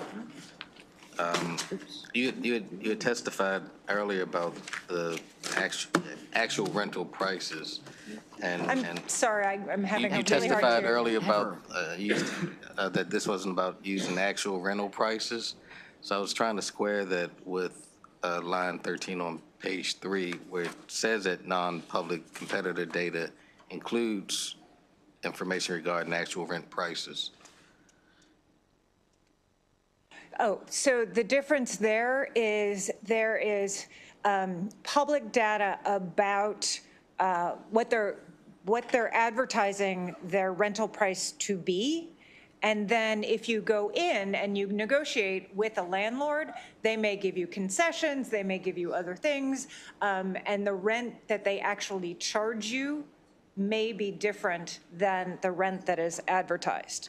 And so that is not public data that that the landlord puts out there. Got you. And if let's say RealPage is an individual, and you had a number of landlords that whispered to RealPage what their prices were, would that be a violation of this bill or maybe the Sharman Act? So if the landlords, let's think about it as a hub and spoke conspiracy. If the landlords are out here and RealPage is in the center and An individual. RealPage, the individual, is in the center. And all the landlords are whispering with all their non-public information and telling this individual in the center. And then this individual is very smart and takes all this data in and says, okay, every single one of you landlords, you can charge between this and this. And they do, and they don't go down below this because they know their competitors aren't going to, then yes, absolutely. Because whispering it to that individual essentially breaks privity, which is then the reason why an organization like the Federalist Societies can say that you can't prosecute for price fixing unless there's price fixing, because there's no privity. Correct. And what your bill is attempting to do is to create a privity between the entities and to essentially stop something that I think we all I think the intent of the Sherman Act and of what our consumer laws currently are is to prohibit this type of information, but they found a way to kind of do it where it's not as clear. And it's a little gray. Yes. Thank you. Exactly. All right, seeing that there are no more questions, I would like to call up Ms. Monique Ashton. And I believe we have Zola Shaw. Izola Shaw is virtual. So we will start with Ms. Ashton. Thank you, Chair Smith, and, well, I know he's not here now, but thank you to the chair, members of the Senate Judicial Proceedings Committee. My name is Monique Ashton. I am the mayor of Rockville, and I thank you for the opportunity to testify in support of SB 609, which would prohibit a landlord from using certain algorithmic software that leverages non-public competitor data to set residential rents. We thank Senator Love and Hester for sponsoring this important and timely legislation. The U.S. Department of Justice, together with Attorneys General of North Carolina, California, Colorado, Connecticut, Minnesota, Oregon, Tennessee, and Washington, filed a civil antitrust lawsuit against RealPage, Inc. for colluding to raise residential prices, decreasing competition among landlords in apartment pricing, and monopolizing the market for commercial revenue management software that landlords use to price apartments. We've also talked about what our Attorney General has done. 8 multifamily properties in the city of Rockville have been identified as being managed by companies named in the lawsuit, and together this represents nearly 2,000 market rate apartments, and meaning that there are nearly 2,000 families who may be paying higher rents than needed due to this sharing of non-public competitor data and algorithms that have an unfair impact on renters. Estimates from the D.C. metro area approximate that landlords' use of these unfair approaches has cost their average renter an additional $100+ a month. The Rockville Mayor and Council take the issue of housing affordability seriously. We have to look our tenants in the face and try to help them. We care deeply about the community and have developed 43 action items to increase housing supply and affordability, and unanimously we decided that this is something we want to support.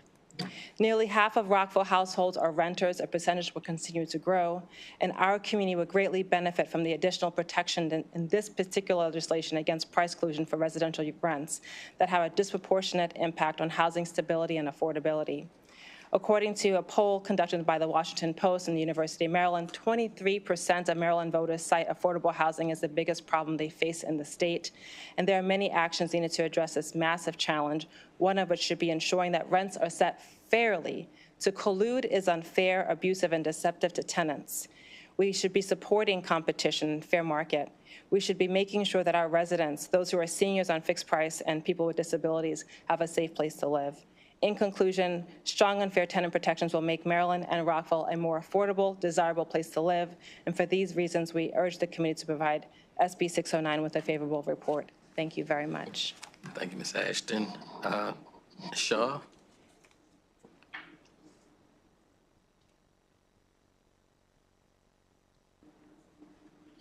All right, very good.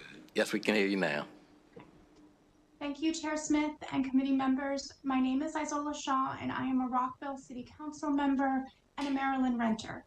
I'm testifying to share my support for our city's testimony just read by the mayor on behalf of the full elected body and give an additional voice to thousands of renters in my city. Thank you, Senator Love, for sponsoring this crucial bill. The housing affordability crisis throughout our state affects real families in profound ways. More than half of Rockville renters, like throughout our state, are already struggling to afford their homes, and many face impossible choices for necessity. 8 apartment complexes in the city of Rockville, home to nearly 2,000 families, are managed by companies named in the lawsuit. While our city is working to build more housing through 43 different initiatives, construction takes time. Our renters are struggling now. Many of them can't wait years for new housing to come online before displacement.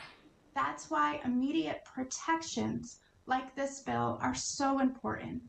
The federal lawsuit against these devices has exposed how these pricing systems manipulate our rental market. Our residents are encouraging action at every level, from local limits on rent gouging to state protections like SB 609.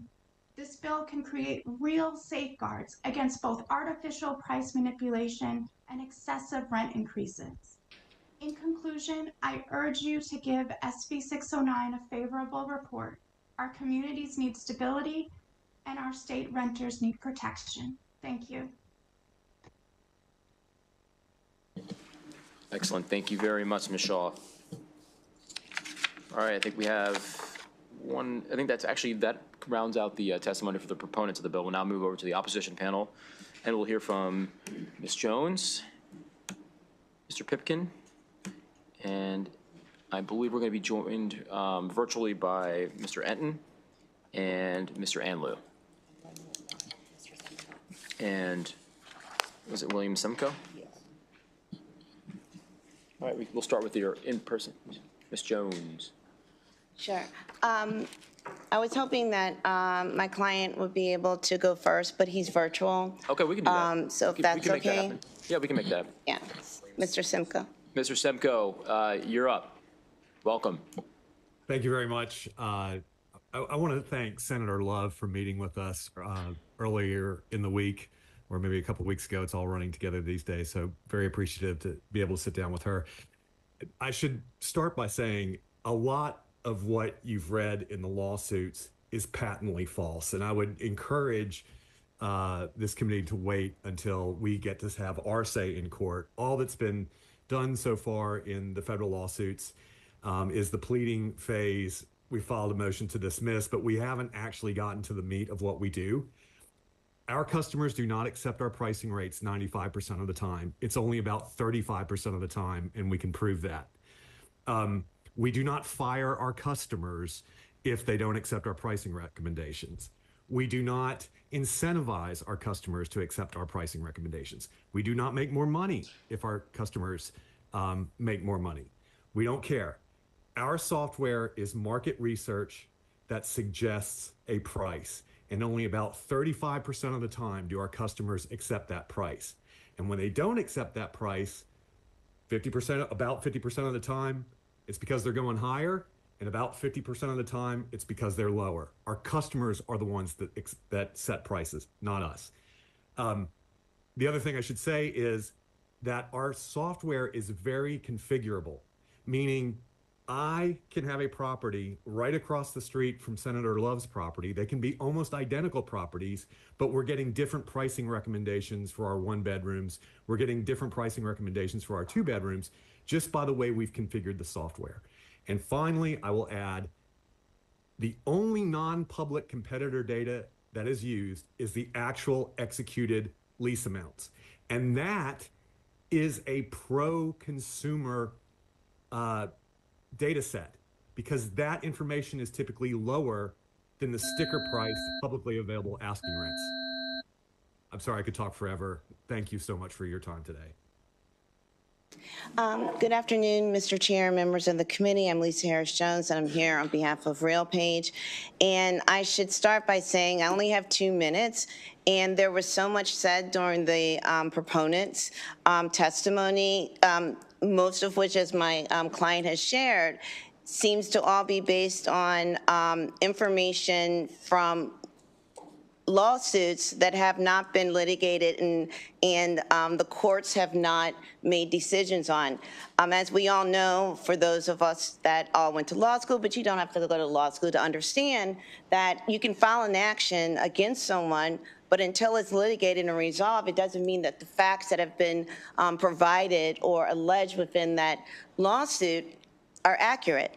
And so I just sat here writing notes and just gave up, because a lot of what was shared was clearly information that was pulled from a lawsuit, and assumptions were made that because there's a legal action, then this must be accurate factual information.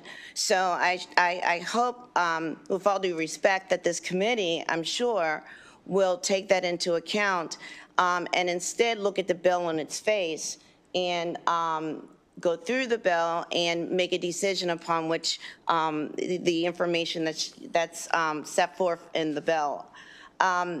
There is several articles that I found in preparation for this hearing, too late to submit through electronically, and I will share, that There are several civil rights organizations.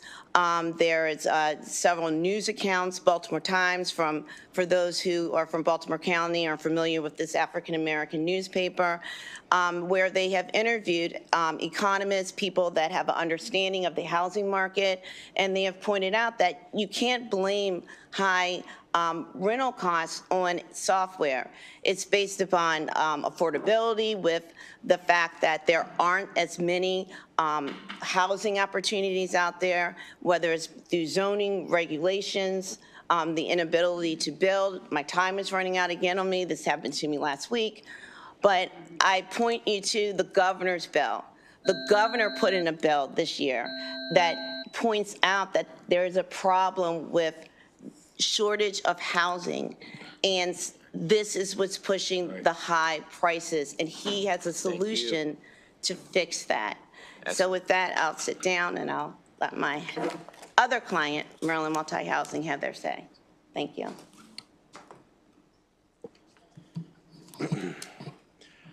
Good afternoon, Mr. Chair, members of the committee. For the record, my name is Matt Pipkin. I'm here on behalf of the Maryland Multi-Housing Association. Here respectfully asking for an unfavorable report to SB 609. I want to state for the record, to be clear, I don't represent any cartel. I represent housing providers. The SB 609 is based on a false premise that somehow housing providers who pay for algorithm devices to utilize a non-public competitor data use it to justify higher rent prices and create this artificial inflation. It's a smoking gun theory. It's simply incorrect. These devices are no more than a tool in a toolbox the housing providers use when determining the price of a unit to go to market. It is a recommendation. It is not a final say. No one's under any duress when they make and sign those executive leases. The recommendations from that algorithm device are only accepted 35% of this time, again, by the real pages. Not to restate what else has been said. To the scope of the legislation itself, I will say it's so broad. If you were to go and subscribe to CoStar, which is a reputable real estate data consumption that you subscribe to, if you were to take that data and put it into a Microsoft Excel spreadsheet, I think you just ran afoul of this bill as written. For all those reasons and from my colleagues, I respectfully request an unfavorable report. Thank you. Let's hear from our virtual panelists, and then we'll turn it over to the senators for questions. Mr. Etten. Thank you very much. Mr. Chairman, members of the committee, Robert Etten. I'm testifying today on behalf of the Maryland Building Industry Association. I want to thank the sponsor. We had a good discussion with her this morning about the bill. Many of our builders that build apartment houses end up obviously renting those units to Maryland citizens.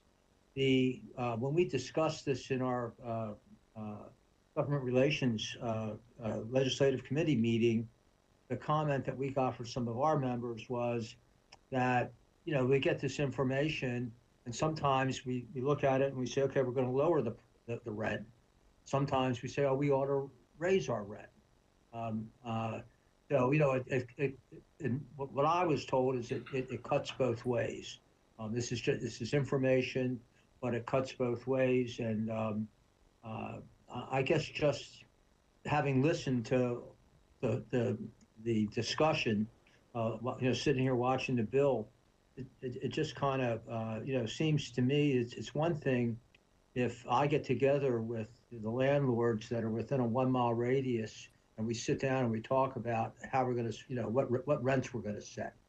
But I don't think that's what this is. It's information. Now, some of it, private information, yes, but I'm not an antitrust lawyer, but I don't know whether or not without an exchange of information, is there an antitrust violation?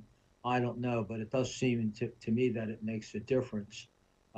We want to continue to look at this and work on it. Once again, I want to thank the sponsor for taking the time to meet with us. And, I'm certainly not an antitrust lawyer, but I just want to express to the committee at least what the concern was that our members have with the legislation. Thank you. Mr. Anlou. Good evening, Mr. Chair, members of the committee. Brian Anlou with the Apartment and Office Building Association. AOBA is in opposition to Senate Bill 609. As you heard, algorithmic devices are an important revenue management tool that allow housing providers to keep up with rising operating expenses and changing market conditions. That can and does include lowering rents when housing supply dictates it. In fact, some of the metro areas with the highest reported use of algorithmic device use have also seen some of the highest rent decreases. These decreases have been primarily driven by increases in new housing supply.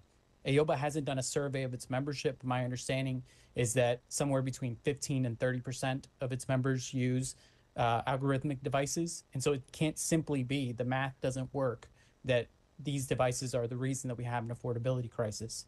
There also isn't anything inherently wrong with sharing what the bill calls non-public competitor data when it is anonymized and aggregated. This use of non-public competitor data should not be prohibited because it actually helps create a more transparent market that benefits tenants. Actual unit rents are typically set below online advertised rents because they include things like concessions and 1 month free rent. By restricting an algorithmic device to the use of publicly advertised data, the algorithmic device would likely recommend higher rents than it otherwise would have. It's also not true that this data is never made public. As my written testimony points out, Montgomery County has been requiring housing providers to share actual unit rents, vacancy, turnover rates, and more through its annual rental housing survey. That's going to be in real time now that Montgomery County has rent stabilization. You have to input it on a unit-by-unit basis, what the actual executed lease amounts are. And so it's unclear whether this proposed bill would prevent that data from being shared or whether an algorithmic device could simply scrape that publicly available data and be used in a place like Montgomery County. For those reasons, we urge an unfavorable report.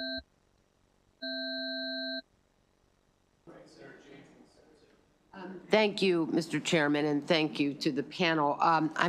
You all heard some of my earlier questions, and Senator Weston followed suit. We're both focusing on this definition of non-public competitor data. I already, have heartburn over its very ambiguous, loose information. So if you haven't put it in writing, gentlemen and ladies, if there are any, please flesh out more with us about why the language chosen in the bill is perhaps not the right language. It's obviously to you all, it's not the right language. And give me some sense of this. I just heard somebody say, hey, there's nothing illegal already about anonymized public or atomized data. I don't know the parameters of what can and cannot be shared, but I did get a sense that regardless of my own knowledge or ignorance, that the language in paragraph 3(1), which talks about non-public data, was just not a well-drafted definition of anything that a court or fact finders could deal with. So I'd ask you all to follow up. Here's my second thing. As I asked the bill sponsor, there is this active litigation. Apparently, Attorney General Brown has brought a case, and then there's a Justice Department case with some attorney generals. If any of you are involved in that, if you all could, if there's any public pleading so far in response to the Attorney General's complaint, which apparently is very lengthy, if that has could you all share some public information about the response to the complaint and, the status of the litigation as you all see it, if anybody can share that with us, because I wouldn't just want to see the Attorney General's allegations, because they are just allegations. They are unproven. They might be well pled, but they are unproven at the moment, I think. But I would like to see what the responses are, if there are any, or could you keep this committee up to date on public responses to those allegations? Thank you, Mr. Chairman.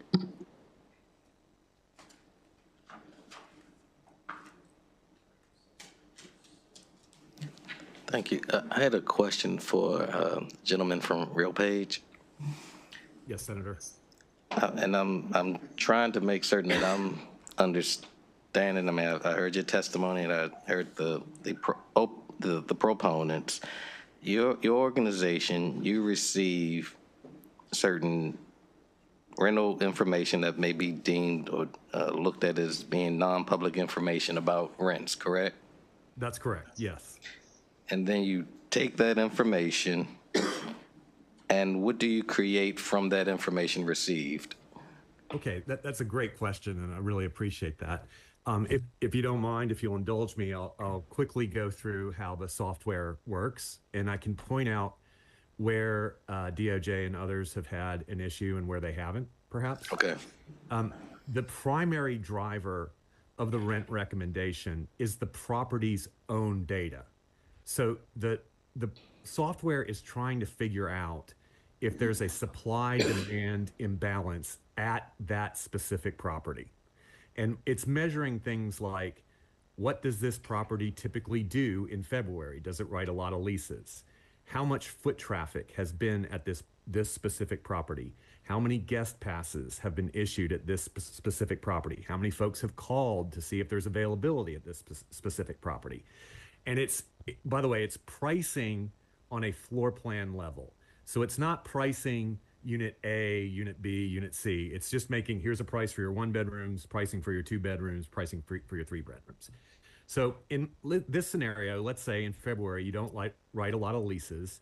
You have a high vacancy rate of your 1 bedrooms, and you don't have a lot of foot traffic. We've come to the point now where there's going to be a pricing recommendation. And there's 3 things the software can do at this point. It can recommend a higher rent, it can recommend you keep the rent the same, or it can recommend a lower rent. If the recommendation is keep the rent the same, that's the end of the process. The software has only considered the property's own data, and that's it. And nobody has a problem with that. Okay, now let's say in my scenario, obviously, I'm painting a picture where you have high vacancy and not a lot of foot traffic or interest in the property. So the recommendation is probably going to be lower the rent. And in that scenario, and it would be the same if the recommendation were to raise the rent. The software is going to want to know what is the market rent in order to make a pricing recommendation, meaning what's the market rent in that geographical area. And so it's going to look at only 2 additional data sources that are outside of the property's own data. The first is what we call publicly available asking rents.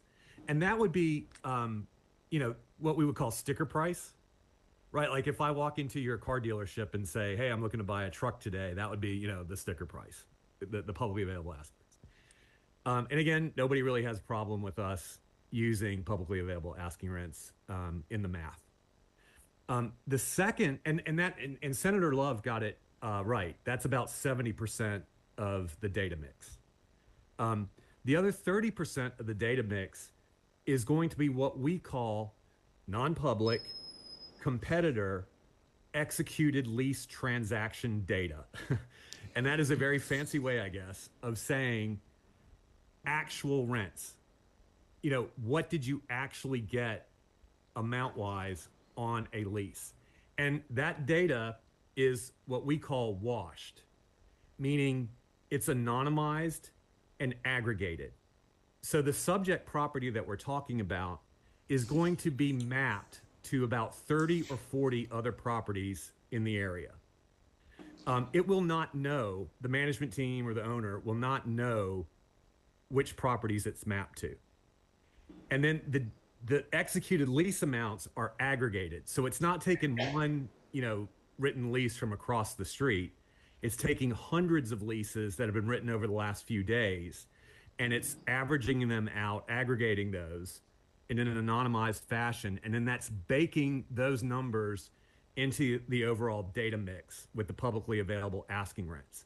And what that will do is it will create a market report, if you can imagine, 2 lines on a graph, the top line being, the upper ends of the rental amounts in that market, and the bottom line being the lower end of the market. And then it will set a pricing recommendation usually somewhere in between those 2 lines. It's very atypical for the software to, recommend something that's at the very top or the very bottom of that graph. And so that pricing recommendation is just that. It's just a recommendation. I think it was stated earlier that 95% of the time our customers accept whatever pricing recommendation we give them. And that was stated in an article about us, and then the lawsuits followed. That's patently false. It's only about 35% of the time do our customers actually accept the pricing amount that we recommended. Sometimes about 50% of the time they'll go higher than what we recommended, and about 50% of the time they'll go lower than what we recommended. And there's nothing in your contracts that require anyone from taking the recommendations? No, you are not required to accept our recommendations. We do not care if you accept our recommendations. We're getting paid a flat fee regardless of whether you or not you accept the recommendation.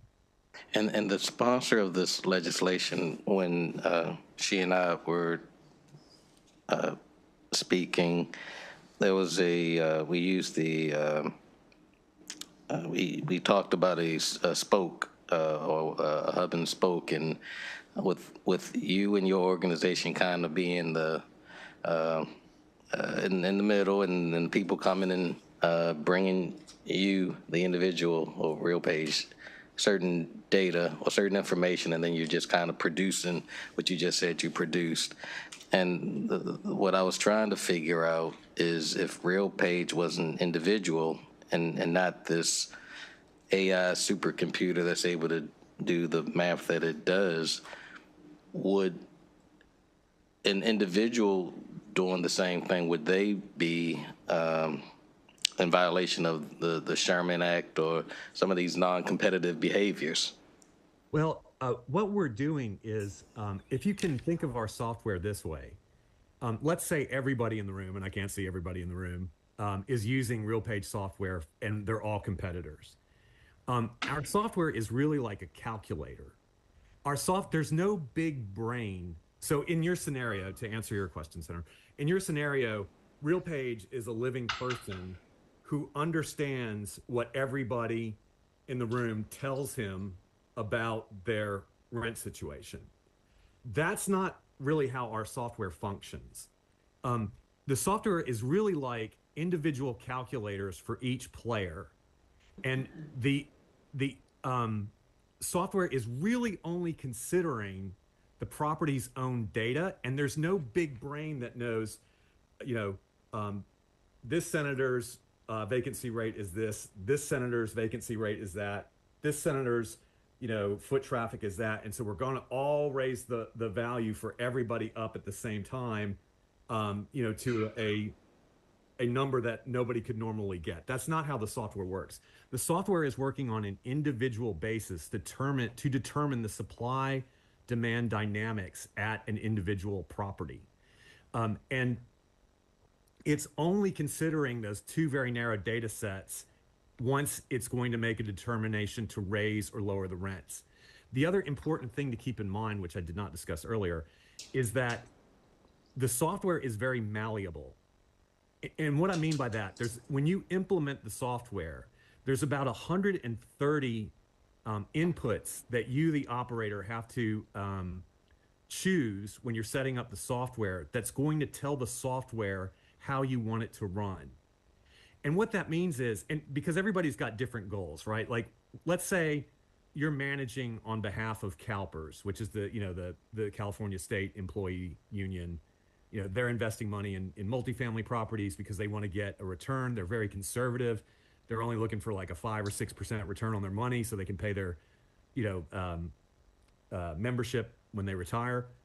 That's going to be very different, right, than, let's say, my cousin, who is really a painter, but let's say my cousin is developing property and, wants to get the highest rents possible. He doesn't have, he's got a very low, or I should say high tolerance for vacancy. He doesn't really care. He's just trying to get higher rent so he can flip that property later.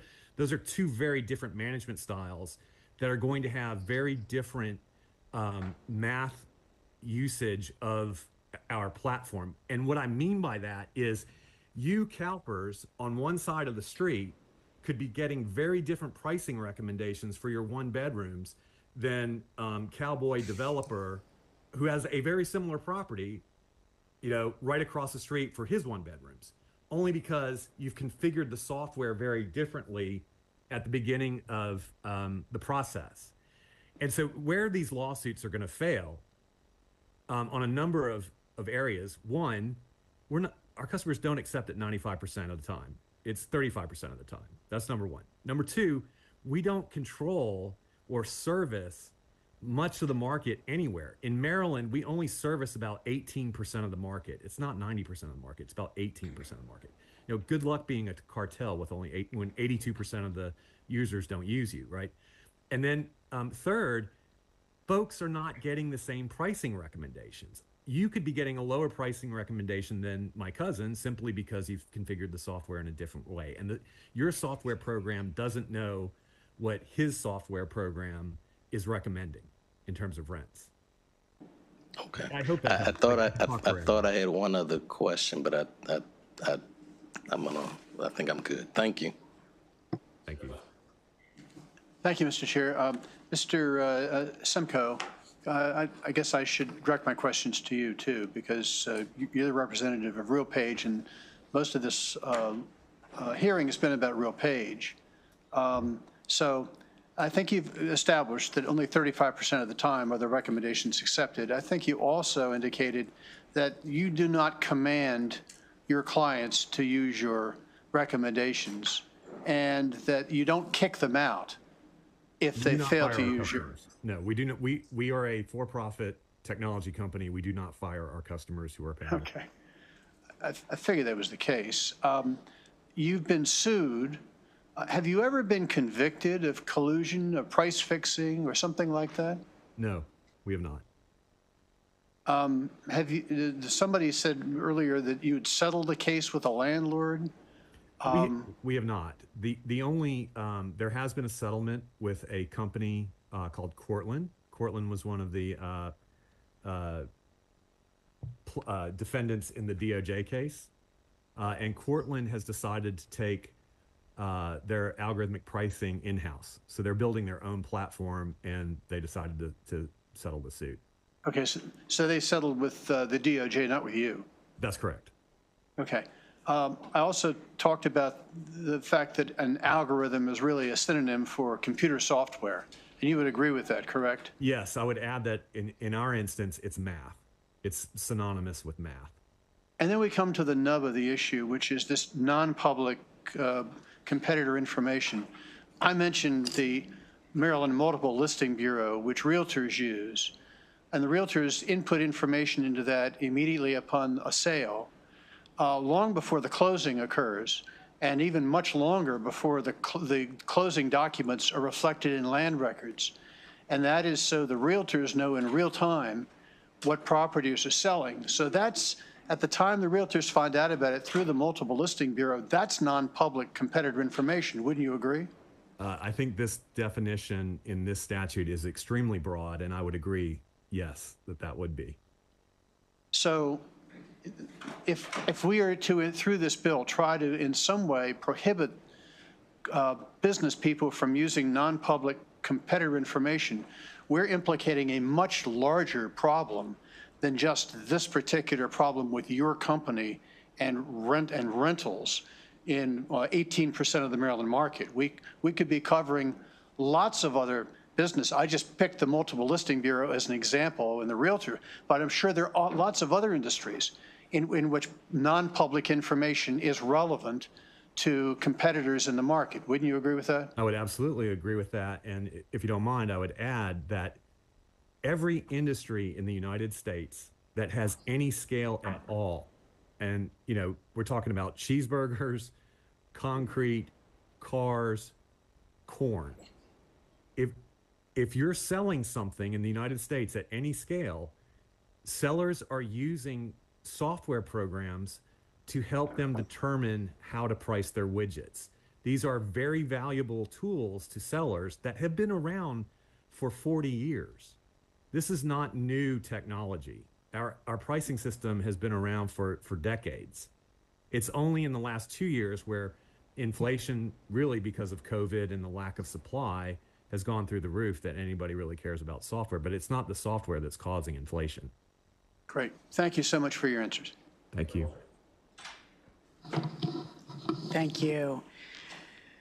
I feel like we've kind of lost the thread here just on how this relates to analogous real-world behavior because we're using algorithms. But I wanted to pick up where Senator Sidnor was, and I think I'll direct this to Mr. Enton, although this is mainly isn't it so question. But if this were to happen in the real world, like law enforcement would be involved.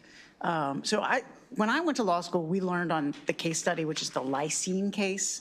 I don't know, maybe I'm the only one who remembers this, but there was price fixing between ADM, Archer Daniels, Midland, and a series of Asian companies regarding additives to animal feed.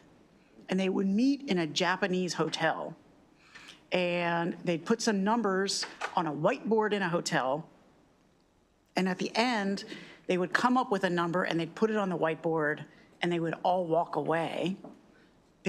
Some of them thought that they might be being recorded. And so there was no kind of statement made like, this is the price we were all agreeing to. They put up a price and they all walked away. And it was understood that that was going to be the price that they would all use. Those people went to jail. ADM had a fine, in the early 2000s of $200, $300 million, which was real money back then.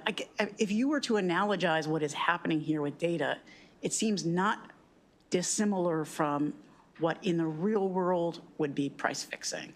And you could imagine a situation where you just take that hypo and plug in some of what you're seeing here, which is just make it anonymized. So instead of people from ADM coming in, everyone would come in with what they are charging. You wouldn't know who the other person is or what company they represent.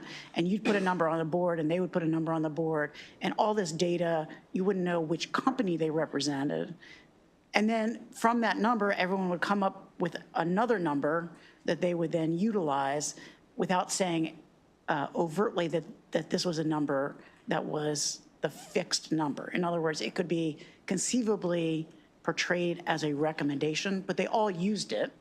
And so I guess my question, Mr. Enton, is if you were to take the analogy of what's happening with this data, but involve real people in sharing that data, it would strike me that it would be clear to everyone that this is not allowed in the real world. Not only would it be a civil violation under a bill like this, but it would involve likely criminal penalties.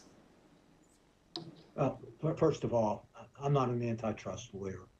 If I remember the cases that I read when I was in law school decades and decades ago, it'd be pretty remarkable. I would just say this as a layman, if you will. It seems to me that there's no intent here to manipulate the price that people are going to charge. It's just information. It's not in the situation you described where everybody kind of winks and they go in and they look at this price and then they all go out and list price their goods at the exact price that was up on the board that you're talking about. Well, maybe maybe there's a non-verbal agreement that that's what they're going to do. Just having listened to this hearing, I've learned a lot, and it just seems to me that this is data. That there's no collusion amongst anybody. It's just data. It changes from day to day. Some people say, "Hey, yeah, that I'm going to price it here," but as the gentleman says, 70% of the people don't price it there. They either price it below or they price it above. I just don't see where there's any collusion here. And it seems to me that if you're going to, go after somebody, they have to somehow be involved in a collusive practice. The other thing that I would say is you've got pending litigation here, and the court, the Maryland court system is going to determine whether there was some wrongdoing here or not. And that litigation, from what the gentleman says, it's basically just started. And, let's see what the court decides. And then you can decide, you all can decide what, based on that, what you think the right course of action is. But once again, I'm a layman in all of this. I'm not an antitrust lawyer. And But that's just what my kind of gut says to me about it.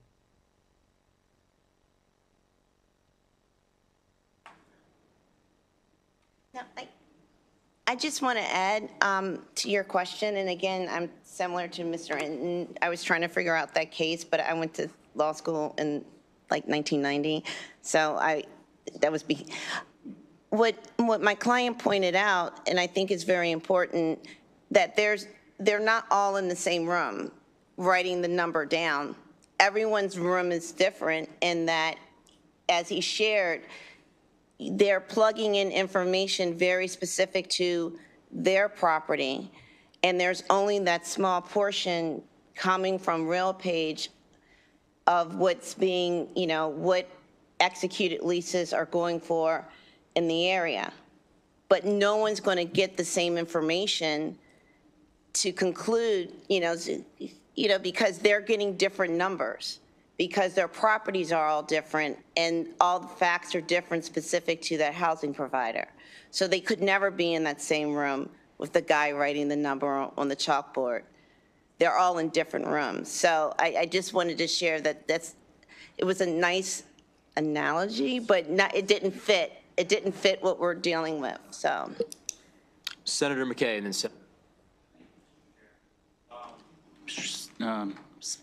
how do we pronounce it? Semco? Semco, yes. Thank you, sir. Ukrainian. So are you familiar with like cost groups, association to do cost groups? I'm not. Okay. If anybody is, you might be able to answer this. No? So in cost groups, you share data of your expenses. Hey, what is the price of a hanger? What is the price of detergent? What is the price of dry cleaning fluid? And in these cost groups, they then produce a document that says, hey, the going rate in the nation for water is XYZ. The going rate is XYZ, blah, blah, blah, blah, blah. I really don't see, and unless those are all antitrust collusion, and there's cost groups for many, many industries out there, as long as the people aren't saying, I'm charging X, you're charging Y, why don't we charge Z? I don't see any difference. This is just like a paper cost group sharing information, and what you do with the data is what you do with the data. And I just haven't seen any testimony saying the difference. Can anybody? Mr. Andrew, if you could briefly address that. Yeah, Senator McKay, if I may, the National Apartment Association actually has something very similar to what you're describing. It's a software that you do just that. You input your operating expenses and it gives you industry benchmarks. And it is exactly how you just described it. And, it allows property owners based on their property type, whether they're class A, B, or C, or how many units they have, to compare what their expenses are to their competitors. The only difference is that there isn't a algorithm that's crunching the numbers and spitting out a recommendation, but it is more or less the same as what you're describing. Thank you. Thank you, Mr. Chair. Mr. Semco, you've mentioned getting information, executed leases. Where do you get that information from? Yes, that's a great question. Thank you. So we get that from a number of sources. RealPage is a technology company that has 70 products and services. The pricing platforms that we have are about 7% of what we do. Really, our bread and butter would be things like accounting and rent roll. We develop websites for our customers. We have payment portals. And so we get a fair amount of information from those endeavors. And that's where some of the information is coming from, if that makes sense. It doesn't. Okay, where do these executed leases come from? So let's take the accounting platform that we have. So we have accounting software that's doing the accounting for multifamily properties. And so within that accounting software, we'll have lease amounts, meaning rental amounts, for the units within that platform that are being serviced by the accounting software. And so that data is filtered out, anonymized, aggregated, and used. That's where we're getting the information from, if that makes sense. So it's coming from landlords to you? Yes. That's my question. Yes. Okay. Landlords are giving their executed leases to you.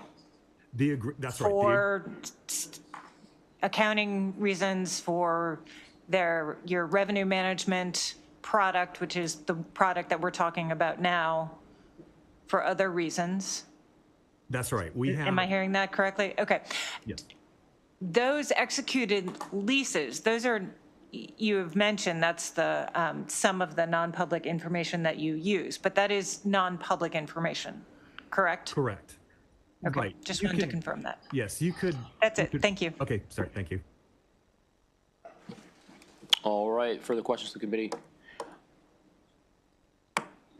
Seeing none, that will end the hearing and the hearing for Senate Bill 609 and the hearings for the day. Get home safe, everyone. Thank you.